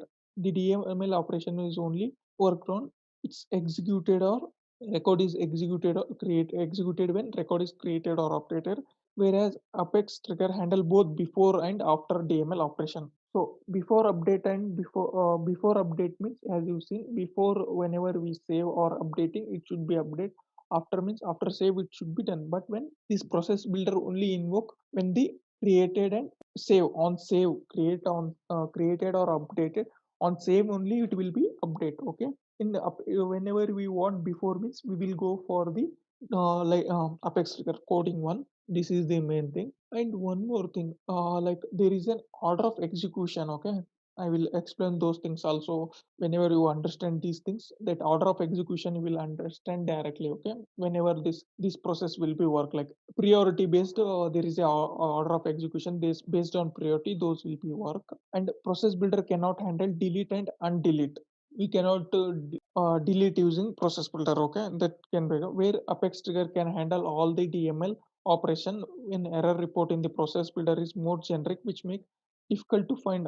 Whenever we get an error in the process builder, it is difficult to get those things like why we are getting that error, that can be not be handled. Okay, means it will show only the process builder name, it's showing an unhandled error. Okay, that will be displayed. And with the Apex trigger we can handle more specifically. It is all or none in case of process builder failure, but with the Apex trigger partially success is possible. Like in some case process builder will get, we cannot handle that easily. Okay, in process builder when it's come to the Apex trigger, we can Apex trigger is coding, we can have that possibility to success. Okay, this is about the process builder limitation. Comparing, okay, between process builder and the workflow. As you've seen, why we will use there is a one automation tool process workflow. Then you will ask why we need to go process builder. See, there are some limitations in the process workflows. Like in workflows, we can only do an 4 actions. We can create a task, only task object can be created, and we can email and these things, outbound message and field update we can do. Here there are 8 types, 8 types we can do. We can charter post the charter post, those things. One more update, one thing, we can create all the object records. We can create records, all the object records we can create. But in workflow we can create only task. Okay, here are the some comparison for those things. You can see here available to see the process visually. Yes, we can see, but we cannot see here in workflow. We can only create that thing, but we can update the field on the record. Yes, we can do update in process builder and workflow also. Update the fields on the related record. You can see we can update the child record also and parent record also. But when it comes to the process builder, we can only whichever object we are selected, that parent or that object only, that records only we can update. Here we can create record at process builder, but we cannot, only we can create in workflow, we can only create the task records. We can send email. Yes, in process builder we can send email, and workflow also we can send outbound message. In this is one major advantage disadvantage in process builder. We cannot send the outbound message in the process builder, but we can send the outbound message in the workflow. Case insert, update an ID field. Yes, we can do. We can update the ID field also. In workflow, we cannot do. Okay, we can launch flow in process builder, but not in workflow. Invoke the Apex class. Yes, we will do in process builder, not in workflow. We can submit record for the approvals. Okay, yes, we can do in process builder, but we cannot do in workflow. Post a charter post that we can do in process builder, not in the workflow. When it comes to the support time based action, we can both in same in how we done in workflow time based action. Here also in process builder we can maintain the time based action. Control the order of process steps. Yes, we can steps like one first steps after this here you can see, right? In process builder we can set up the steps. First, if its opportunity is notified, then we will set an evaluate next criteria. We can using this evaluate the next criteria. We can, so then when by clicking on this evaluate the next criteria, that it will pass to the next whichever criteria we given. That criteria will be executed and action will be executed and those things will be taken and it will be stopped. Okay, we can put the steps also in the process builder. Then it comes to the support bulk record insert. Yes, in most of situation we can using process builder we can do, and in workflow also we can do. These are the comparison. Please note these things. It will be helpful you in the interview. They will ask what are the things we can do, what are things we cannot do. Comparison they will ask in the interview. And certification also one more like question one or two, not much question will be appear for this, but it will be rarely it will they will ask. Then it comes to the this is about the comparison between workflow and process builder. And they will ask in interview also, like what are the things you can do in the process builder. For that you need to say, like we can create a record and comparison. This is the comparison. When they will ask what are the things we can do in the process builder, then you need to mention these 8 actions, like creating record, updating the record, posting a charter, quick actions, launching the trigger flow is a one of the automation tool that will be I will explain in next session. Then it comes to the we will submit a record for approval also, and calling the apex trigger or apex class. We will do that thing using process builder and invoke the another process also. This is about the process builder, and these are the things they will ask in the interview.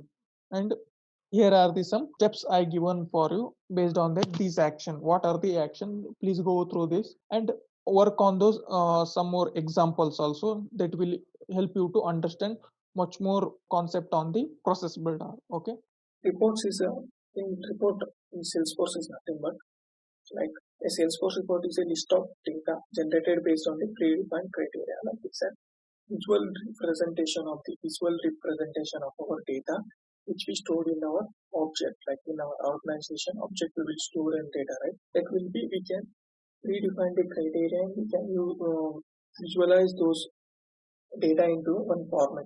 We can set a criteria like however we want to see, like particular sales user, how many opportunities we want, how many opportunities is closed. Okay, and those using that filter criteria we can see all those things at the report. It is nothing but we will visualize there in the report, like data we will visualize in the report. Okay, for example, I will give an example. Like consider a business scenario in which a company sell manufacturing equipment. Okay, they have a list of past customer that have purchased the equipment but may return for yearly maintenance or a part. Okay, they also continually receiving a new lead that their sales team is calling on building relationship. Okay, like they are selling the equipment and they who are the customer who send for a like maintenance part, which are the customer which send for the maintenance. There will be a field that we can track maintenance or using the filter or grouping them we can visualize them. Okay, and business analysts can use these report to find common data points in the company highlights, revenue generation, and customer, and design new customer relationship building program to improve the relationship. Like user can generate this report for making a visualize the data, what are the things happening in the organization, which are the deal closed, we can track those things, and how many deals we are closed in this month, everything we can visualize using this report. Okay, so directly we will jump into our notes. Here are the notes which helpful for you. Here I mentioned the what is report. A report is a list of records that meet the criteria to define. Okay, whichever criteria you define, that will be displayed, like that you can be visualized. Okay, this displayed in Salesforce rows and column and can be filtered to or displayed in a graphical chart. Okay, the report is nothing but, see, we have created an student, okay, student object, and we have a data in that student object, and we can check, okay, how many students, like how many students are rolled like enrolled for the computer science, electronic and communication. We can group by them and we can see, okay, computer science student, how many they are enrolled for computer science course. Okay, then we can group them and we can visualize them in three different criteria. We'll give them three different criteria. Okay, and we can see their how many keys we collected from computer science student, ENC student. Those everything we can track in the report. In report, in report there are 4 formats.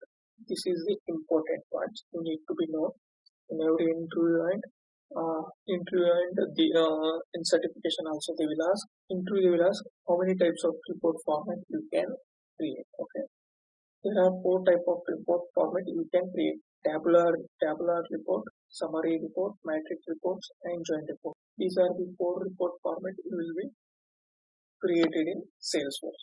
Okay, you will see what is tabular. This will return you the list of records which are meeting the criteria in the form of table. It will be in the table format, whichever defined. Like you can do like criteria, like you need to be see the data of January month. Only you need to be seen data of January month. You will give an filter criteria. Based on that, all the report, like those report will be all the data which are created in January month, that will be shown. I will show you like I will show you those things. Like I will give example how to create those. For example, create a report to get a list of opportunities which are closed in this month. As I mentioned, I will show you this everything. In tabular report, what are the operation we can perform? Operation sorting the records,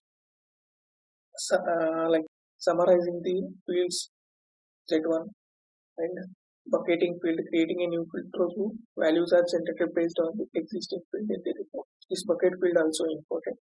I will explain you what is bucket field and why it is be used. Tabular report you can use bucket report.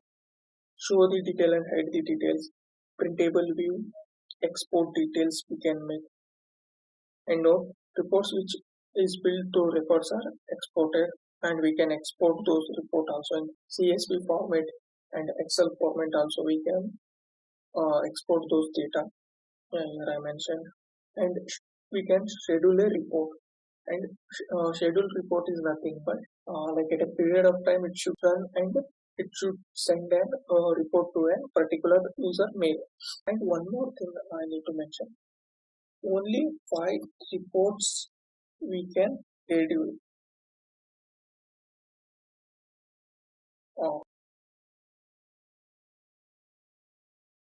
for a particular user. Okay, schedule for particular user. Okay, only 5 reports we can schedule. Okay, this one also important. We can unlimited reports we cannot schedule. Only 5 reports we can schedule for the particular user. This is the limitation. So limit and limits maximum 200 rows you can see at the thing. You can see maximum 200 rows. Next it comes to the summary report. Row-wise grouping. Summary report is nothing but in summary report we will make a row-wise grouping of the record based on the field. Is called summary. Row-wise grouping, like for example, as I mentioned, computer science is one of the column in which like some course will be in a column. In that we have the computer science and INC, which we can group by rows. Whichever group is belong to computer science, that will be displayed under the group. I will show that thing by showing example. You can understand better later. Just we will go through this. Row-wise grouping Okay, like grouping of the record based on the field is called summary field. We can group up to three fields. In summary report, we can group up to three fields. Three grouping we can make in summary report. Okay, that will also we will see. Create a report on opportunity based on stage. We can create a report example they are giving based on stage. We can create the grouping. Okay, here we can sort the report bucket field. Also we can create summarize conditional highlight. Also we can make conditional highlighting. Also we can make, that will be an option. In tabular we also we can make adding chart, like visualize representation, like chart everything, bar chart, those things we can do, that I will explain in my further videos. Schedule the report also, and formula we can do in this, and we can export the report printable view we can see, and subscribe for it. Okay, and in matrix reports, column wise and row wise grouping of records is called a matrix reports. Like we can group by column also, and we can group by rows also, is called a matrix reports. This is used to make B2B comparison, like business to business comparison also we can make. For example, create a report about new opportunity which are created in this month, group by based on the account with respect to stage. Both account also we can group, and stage also we can group by. Okay, both things we can do.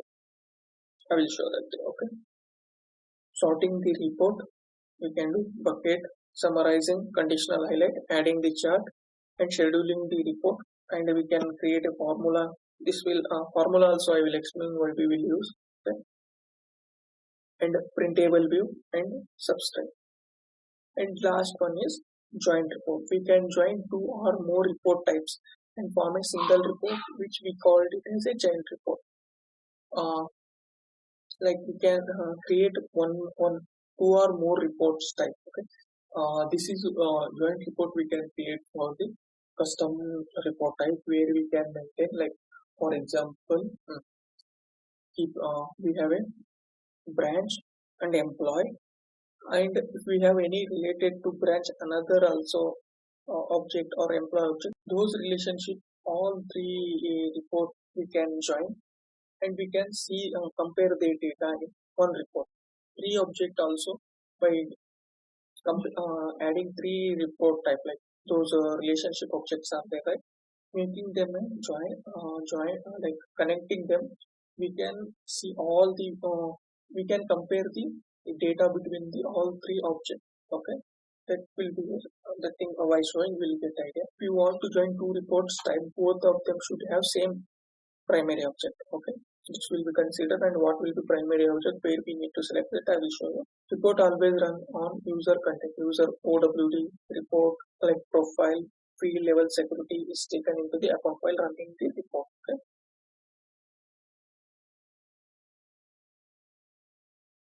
for creating a report, you need to navigate to app, click on app manager, view all, select any one existing application. I will select a sales application.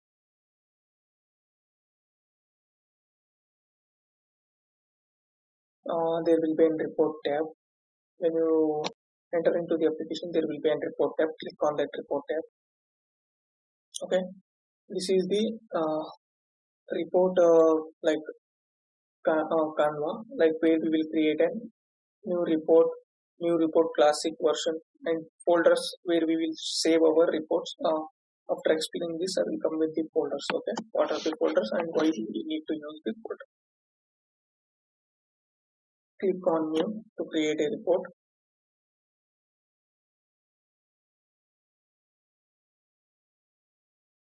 These are the report types, standard report type, which are created by the Salesforce, and we can create our custom report type also based on our criteria.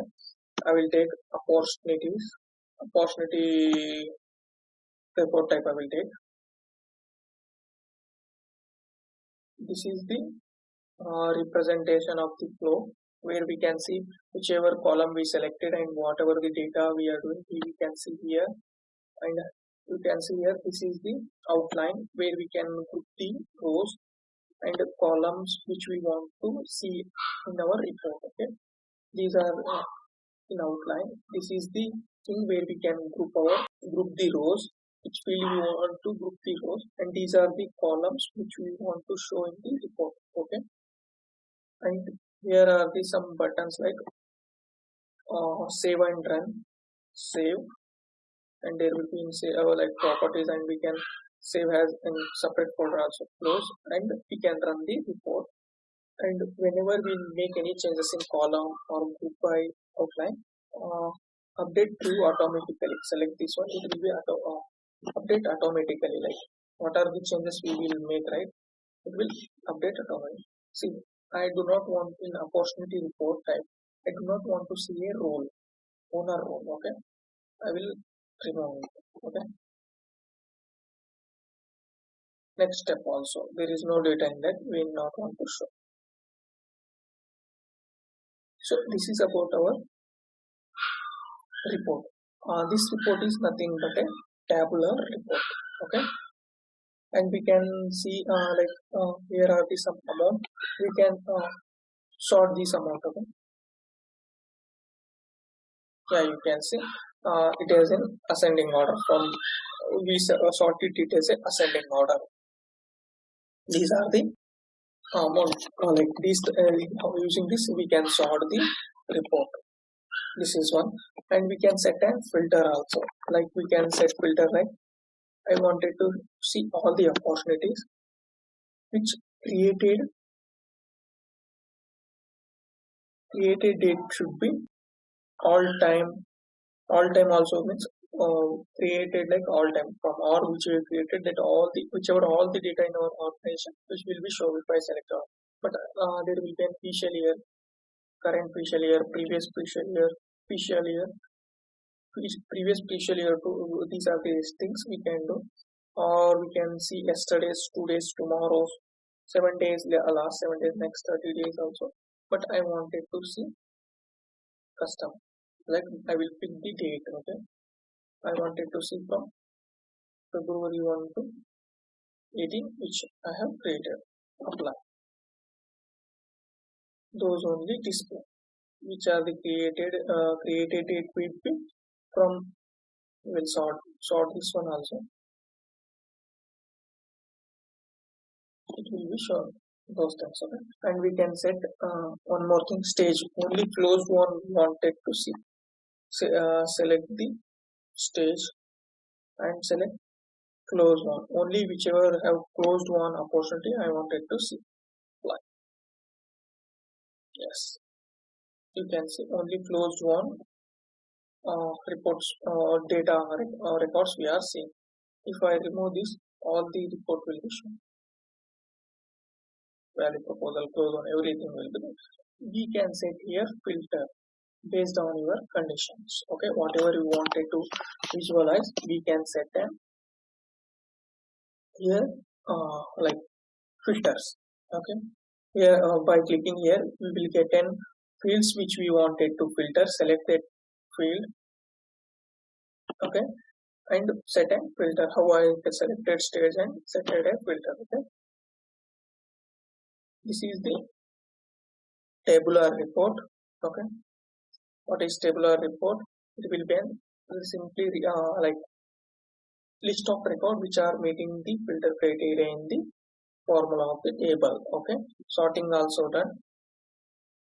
Only list of representation it will be done. That is a tabular report. And summarizing the fields. Okay, we will calculate the amount, total amount. Okay, yeah, sorry, I will show you navigation. Go to the amount column where there will be this pop-up button will be there. Click on that. You can sort by descending order, group by field. Now presently it is in tabular format. We do not want. And here will be summarize. We can sum all the data or make an average, maximum and minimum also we can make. Presently I will show you how to make a sum. Okay, now we done in sum of that account to amount.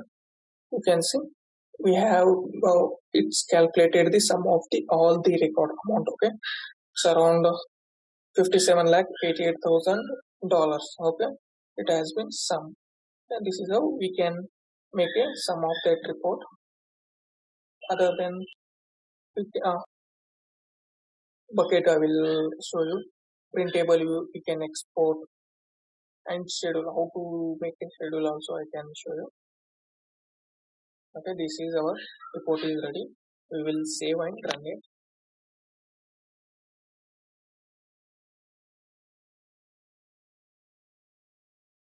We will save, and we can select folder also. We will come to this approach. Click on save.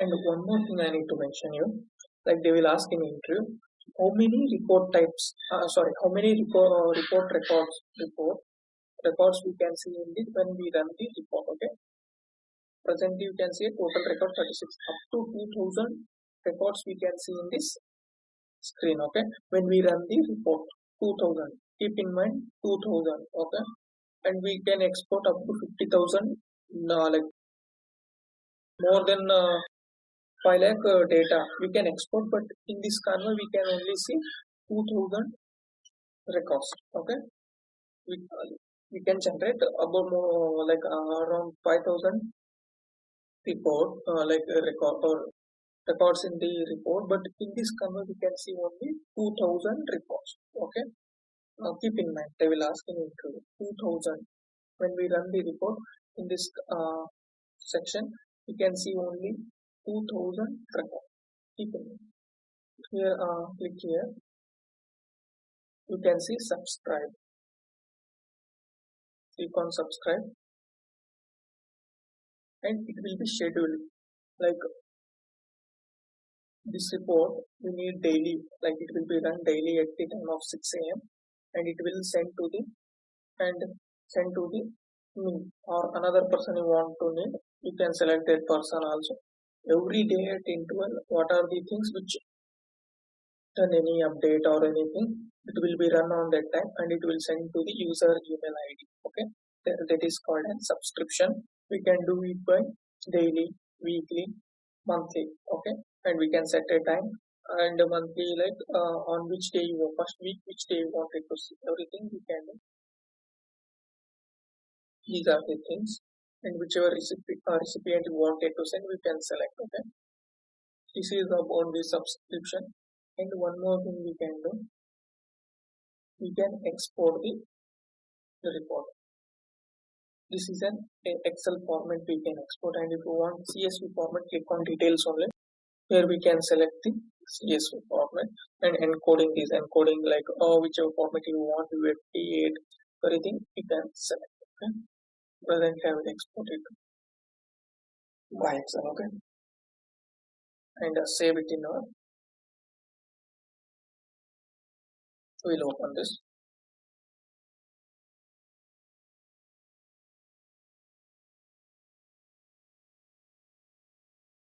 This is how you will get an export and report. You can send individually also.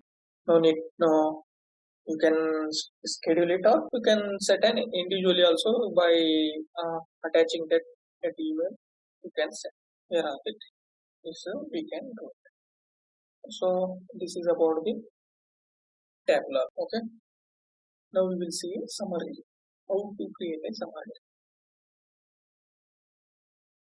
And you can see we cannot add the charted tabular report. Okay, we cannot add the charted tabular report. So chart is nothing but pie chart, those funnel, everything we can set. It will come under while explaining dashboard. But in tabular format we cannot add the chart. Now we will see group summary report. How it will be changed. Okay, I wanted to group in summary report we can group the report by rows. Okay, I wanted to see whichever stage we select stage, right, how many records they have. I will group by the stage. Okay,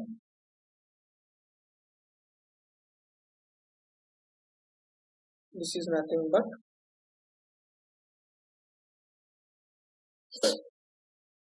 grouping the report by rows is nothing but the summary report. Okay, you can see prospect uh, prospecting stage we have 4 records. Okay, and their amount and who is the owner, and qualification we have 1. Okay, and value proportional we have 2, closed one we have 7, closed lost we have 1 record. Okay, we can group based on our criteria, we can group the records. That is called summary report type. When I grouped it, you can see we can add a chart for that. Okay, these are the chart we can add for this. Okay, no need, presently we don't need of chart.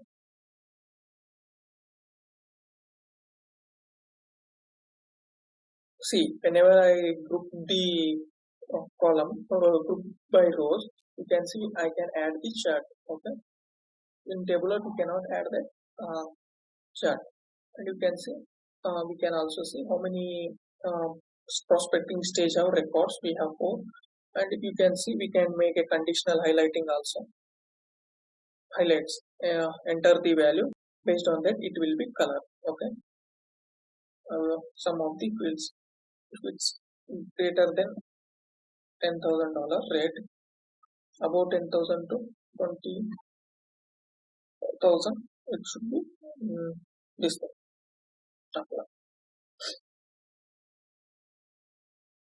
You can see these are this is about the conditional highlighting. Okay, and here are some row count.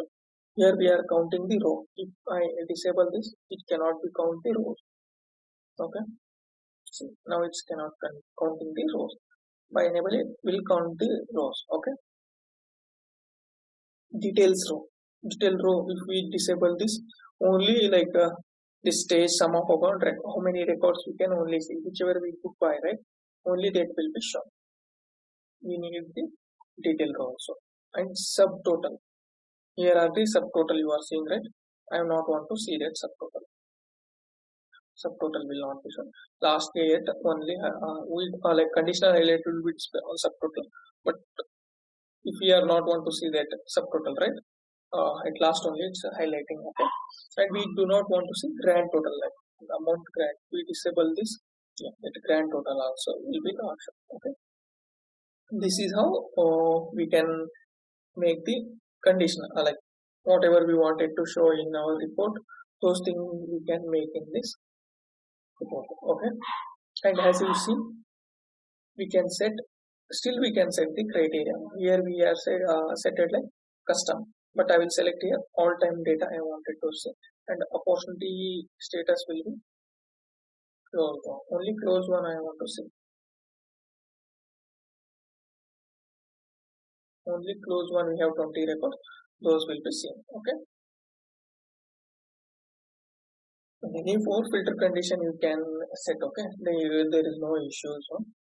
And up to, and one more thing, up to 3 grouping we can make. Okay, like I will make on account owner, by account owner,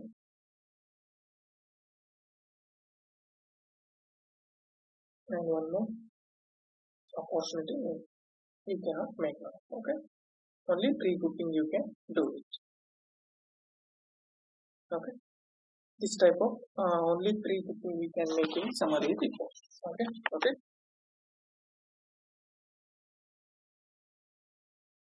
make it as first as we have first.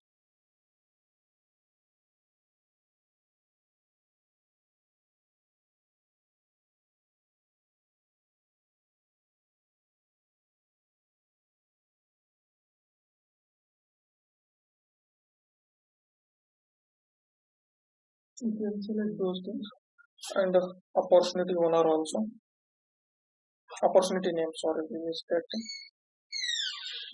Select that opportunity name and move into the table.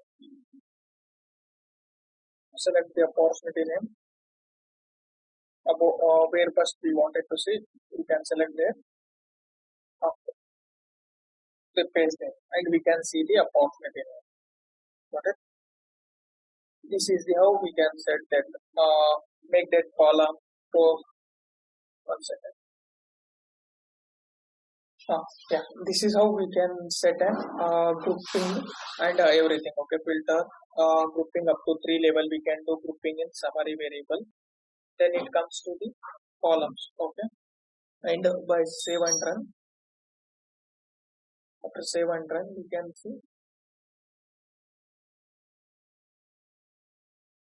see the record based on our criteria. We can see the report. The same here also we can subscribe that report and we can export also. Okay, we will see with this one exporting how it will be showcased.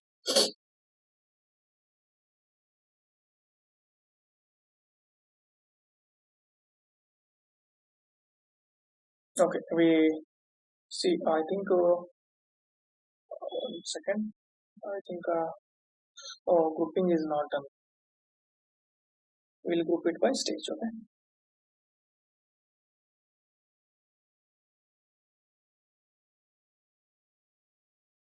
And we will save and run, and we will export and see. That thing will be displayed like based on grouping also. How it will be showing here, right? While export, it will be showing. You can check that thing. Okay. Now we will jump into our matrix reports. We can matrix report. We can group them by rows and column. Okay. When we group it by rows, the column will also can see. Okay. Here we will select the field which we want to group by column. We want to see opportunity name.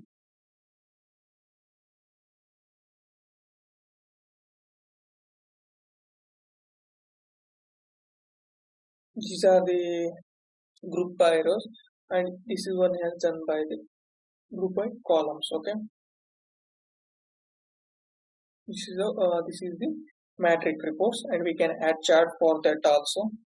We need to select group by rows and opportunity. Okay, you can see here,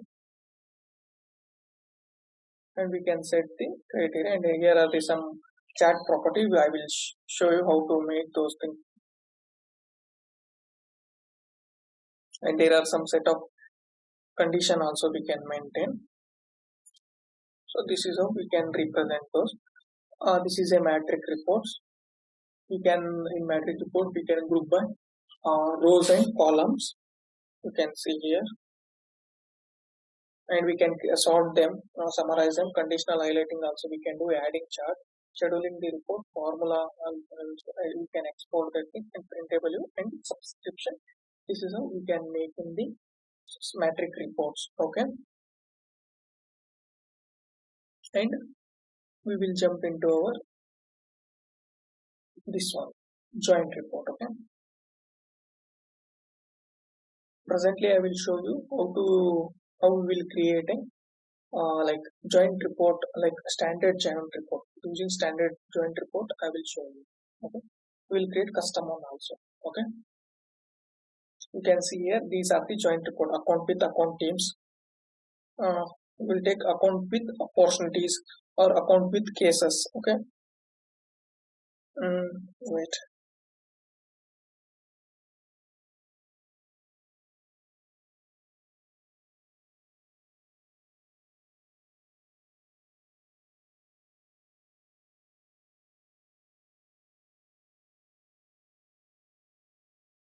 Okay, we'll take it account and contact. So contacts with and account, these are the joint reports. We can compare both the things. Okay, all time data we will need. We can compare this account like this first name, last name, and title, and which account, and mailing address. This is about the, and we can compare the phone which is in contact, and we can take like fax field in the account. Everything we can, both things we can take, and this is the joint report. By combining the both, we can make the joint report, and we can utilize it both account like contact and account values, like or a comparing of those values in one report, we can make that thing.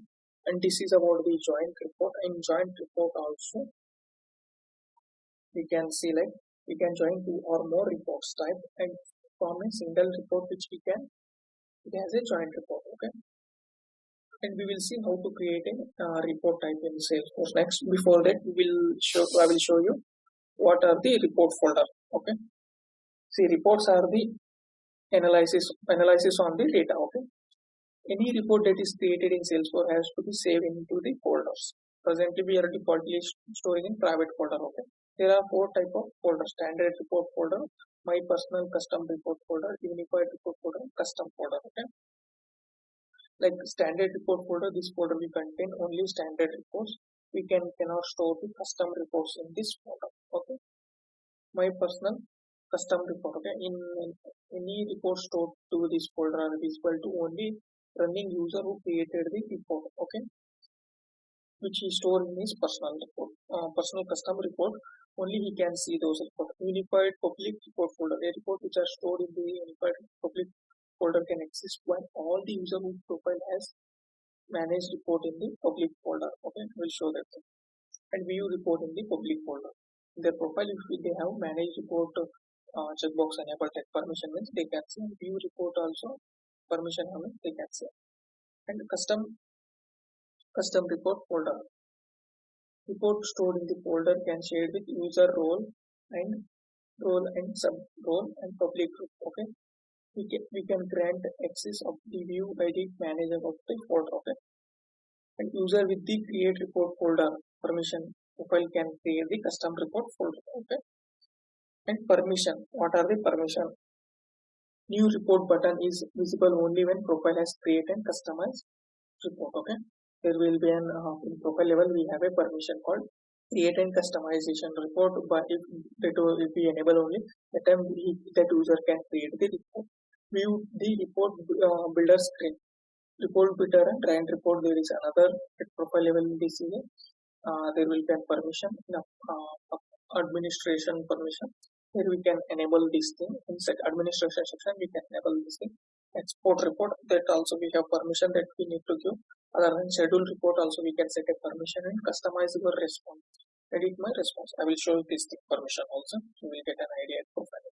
Presently we will see what are the folders. We will save and run this folder. Give the name and description whichever you want. You can see this is storing in private folder. Sorry. Okay,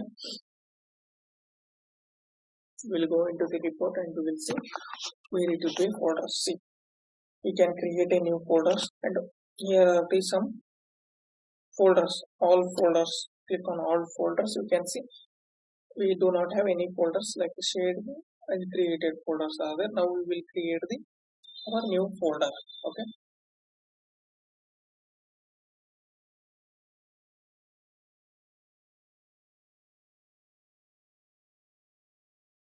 okay, and folder name, save it. So our folder is created. Click on all folder. We have created two reports and we will move it to our folder. Okay, we can move it to our folder. Select our folder. 1 second. Go to our folder. You can see all folder created by me, shared with me, private folder and public folder. Presently I will add it to my folders. Okay, which I create a custom folder, and this is one also I will add into my move into my custom. Okay, if I go into all folders, you can see this custom folder. Click on this. Here are the two reports. Here this report I wanted to see show only some users. I want to give extra permission to this user. Presently I can see this, but I wanted to give an permission. Okay, here are the share. How we need to navigate it? Go to all folder, select your custom folder and give a permission. Click on here at last pop-up button and click on share. So you can share for user, role and subordinates and public group. I will select public group. We have one public group, right? Click on this. all internal users is a public group. I will give access them as a edit. View means only they can view that report, and if I give an edit permission, they can edit. And management, they can create also new report in this folder. But when you are given edit, they can, what are the existing report, they can only edit. When I give manage, they can create another report also and add in this folder. Okay, presently I will give access, and I only manage as to this Kumar admin user only. Okay, we'll click on done. Now that permission is given. Okay, whichever the users are the folders, right, they can have the access for that report folder. And now I wanted to show you the permissions. Okay, here we mentioned, right, permission. New report button is visible only when profile has. Okay, that I will show you. For checking that, go to the profile, open the click on the profile,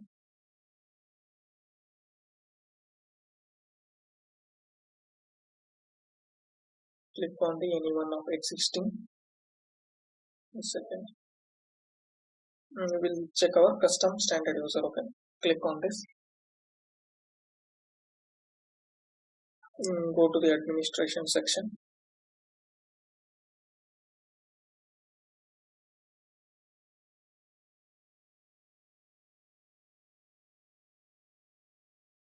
yeah, create and customize the report. If we disable this, user cannot able to create a new report. Okay, and one more is report builder and run report. Okay,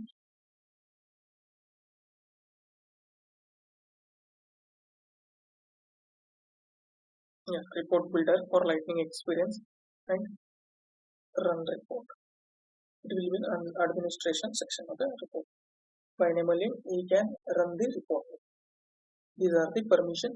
If we enabling this, those things we can do. Okay, try this one out. Okay, using those, create one more custom profile and give the edit the permission and see everything. Okay, I am showing the step to you to do that thing. Okay, and export report, search for the export report, and disable this at profile level. You cannot be if we disable this at the profile level, we cannot export the report. Then it comes to schedule report and edit my schedule report.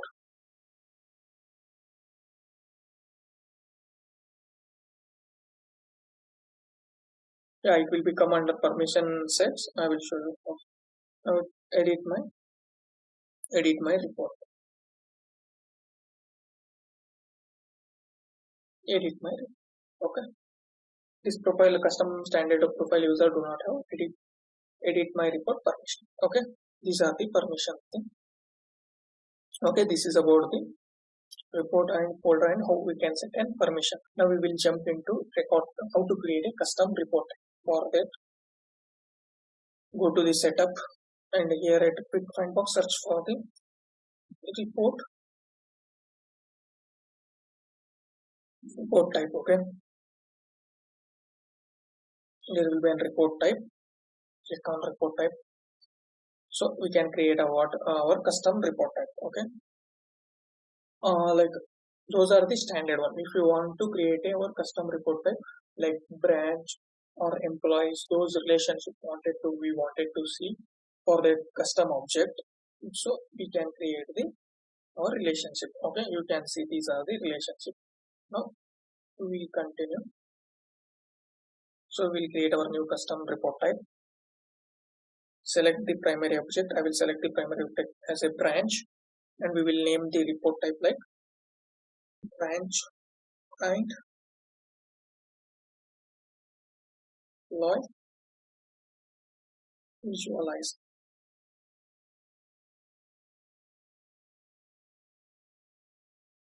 And give the description.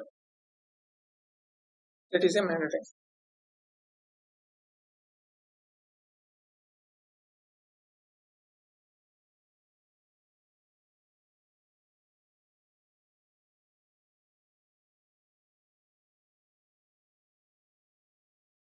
and category. We will store in category employee. Click on the deploy. Okay, in development means it will be like not show that recorder. Click on next. Here our primary object will be branch, and we will select another object as a, here see A to B relationship. Each A record must have at least one B record. Okay, should have link with the B record. Okay, and A record may or may not be B record. Okay, like it will be there or not, then also we need to show, and we will select the employee, and we can click another one also, like if that branch have related to another object also, we can it has the activities as a relationship. Okay, and we will save. Yeah, this is how we will create our custom report types, and that can be visualized in report. Okay, this is our custom report type. Here we can, whatever fields available in the report we can set here. Okay, edit level. So here you can see in branch we have 11, in this we have 8, and in activity have some set of fields. If you want to not see some fields means you can drag that. Okay, you can remove those fields. Okay, you can remove from this table, and you can add new fields also. In that, if they are not selected also, you can add that fields. Save this. This is about the custom report type. We will refresh and we will see.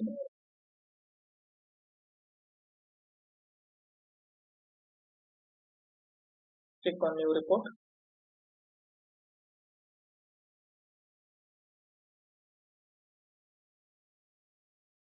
Branch and employee visualization. This is the report. We have custom report type we have created.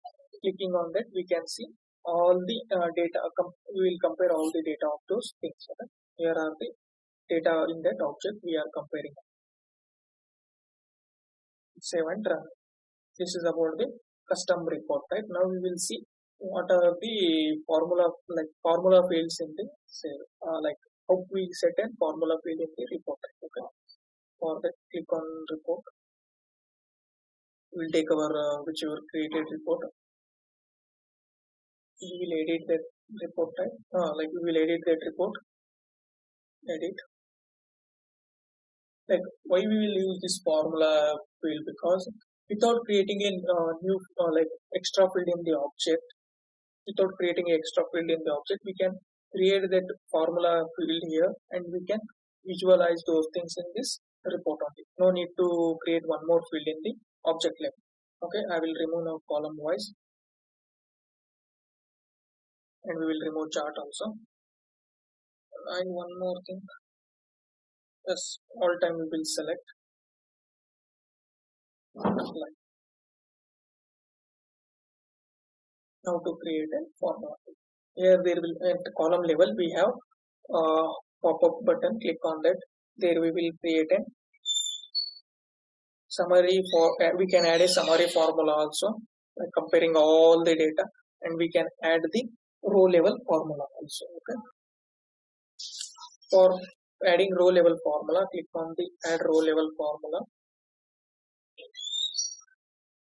How we will add the row level formula? Okay, like we wanted to check how many like writing a row level formula on closed opportunity. Okay, we will click on the closed opportunity record type, and we will select the closed date, like from created to when it is closed. We will check that. Okay, for that we will name it as a age of the record. We will name it, and we can do description also, number, and we will write a formula. Okay, for that select the insert. We will insert the close date, insert close date minus select the function called date value.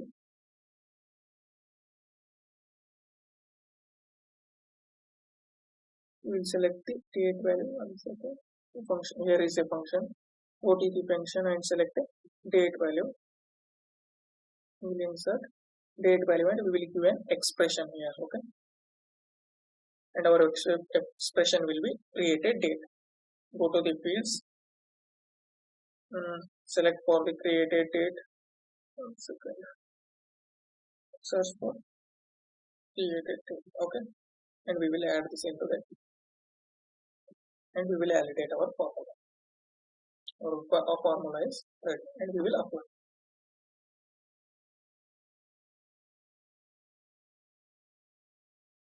Because this is not showing like you can see here like minus is showing in minus. Okay, we'll check our formula. Okay, once again.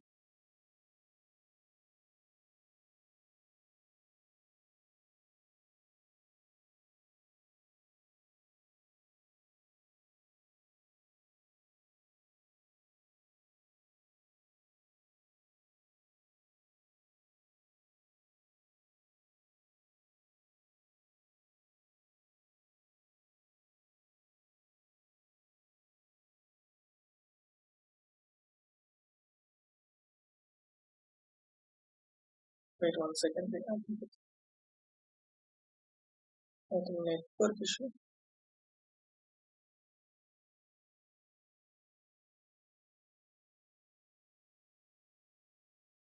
Yeah, sorry guys for inconvenience. I think some network issue.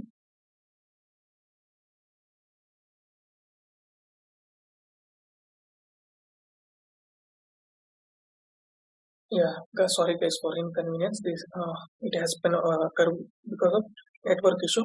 I think some formula issue is coming in minus. So otherwise it's showing it's open form 61 days and once calculating that thing using the without creating a new field in the object, we can create this row level and summary level also. Okay.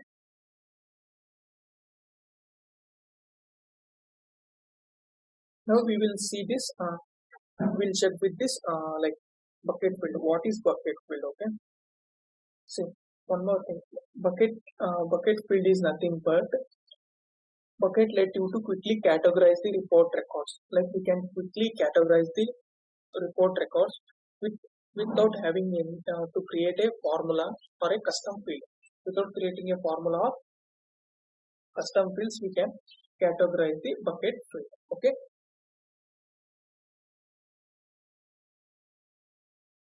Dashboards are the graphical representation of report. Okay, we will create report, right? That we wanted to show in a graphical representation. Then dashboard will be play role. So in this dashboard, we will show that the report has a graphical representation. Some charts are there. There are some existing charts in sales provided by Salesforce. So by using that, we can provide a graphical representation. It shows data from source report has visual component. These component provide a snapshots of key metrics and performance index of the organization at a glimpse. Like whatever we create a dashboard, in that we will using reports we can show them a graphical representation. In one dashboard we can show multiple reports dashboard. Okay, as an admin we configure a dashboard. You can specify to run as a login in user or a specific user. There are two types of we can show an who logged in, those user data we can show. Also, like specific data should be shown to all the user. Okay, I missed to add some point here. There are two types of dashboards. One is static, second one is there are the two types of dashboard. One is static dashboard and another one is dynamic dashboard. Okay, there are two types, as I mentioned, static and dynamic dashboards. Okay, and one more thing, in static dashboard only specific data we can show for the user. When it comes to the dynamic dashboard, who logged in, who user logged in, based on that user data that will be shown. Like we created a static dashboard. What are the opportunities in the organization that can be shown in the report? Okay, but when he opens that report, he can only see the when using dashboard. When he open that report, he can see whatever the reports he available for like exists for him. Only those those we records reports he can see. When it comes to the dynamic dashboard, the user can see what are the records he have access. Those only he can see in the dynamic dashboards. Okay, this is about dynamic dashboards. And dynamic dashboards are used to display here I mentioned dynamic dashboards are used to display for logged in user. You choose to each user specific data. Okay, each user who logged in has in that org, each user specific data is shown, such as their personal codes and sales number of a case closure or lead converted. Okay, normal dashboard is nothing but the static dashboard. Normal dashboard shows data only for the single user respectively. Use when we want to show regional or organization wide data to set a user, such as reason, sales, support team, and performance on case closure. Those can be shown at the static resource. A dashboard is only current as of its last refresh days. Whenever we see that dashboard, when we refresh lastly, those things only shown. Once we refresh and whatever the new records or anything added, those things will be shown in that dashboard. Okay, the data collected from the source report and displayed within the each dashboard component is determined by the dashboard running user. Okay, there is therefore it is possible for the user drill into the report from the dashboard and see different result than dashboard itself. We can set a different result also. Okay, here as the example, do that thing. And one more thing, in interview they will ask how many reports we can display dashboard. Okay, then you need to say 20 reports component we can reports component 20 reports component we can show. Okay, this is the important one. Keep in mind, every interview they will ask this thing when it comes to the dashboard. Wait, sorry. Okay, keep in this mind. Okay, they will ask you how many reports we can display in dashboards.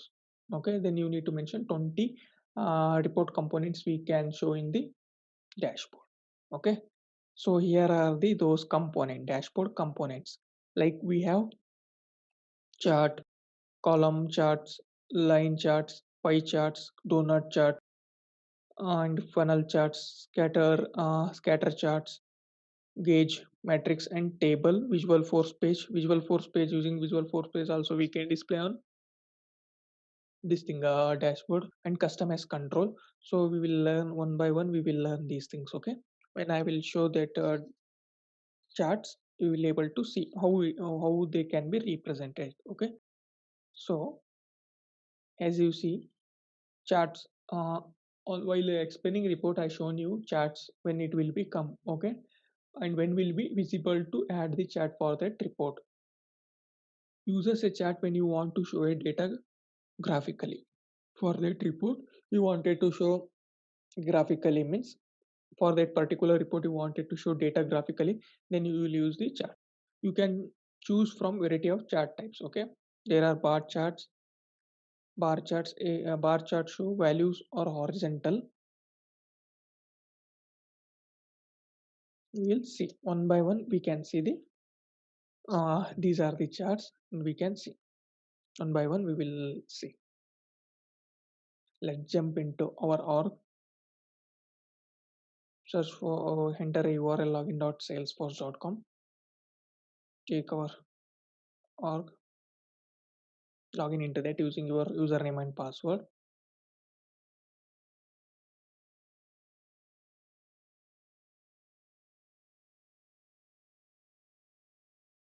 Jump into our application. We will jump into our sales application.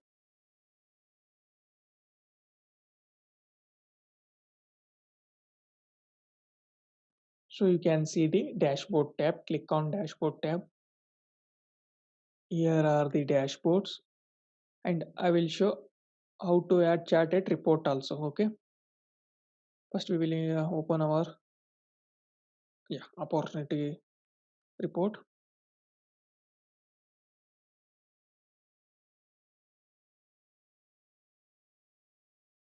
Here we can set the chart, target chart, just we can do here. Okay, here also we can show that thing. And here are the properties like bar chart, column chart, stack bar.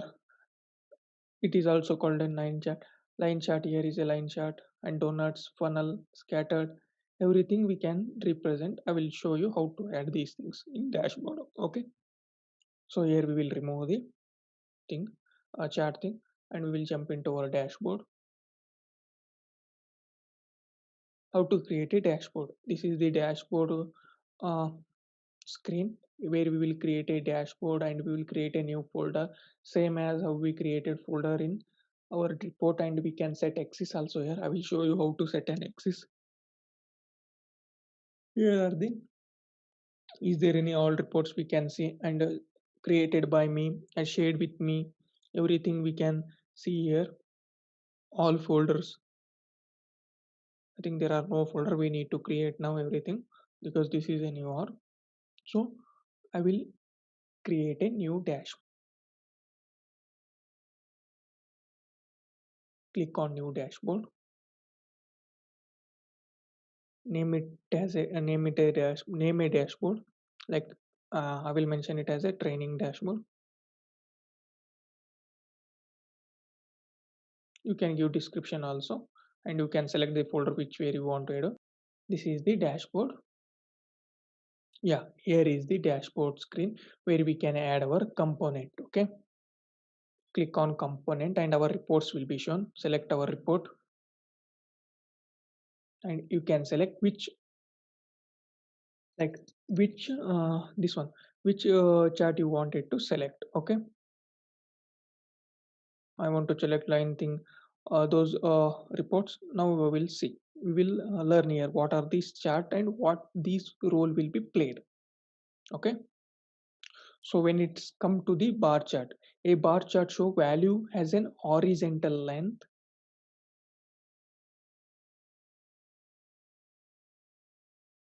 Horizontal length. Yeah, 1 second.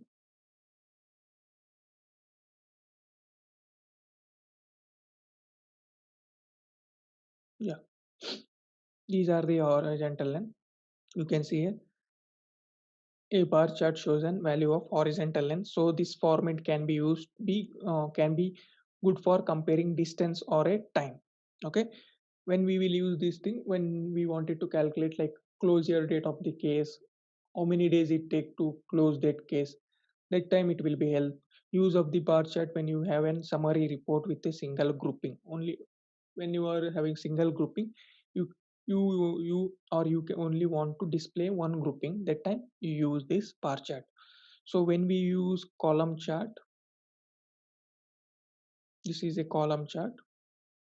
Okay, we'll use the column chart is very much likely a bar chart as I have shown, but that is will be shown in horizontal. This is will be an vertical thing, but it can be a better format for showing relative counts of things. Relative counts of things, if like related list, anything you wanted to count those record for a particular account, like account you wanted to count the how many opportunities are there, that time it will be help, such as leads or dollars. Use of column chart when you have a summary report with a single grouping. Column chart also used for a single grouping, or you only want to display one grouping. Okay, when it comes to the line charts. Okay, this is the line chart. This one is the line chart. Okay, so line charts are the good for showing the range in the value of an item over the series of point in time. Like for a February month, how many case has been closed and how many time it's taken. Okay, those we can track, such as week to week or a quarter to quarter. Use a line chart when you have an important grouping represented an order set of data and one value to show.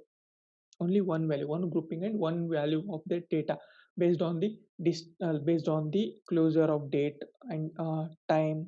Those things you can be shown in the this line charter. And here are the some settings we can do. I will show one by one. Okay, once we complete these things, they will play role. Now it's come to the pie chart. Okay, this is the pie chart.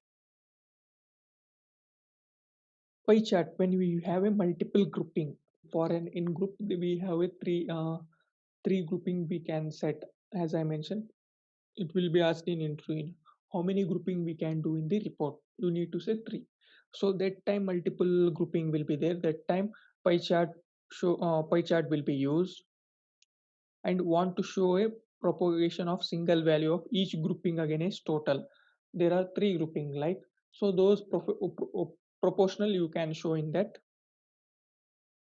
pie charts. Okay, as you see here are there, I think, stage. See how many amount we get at stage. Okay, stage is a prospecting. Like we have at prospecting stage, our opportunities up total is $1 lakh. Okay, those we can make here. Based on that grouping we can set the value. Stage is there, amount it was showing there. Okay, when it comes to the donut,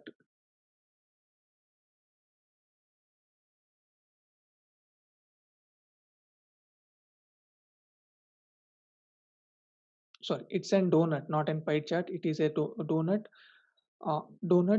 chart. Okay, sorry for that, I missed that thing.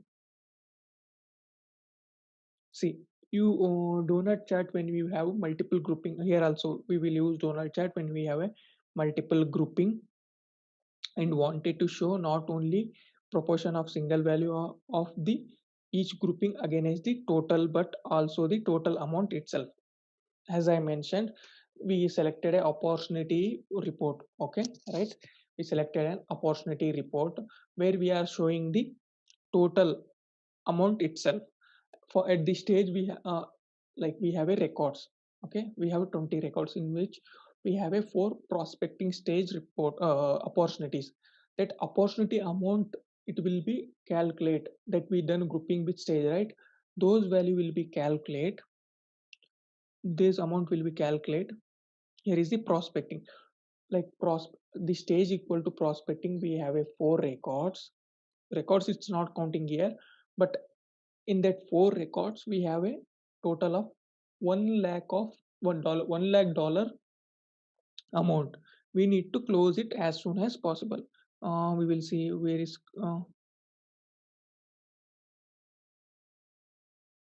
these are the other stages. Okay, that have the value of 16,200. This is about the, now it's come to the funnel. This is the funnel. Funnel is used for the funnel chart used to show the meaningful information using one or two grouping of the report data plus summary. Okay, summary also we can show here in this funnel. You can see prospecting this line, this color, everything it will be replaced, and we can show some of the account or the record count also we can show. For prospecting we have a 4 records, qualification we have a 2, and need to analysis we have a 4, and decision making we have a 3. Decision making we have a 2, and preparation perception for analysis we have a 1. Okay, this is about we can change the value also. Presently we will give it as a sum of the amount. Okay, and stage we can change, only we have one grouping stage that we will show here. Now it comes to the scattered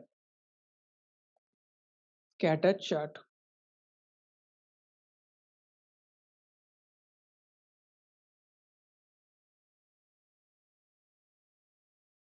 No, this is one scattered chart. Okay, This is the scatter chart. That is the line chart. That is a, now I selected this one, right? This is a scattered chart. Okay, some confusion will be happen, sorry for that. This is the scatter chart used to show meaningful information using one or group of data plus summary. Okay, here also, here in funnel we use this chart multiple grouping in order to set and want to show a proportion among them. Okay, this is for the funnel proportion, as I shown, like for a stage, for a particular stage how many record or sum of amount we can show. When it comes to the scatter, use for scatter chart to show meaningful information using one or two group of the report data plus summaries. Okay, and you can see based on amount, sum of the amount, like uh, 1 second, we can set it in y-axis. We will set an record. Okay, $0 we have more than 5, lost we have 1 record, prospecting we have 2 record. When it comes to the need analysis, near to 1 million we have 4 records. We can set these things. We can set y-axis as a count, and x-axis as a count of the record, and y-axis as a sum of the amount. Okay, for zero, here they can see analysis, preparation analysis. We have 1 record of dollar 1,20,000, $1,20,000. Okay, that belongs to, and this is a close one. We have a close one of 20 records with like around 36 crore sorry, 36 lakhs $95,000 amount we have it closed one stage. Okay, these things will be shown in the scattered report. Then it comes to the gauge. Now it comes to the gauge. This one is a gauge. Yeah, this is a gauge one. Use a graphic, use the gauge when you have a single value that you want to show within a report of the custom value. For example, to create a dashboard that measures where your current closed opportunity amount falls within the range. Okay, our current closed opportunity, as I selected here,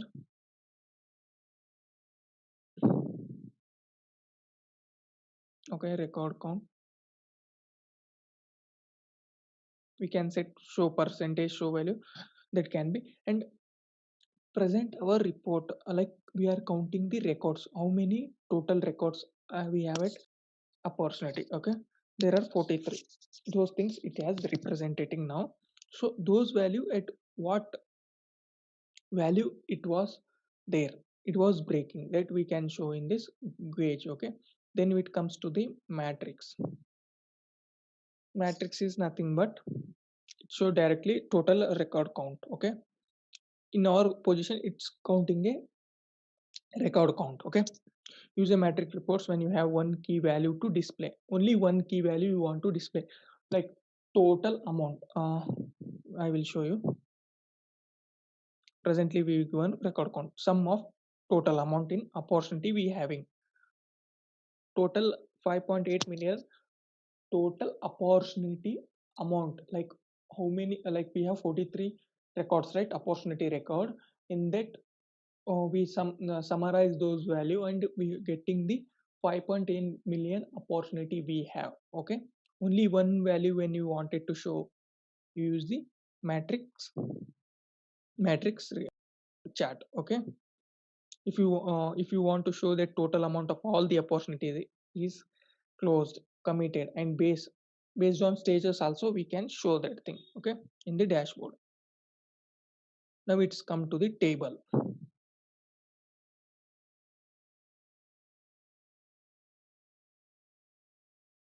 How our report is there, right? That will be shown in this table format. Okay, in dashboard, this is how it will be shown. Use a table to show a set of the report data in the column form. Okay, we can show that data in dashboard as a column form. For example, to show top 20 opportunities by the amount, set maximum value display to 20. Okay, here some maximum values are there, right?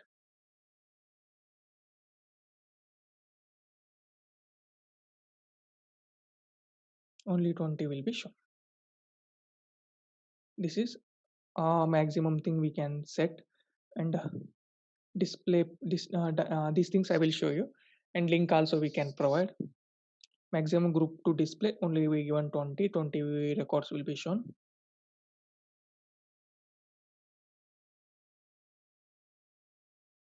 We set a component, only 20 records will be shown. I will show what are the those things will be play role. Those things I will that while adding chat there will be some points are there, how it will be how where we need to configure those things I will show once it complete. Click on the customize table and select the opportunity name, amount and other columns to display. Choose this sorted by order and see conditional highlighting also we can do. Available column include all the charts, grouping and report summary fields, as well as the second level grouping defined in the report also we can do here. This is about the table chat and visual force page, and it comes to custom S control. Visual force, while we can create a UI design, everything we can show using creating customization. Like we need to create a code and everything we can display here also. Presently that I will not show. No, that when you started development that time it will be helpful. Custom S controls can be contain any type of content that you to display in a browser. For example, Java applet wanted to show that time it will be used. Okay, click on this edit icon. Here each opportunity name will be shown. Use this chart setting for the report. By normally we can use the chart setting for report. And here are the grouping also. In this table we can set the grouping. I want to group it by account name. Okay, we can group it by account name, and these are the count, record count, and these things, expected revenue. Otherwise I wanted to group it by stage. It will be grouped by stage and sum of the amount at that stage and record count. Okay, that will be shown. Shorten by stage, or sum of the amount also we can shorten. We can sort we can sort. Okay, otherwise we can sort it by record count also. Okay, these things can be done. Other than that, display units like full number also we can display. Okay, you can see full number, or you can hundreds also we can show. Hundreds, thousands, amount we can show in thousands also. Millions. Like see, in our India we will see based on hundreds, thousand, but when it comes to the foreign they will see in millions. Up 10 lakh, 10 lakh equal to 1 million, they will see billions, trillions. They can see based on our requirement we can set those things. Okay, no issues in that. And trillions also we can say. Presently I will show in full number. Okay, and show the chatter post photos, photos, anything which you have there we can show total will be shown. Add the conditional highlighting on presently it is on record. We will give conditional highlighting on some of the amount. Okay, and we can set the range. We do not have that thing. Okay, based on that number I don't have starting with that thing. Then we can show decimal places. Okay, one automatically. Presently we'll give automatically. If you want decimal to show, you can give that thing also. And you can provide link here, and maximum record you want it to show. While report it will be 20, and we can give title training dashboard.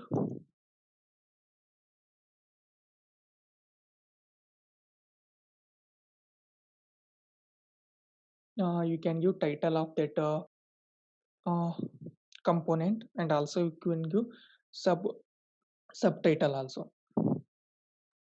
Presently I am showing you showing giving simple names, okay.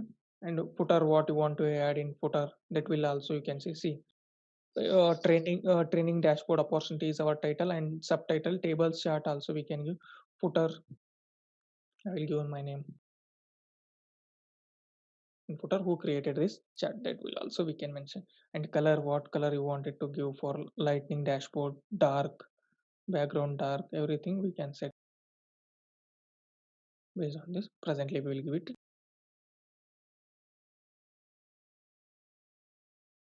and we will see this is the one of our dashboard. And we'll when these are the old, okay, only 20 records will be shown, up to 20 records will be shown. Other than that, uh, on every refresh, only new like what are the new see, I refreshed today, tomorrow, today we created the 10 opportunities, but you wanted to see tomorrow how many opportunities are created, you need to refresh. Otherwise it will be shown old data only, it will be shown, there is no value will be shown. Here it will be give uh, has been refreshed, has been this date, nothing worries, you need to give, no worries at that. And here also we can also subscribe the dashboard also we can, per user we can only subscribe the 5 dashboards, keep in this mind also, okay. And we will create one more component in this. For this, we will give bar chart. This one, bar chart only we will give, okay. And we will, and you can see what we can show it. Y-axis account number only. It's I think we not done its grouping, so we can show it account name at the y-axis, and x-axis monthly average cases. Monthly average cases which I created this thing, right, based on average closure, how many days, how many average days it taken to closure, that we can show it x-axis also, as you see. Or we can show a recount count also, like this account having 2 records, Burlington Textiles having 2, this Burlington Texas account having 2 cases, okay, that we can show represented. And we can another also we can give monthly average case, we can add another grouping also. First this one, this color, red color is showing, right, that will be display the cases record count, and monthly it has average of, like for closure it take an average of 0.2. Those things we can show. Display units, full number, we'll give full number. Show a chart photos, presently we do not have, I think it will be not shown. And x-axis ranges automatically, ranges we can do custom also, minimum maximum, no need of that thing presently, that we can set. You can, if you are have any scenarios, you can set like numbers, from this number to this number we can show maximum to minimum, minimum to maximum, in that value only it will be shown. Decimal place automatically we will keep, no need of now. Shorten by account, or you can give sort by record also we can give, which have less record, that will be shown first. Then it comes to same, here also we can give custom link, maximum how much you wanted to see, display the groupings, 50 grouping records we wanted to show. We will give training dashboard, okay. Subtitle, that only we will give sub one as a bar charts, okay. Footer, mine, I will provide my name, okay, which was created by me for identifying, or you can give anything, your company name, everything you can give, okay. Legend position, presently we can set it bottom, this legend, legend means these things, presently it was at top right side, right. It is only best if we want to give bottom, you can set it here bottom also. Same, this is color. We will add this component. Yeah, it's come down. We'll add here. Okay. We will give same as this one. We can drag some more some tiles. Okay. We will click on done, add, and we will save this dashboard. And one more thing I missed here, we can set filter also. What things we can be set based on field, we can set a based on field billing city. Also, we can set the uh, if there is a account in that component, based on that billing city, what are the things billing city, like California, we wanted to display name as a billing city. Filter value also we can mention. Based on that only this component value will be displayed.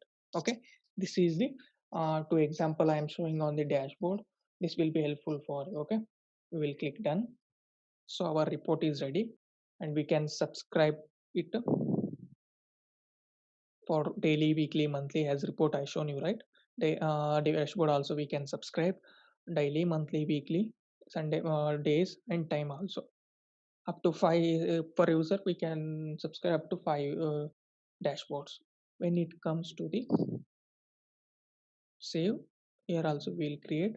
Presently we will save it. Okay, we will click on dashboard.